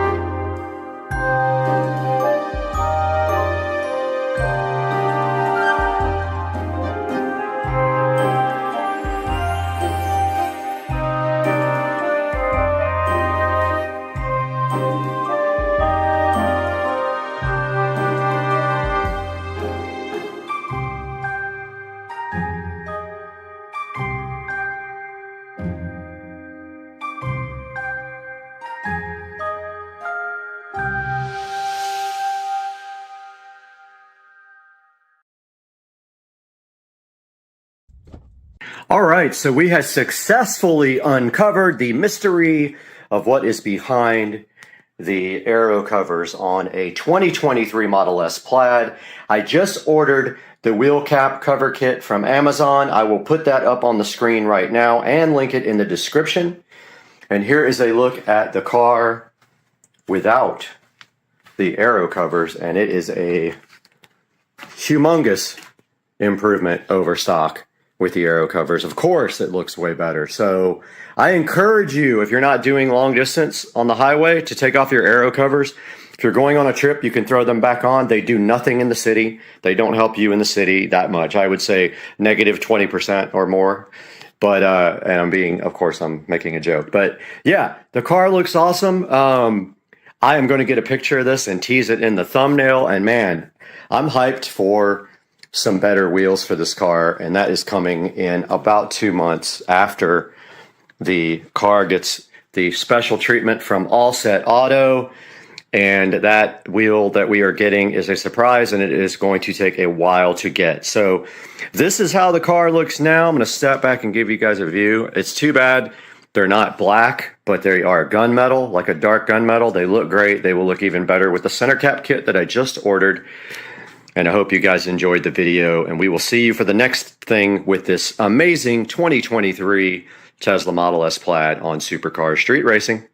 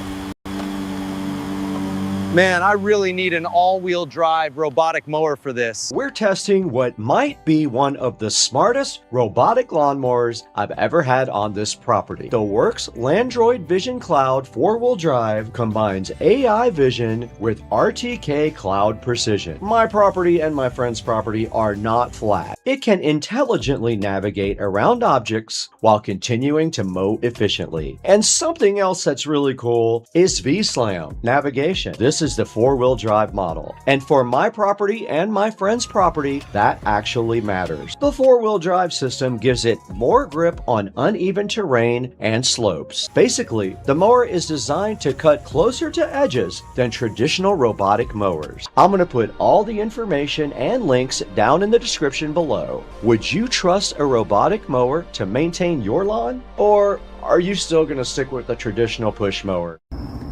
Wishing you guys a Merry Christmas from the Supercar Street Racing Studios, guys. Merry Christmas from Jacksonville, Florida, and Merry Christmas from Supercar Street Racing. Hope you guys will watch the videos and like them. Love you. Hey guys, welcome back to Supercar Street Racing. I hope you guys had a great Christmas. And today we have this carbon fiber dash kit, and I have to figure out a way to put this ignition switch back in. There's instructions right there. So today we're going to start looking at this carbon fiber dash and figuring out how to get this thing back installed so that we can use this cart again. I did get some other stuff done that I will explain here on Supercar Street Racing.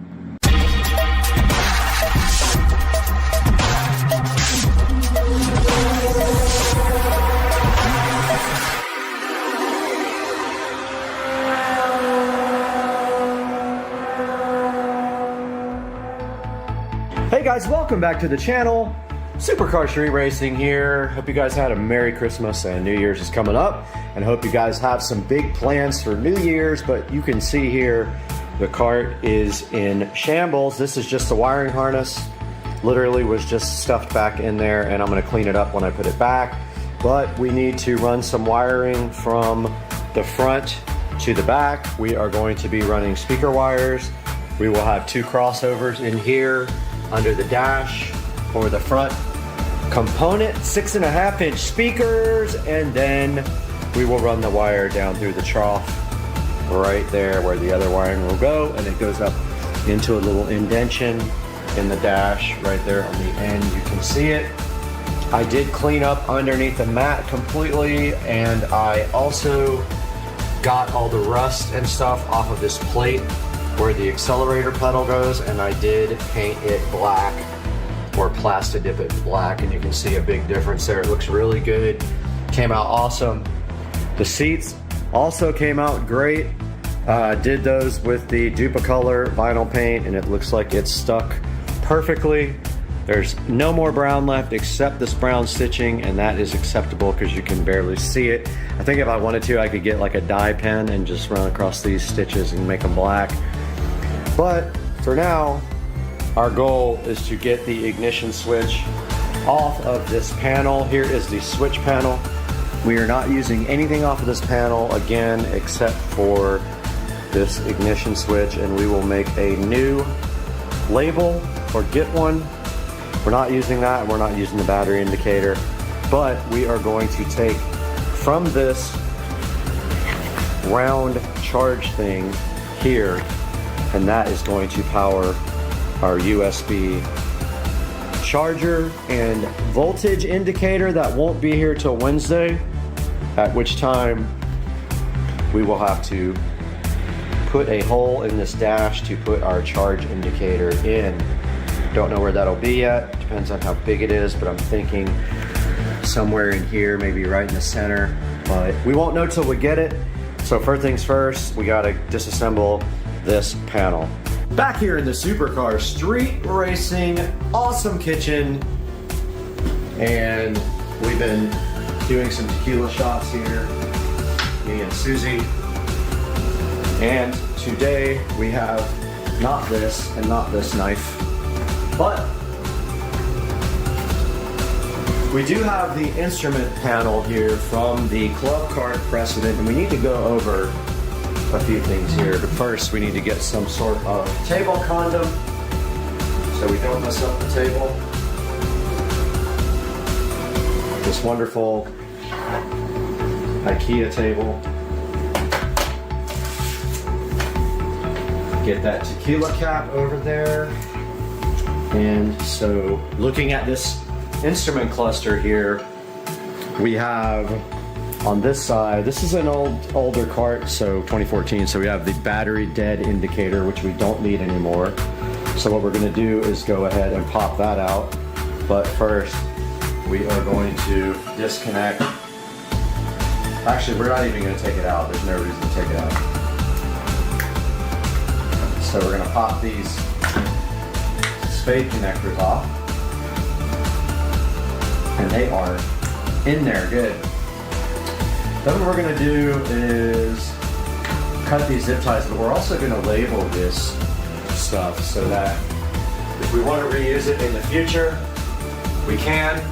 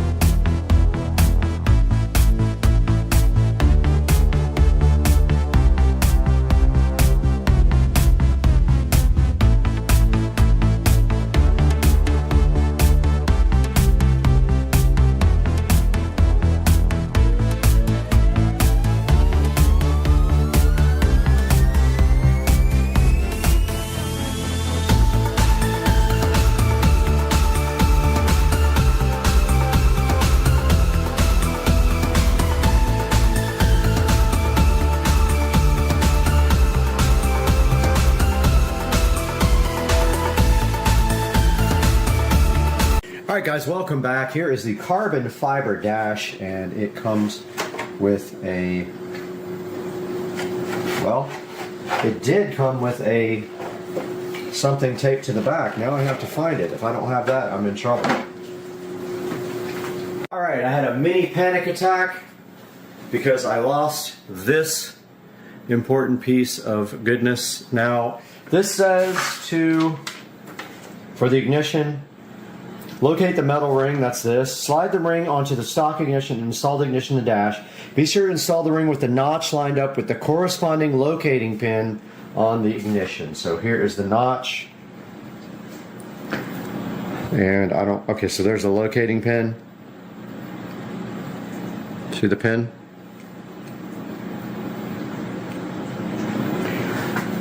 And it says, slide the ring on the stock ignition.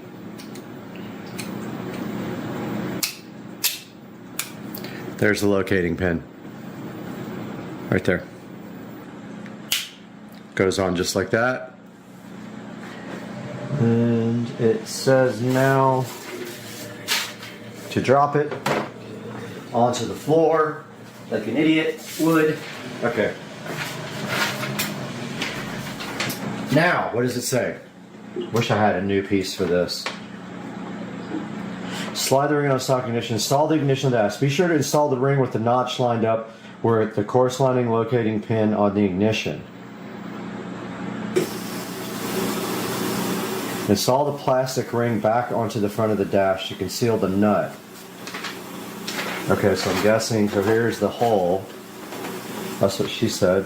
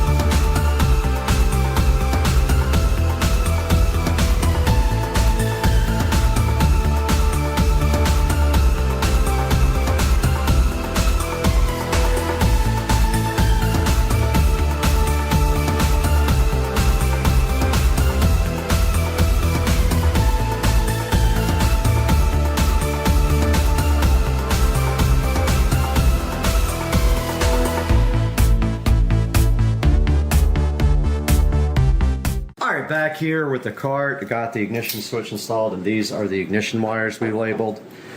They are green and blue, and we clearly have a label on here, which I'm glad we do. This one goes to green, and I think they were this way.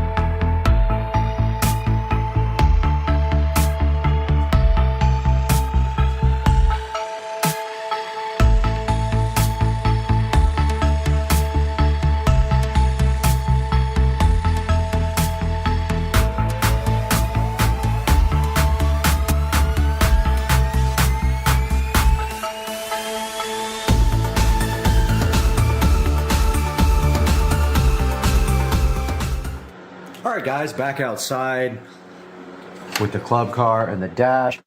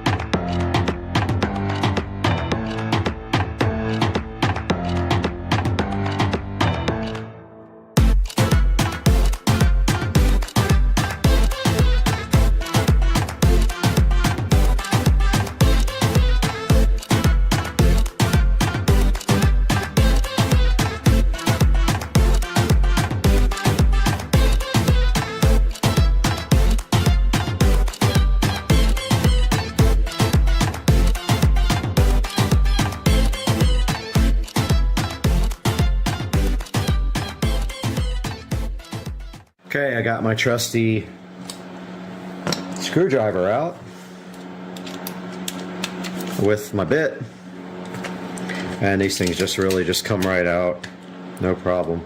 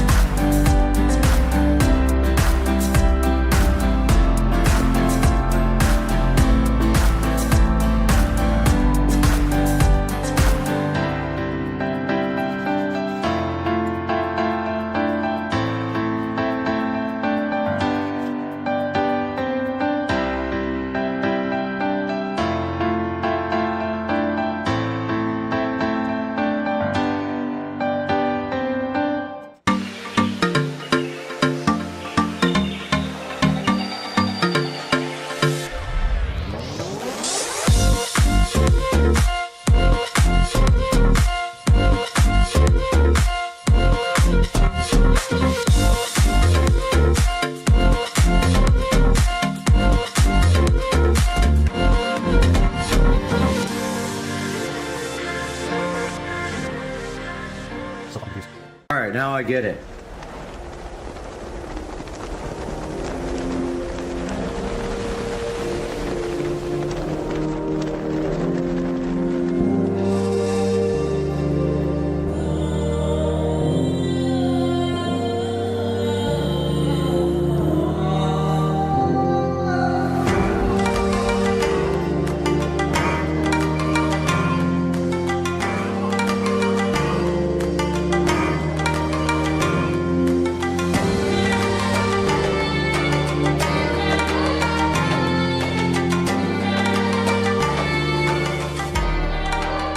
Now I got to try to figure out how to reinstall this blinker.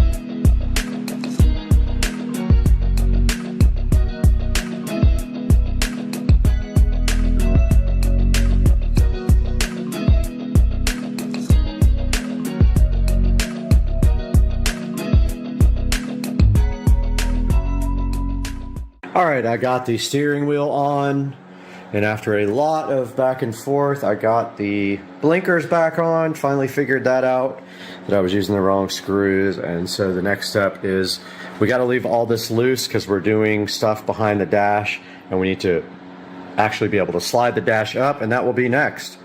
Okay, I struggled with this dash for a minute, but I finally understand, and it looks so good. So high trained. Look at this thing, dude.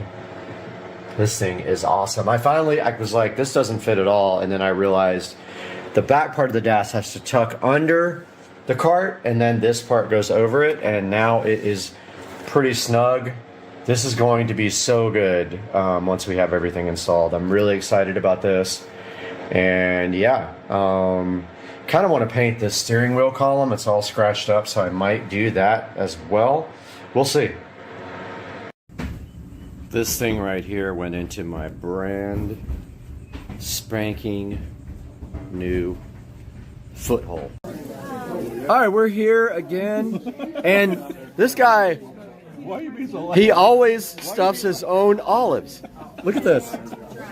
Self-stuffed olives. Let's go. Are they good? Yeah. Happy Saturday morning, guys. Do I look tired? Because I barely slept. So it's Saturday morning, and the Cars and Coffee meet is today. I'm up early editing last night's video about car detailing. I hope you get to take a look at that. We'll get some video rolling out to the car show later, and then some video from the actual car show, so that's coming up next. Good morning again. We are over at Winn-Dixie here on Bay Meadows Road. We were hoping that some people would show up and roll over to Cars and Coffee with us. No one has shown up at this point. I am waiting for my friend Ben to roll in here any second. And then he and I are gonna at least head over there, and I think there's one other guy coming. But apparently, everybody else met at another location, which I had no clue. So just waiting on Ben to get here right now. So here's Ben.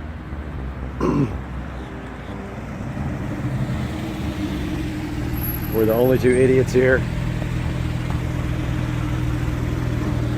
What's up, fool? Car looks good. Not bad.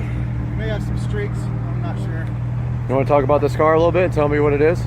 Sure. It's a 991 Model 1. So it's the 2014 Carrera S convertible. Right. So 400 horsepower base, rear engine.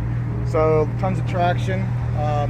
0 to 60 in 3.9, quarter mile in 11.9, about 118. Top speed's around 192. Very nice. So pretty quick. Yeah, absolutely. So we're waiting for one guy. I guess everybody else met at the town center. I had no idea. But some guy's supposed to be here in a minute in his Mustang, if he doesn't crash first. He's already crashed. He's somewhere on 295 in pieces. Yeah. That'll be after Cars and Coffee when he leaves. On the way out. Yep. Call the paramedics on the way out. Yep. Okay, guys, we showed up at the meet, taking a look at some of the cars here. Parked over there with the Mercedes right here. Pretty sweet. There are a lot of cars here. So me and Ben are checking everything out, but as you can see, there are some sick cars here. There's Ben enjoying a cigar, but where's the Hennessy Venom? Where's that? Where's the Hennessy Venom?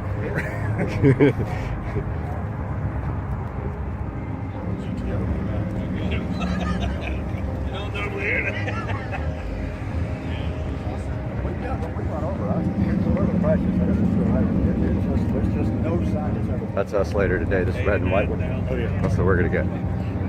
All right with that. Hell yeah. 50 something? Is it a 56, 57? No, 60. Pretty sick. Let's go look at this.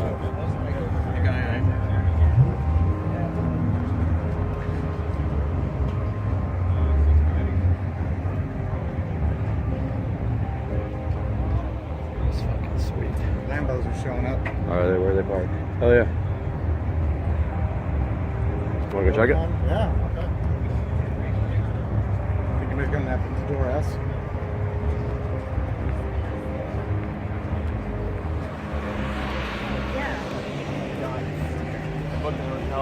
For tonight.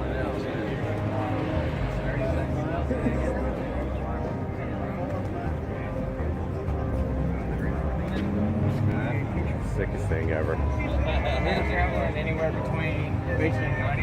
Help me finance the cheap. So sweet. They smell like fresh paint.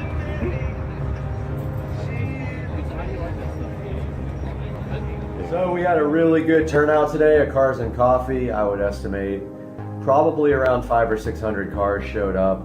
A lot of really expensive cars, some cool stuff like the AMG GTS, and just some things that I've never seen before. Really cool. A lot of BMWs, a lot of Porsches, some Supras, some Mercedes, and it was just a great time. Please subscribe to my videos and like this one, and I'll see you soon. Yo, this is crazy. We're driving down the street. Look at this. And we're inside of a river. How does this happen? Oh, hold on. Is it cold? Is it cold? Yeah, Oh, and it's so cold. and deep too. So cold. And deep.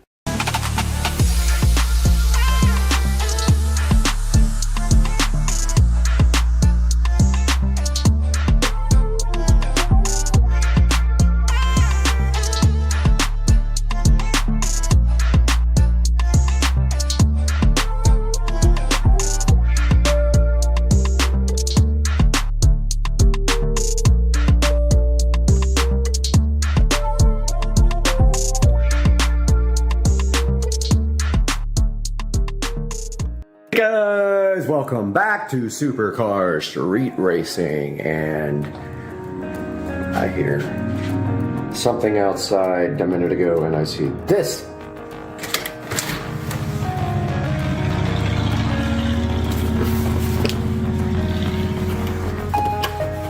We have a box here from Amazon. Everybody, can't wait to see what's in it.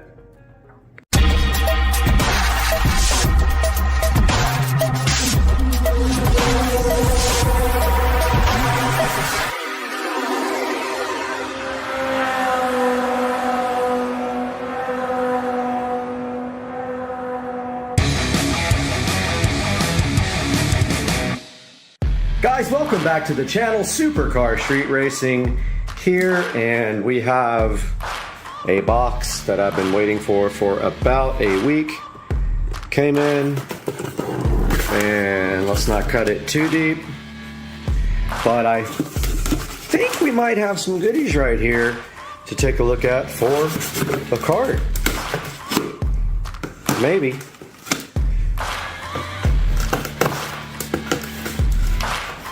Let's see what's in here. So hard to do with one hand. I really need a third hand for video. Alright, hopefully we didn't slice whatever was in here. Aha! We got our Extreme mats in finally. I am so hyped for this. I'm gonna get this out and I'll be right back.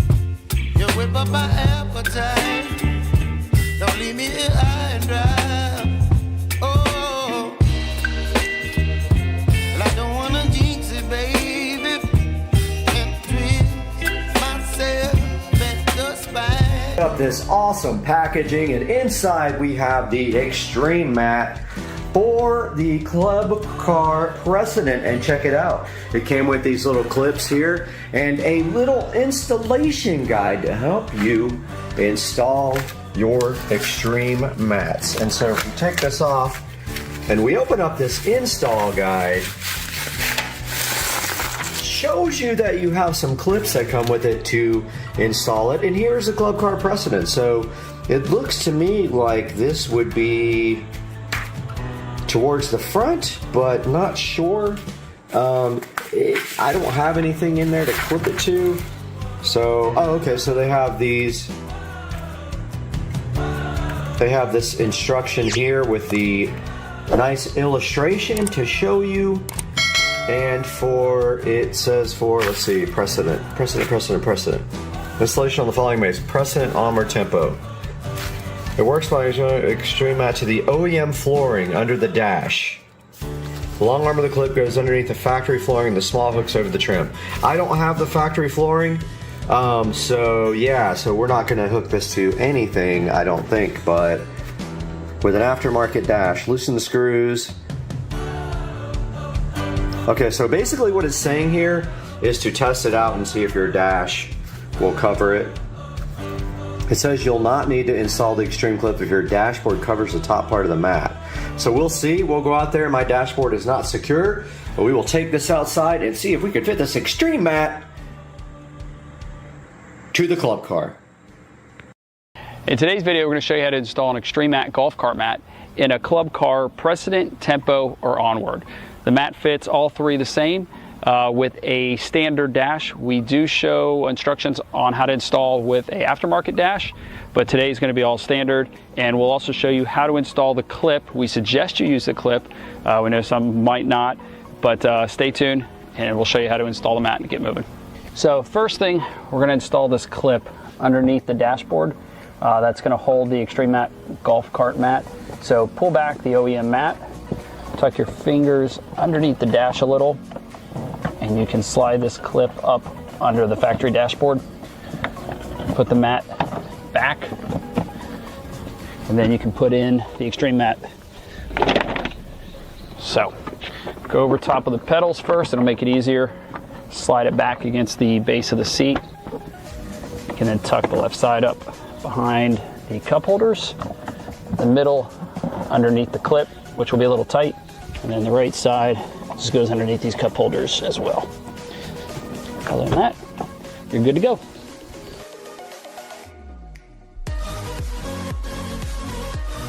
Out here in my garage, I've got this Extreme mat here, and as you can see here, we have one bundle of wiring that runs through the floorboard there. We've got another one here, but you know, there's no place to put wires inside the dash, so I gotta run speaker wires down through that right there and get it to the back. But let's get this mat out and see exactly what we can do with it and see what we're going to be dealing with. Chances are it will have to tuck under, but the dash is not secure yet, so there's really nothing to clip it to. We're gonna go ahead and unpackage this amazing Extreme mat, which came in this lovely Extreme mat condom.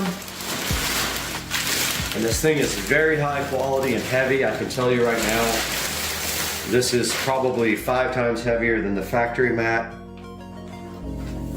And it literally just fits into the cart like so.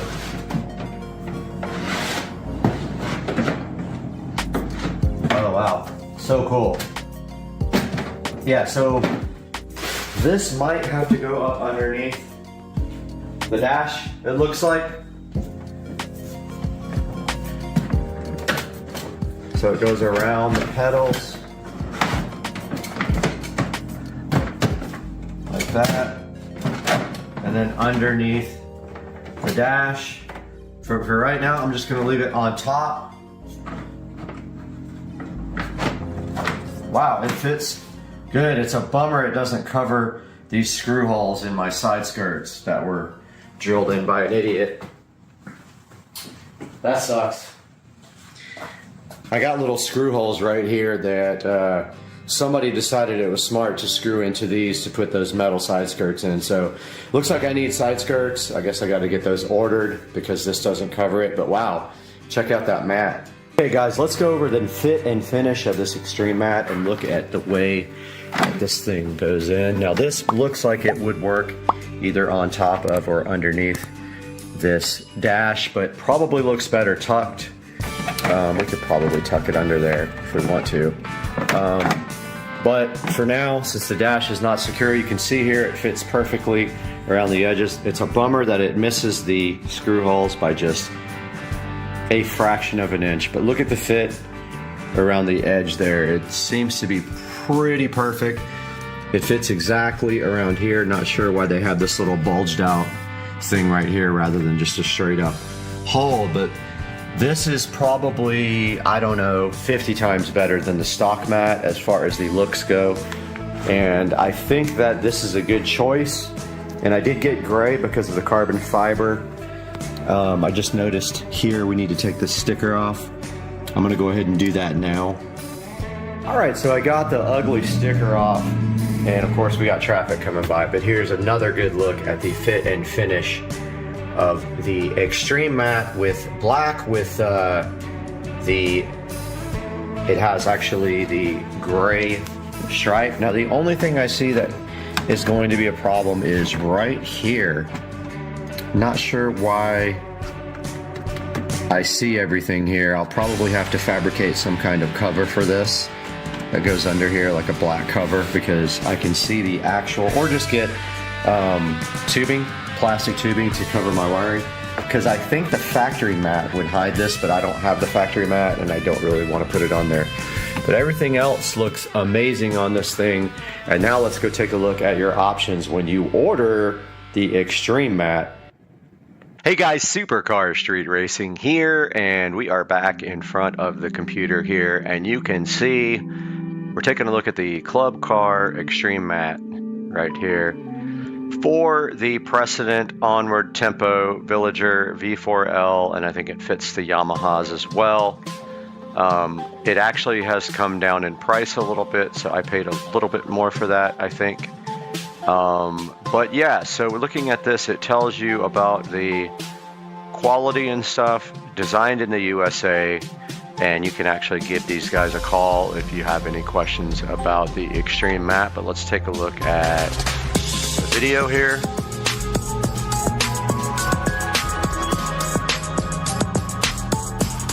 There is the mat. Looks pretty good. We'll put that in the video also. In today's video, I'm going to show you how to install an Extreme mat. Pretty easy to install. You don't really need a video. It shows you here which ones it fits. And then right here, it's got a lot of the details about the mat. So super rugged, laser measured. It's got optional trims. It's got a horn hole, place where you can trim the horn hole if you need it. And then look right here at the factory mat compared to this nice Extreme mat right here. The difference is actually night and day. Look at it installed here. You could see on my cart, it really does make a huge difference on the cart as far as the quality of the floorboard. Looks much more expensive. See here, it fits right around the Precedent stop-go pedals, no problem. That's actually the exact mat that I have right there. Now here's some of the different trim colors you can get. I have the gray. I really like it. I almost got another color, but I thought that that would look good with the carbon fiber dash and steering wheel kit. Now right here they have 393 ratings, and they are at a solid 4.8, which is almost unheard of on Amazon. Only way to get a solid 4.8 is to bribe and lie and pay people to give you reviews, but these guys are legit with their Extreme mat. And here's some other good pictures of it. Looks like they started in 2013. They got a 33,000 square foot warehouse, and they are pre-cut, laser cut, and you can see here how good that looks in the cart. And definitely much higher quality than the factory mat here. You can see your extreme mat here fitting perfectly. The only thing I don't have is something to cover the wires right here where they go up into the dash. And really, honestly, that's kind of a manufacturer problem, that they made the wiring go under the mat and then up through, exposed to under the dash, because honestly you could go under the cart with no problem. These are full coverage mats. They are a one-piece design, and they have like a diamond cut. If you get wet, it's supposed to channel the water away. They're measured with a laser, so that means they cut them very specifically. They're super thick. You can tell that when you pick it up. They probably weigh a good 15 pounds, and they fit all these models here. And then down here we have the reviews, the questions and answers. Take a look at those. There's 38 questions and answers here. And then some really good reviews with pictures like this one, which is exactly the one I have. And you really don't need to clip it in. It's going to be fine. I don't know whether, I think I'm going to put mine under the dash. That makes more sense. It looks cleaner. But you can see here with the factory dash, I think that is, it fits right under the dash, but my dash is lower, so I'll probably have to go under the dash, tuck it under, and then use that. But so far so good with the extreme mats. I'm gonna actually get in touch with the company and see if they want to work with me on some different types of cart installs. I have neighbors who have other types of carts. Maybe we can get them to sponsor or do something. But really appreciate the high quality on the cart, and it is cheaper than what I paid, I'm pretty sure. So go ahead and get yourself an extreme mat if you've been thinking about it, or you are on the fence. This guy right here, take a look at the different colors. We didn't go over that, but look at the blue. There's the blue. Here is the all black. Most people, I bet, don't order all black, but like we already looked at the blue. Here's the green. If you want to be bold, do yourself a green one with the green trim and be like an Audi RS3. And then you've got the good looking red, which pretty much will go with black or anything else, which I could have done that as well. I did not. I opted for the gray to match the carbon fiber on my dash and steering wheel. I'm going to go ahead and say that the extreme mat is a good purchase, and I would recommend it. I will throw their video up here after this so you guys can take a look. I'm Supercar Street Racing. I hope you guys enjoyed this video, and we'll see you next time.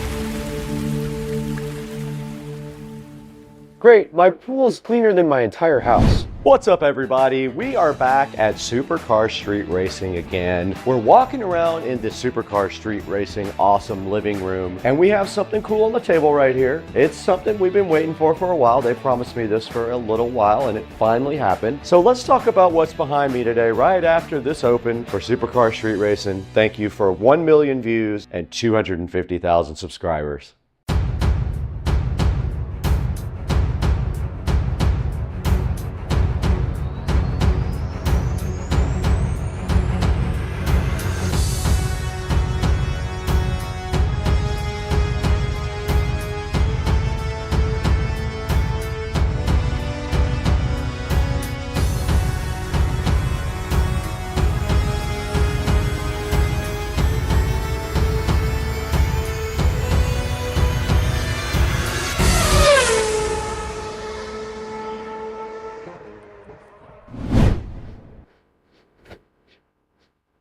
Well, at least somebody's doing the work around here. We're back in the beautiful SCSR compound again. The beautiful compound has some new toys right here in front of me that we've been waiting for a while. They were finally shipped out to us, and now it's time to take a look at the Toolless cordless robotic pool cleaner. This is the Toolless Pleco Pro. And then right behind it, we have the Toolless S1 Pro. Both of those get their own videos, so today you're going to see just one of these. We're gonna start with the Toolless Pleco Pro. We're gonna get this thing out of the box and see what it's made of. Throw it in the pool and see if it works, even though the pool is pretty much empty right now. We're gonna try. Or just see how it operates at least, since I don't have a lot of leaves in my pool anymore. But let's get going today on this. Let's get it out of the box and see what it's made of. Hey guys, what's going on? You guys know CamDuck, and they are back. They sent me this X7 little tower thing. It is a multi-function outlet. But inside of this guy right up there, there is also a hidden camera. You know how CamDuck does it. They like to sneak that little camera in right there where nobody can see it. And also on the front, you have some USB Type-C and USB Type-A charging ports right there. So this will sit on your desk. There's a power button on the top. There's 1, 2, 3, 4, 5, 6 outlets. There is a reset button right on the back here. And there is also a SD card slot at the very bottom right here. That's where you put your SD card slot in that records. And we'll show you some footage from the CamDuck chilling in the kitchen. What's up everybody? CamDuck, here we go again. We got you, CamDuck. Let's go, buddy. This is the CamDuck X7. Make sure you guys support CamDuck. They are a loyal sponsor of Supercar Street Racing. You simply plug this guy in like this, and then right here you can plug in a bunch of different outlets, and then at the top you got your power button like I said, and you can also plug in USB charging up here at the front, and nobody is going to see this little camera right here. Nobody. That's going to be just your secret sitting at your desk at work maybe. If you need that, here it is right here. Check out the link in the description and buy your X7. There it is on the screen right there. Get it from the link in the description and tell them that Supercar Street Racing sent you. Now let's get back to the great video. Awesome. I've accidentally opened the world's first robot swim club. Right in front of me here, beside this awesome Black & Decker knife that we use to open everything, is the Toolless cordless robotic pool cleaner. This is the Toolless Pleco Pro. And right on the front of the box, you can see that it is cordless. It does wall cleaning, it does 7 cleaning modes, and has app control. There is a picture of it right there on the box. And on the side, just a little more information about the Toolless official website and email address, a little sticker about the lithium battery that's inside of it. And then on the back side of it, pretty much the same thing, a picture of the pool cleaner and some of the specifications that come with it. And that is it for the outside of the box. There's nothing that exciting on it, but when you open the top of the Toolless, you do get something exciting. You get this hook, and this is for your pool pole. You can put it on the end so you can grab your Toolless right out of the water. If you have a standard pool pole, this is all you need, is this thing. And right here we do have an instruction manual. Let's put that aside too and see what's underneath that. All right, there's the actual unit there. There's the Pleco Pro right underneath this plastic condom, but on the side of it, it looks like there might be something there as well. Let's see what we have. All right, so on this side, it looks like we have a power adapter. So this must be the charger for it, I'm assuming. Let's also put that over here. We don't need that right this moment, nor do we need this where we're going. And the Toolless is wrapped so nicely in this plastic condom. Let's get that unwrapped, and then with 2 hands, we'll get this directly out of the box.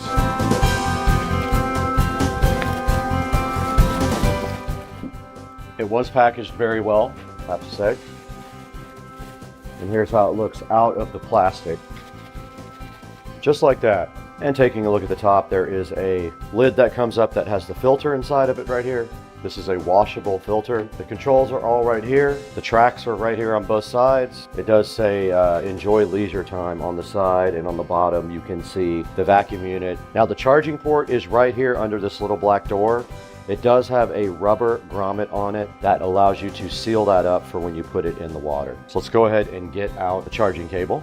Let's go ahead and plug this thing in. It uses one of those standard appliance cables. And when you plug it in, there's a nice blue glow up here to indicate it is charging. There's a quick guide right here. You're supposed to pair the device to the app, and it shows you how to submerge the device and remove it from the pool with your pool hole. And then there's some quick instructions on how to clean the filter. Now it does say when there is a yellow LED flashing, it's ready to be charged immediately. Now a blue pulsing LED, which is what we're seeing right now on the top there, that means that charging the battery is happening between 30% and 99%. So the battery is not fully charged yet. So that is our next mission here, is to get the app downloaded while the battery fully charges. Let's go ahead and do that now.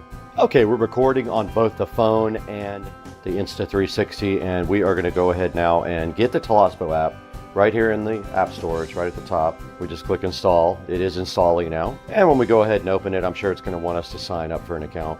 All right, I am logged in. All right, it connected to Wi-Fi. Now it wants us to go ahead and set up our pool. Now our pool is concrete and the pool depth is high. Now at the bottom of the app, you can see we only have a 76% charge, and here are all the modes you can put the Pleco Pro in at the bottom. Let's go ahead and let this guy charge up all the way so we can test it and see how good it can clean. Fantastic. My pool's got more employees than I do. Okay, we got the Toolless and the WP58 Pro ready to be submerged. We're going to take this directly outside and drop it in the pool. Get this thing outside.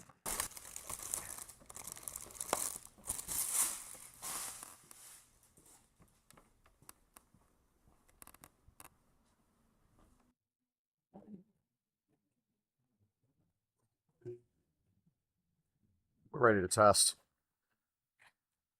There's a few leaves in the pool. There's not much. So I'm opening up the app. Just turned the power on. We're going to go into standard mode. Set before entering the water. I think I just have to drop it in the water now. Let's try it. Why not? Bye-bye, phone.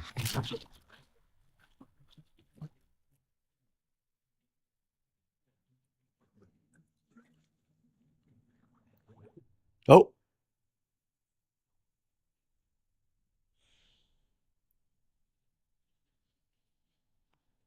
Something's happening.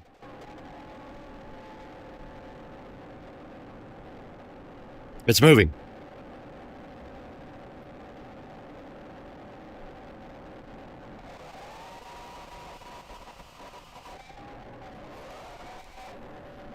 It's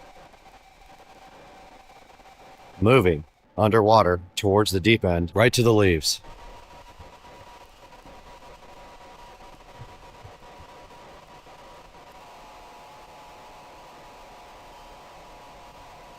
It's going directly for leaves. Look. It just ate one leaf. And now another one. It got one, it left the other one. The other one wasn't quite. And now it's coming up the walls. The phone is still there. I don't know if it's alive. It's climbing the walls.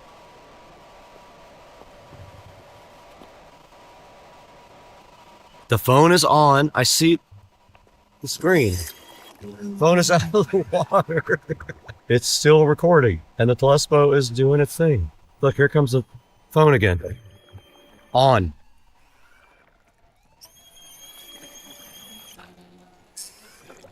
And it is going back under.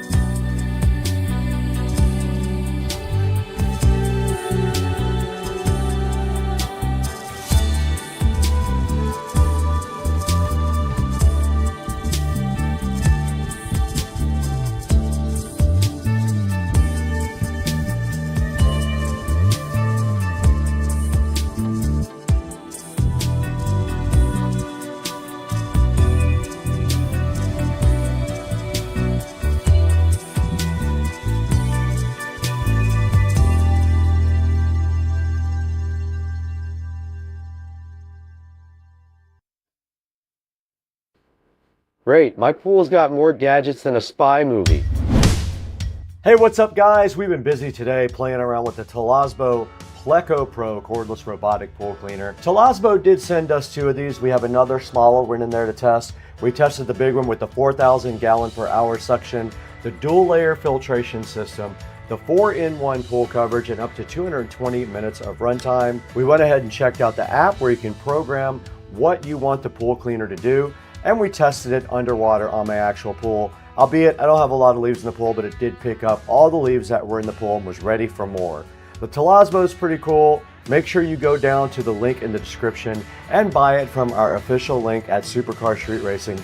It comes in 3 different colors. Grab your favorite color and let them know Supercar Street Racing sent you. Thank you for 1 million views on one video. We just got that, and 250,000 subscribers. We couldn't have done it without you. You're all that matters to us now. You are our biggest help right now. We got to get out of here. We got to take a nap.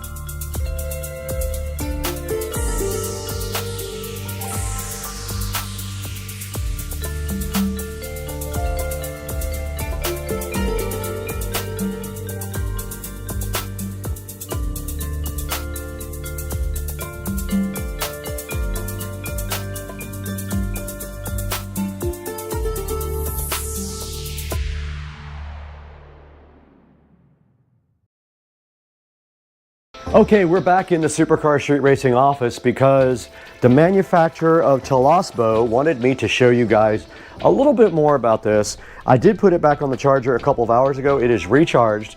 So today we're going to take it outside and show you guys the different cleaning modes of the Toolless pool cleaner here. Let's get this thing outside. Okay, we're back in the backyard now at Supercar Street Racing, and Toolless wanted me to show you some more stuff on their pool cleaner.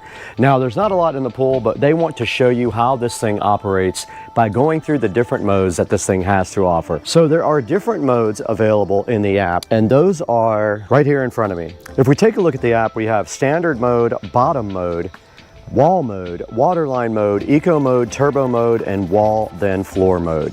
Why don't we go ahead and show you guys the wall mode by pressing that now. Let's see what it does. Now it should start up once it gets the sense that it is in the water. We'll see if it goes on to wall mode. We should start seeing some bubbles pop up. There goes our motor turning on. You can see the water moving. Now this guy should go into wall mode. And here's the Toolless doing exactly what it's supposed to be doing, climbing the walls and cleaning the walls. Right up to the top.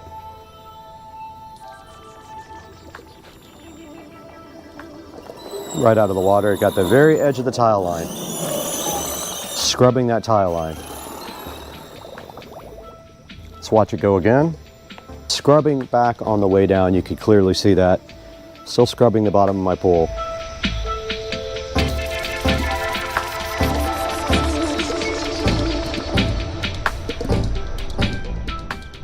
We did set the Pleco Pro to waterline mode. We're going to see how it acts now. Let's see what it decides to do. And it's climbing my stairs. Look at that. It climbed right up the steps. And right up the next steps.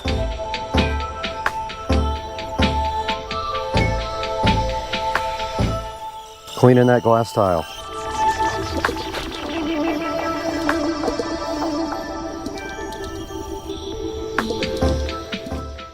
It came right back up. And check it out, scrubbing that tile.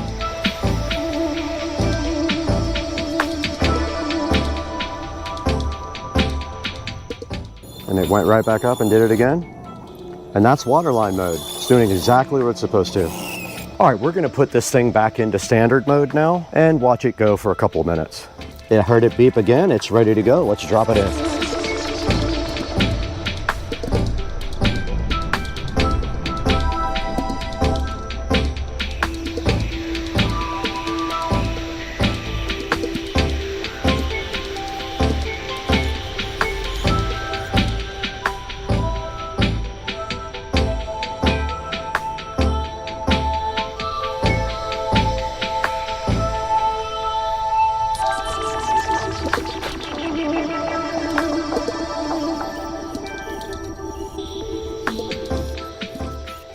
The only mode I haven't showed you guys is turbo mode, but you get the idea on that mode. It's the same as floor, but it concentrates on floor only. Turbo mode is strong cleaning on the floor only. Guys, so that's it from the backyard at Supercar Street Racing in the Humble compound. Check out Toolless. They wanted me to reach out to you guys and let you see their cool robotic pool cleaner. If you have any questions, drop them down in the comments. We'll do our best to ask the manufacturer or answer them ourselves. That's gonna do it for today though, guys. We'll catch you later. It's going to get brighter, which is awesome. That is very cool. So, I mean, it literally has street legal lights on it, even though, and another thing we should talk about is these are legal in the state of Florida to be ridden on Florida roads without any kind of registration, and you don't need a driver's license. So let's talk about the other cool thing about this bike, the braking. Yeah. Now, this thing has 3 types of braking. Yeah, it does. Yep. So you have braking for both the front and the rear. But the third one is the most important, which is regenerative. And as you guys know, we like golf carts, and that's what they have on all those. So it's very cool to see that technology here. So it does have a setting inside of there that I think you can do 3 levels, right? Depending on how much you want the regenerative to stop the scooter itself. But I will tell you, as a person that loves using it, I'm going to put mine on high and allow that to brake for me so that I don't wear my normal brakes out. Okay, so I've only tested on the lowest setting. We actually put both of ours on turbo for regen, so I'm excited to see if that gives us any battery. And I'm excited to see the braking because as in our cars, the regen's awesome. We don't ever have to use our brakes hardly. Correct. One of the great things that I love about this, much like our golf carts, is that they're all aluminum frame, which is really, really good for longevity, right? What we don't want to do is to get out in the elements and find ourselves dealing with a bunch of rust. Aluminum's going to stand the test of time, so I'm really excited about that part. Same here also. And also a cool feature of these guys are they have tubeless tires, almost like a regular motorcycle or car, and they are self-sealing as well. Yeah, so in the event that you run over a nail or something in the road, looks like it seals itself back up. We're gonna find out. And also one other thing, they have a set of ergonomic handlebars on each one, and I have ridden this quite a bunch now, and I'll just tell you that it's all about your riding style. If you can get on it and not just go crazy on the grip, you can actually ride comfortably for a little while, but that does help a lot. And it's got a bell. So one of the great features about this is that it has a thumb throttle, which makes it very easy, so you can still hold on with a nice grip on it as you're riding, so you can use your thumb to accelerate when needed. Also, it's also kind of a safety feature because on a bike with a twisting, you can actually lose the bike and turn it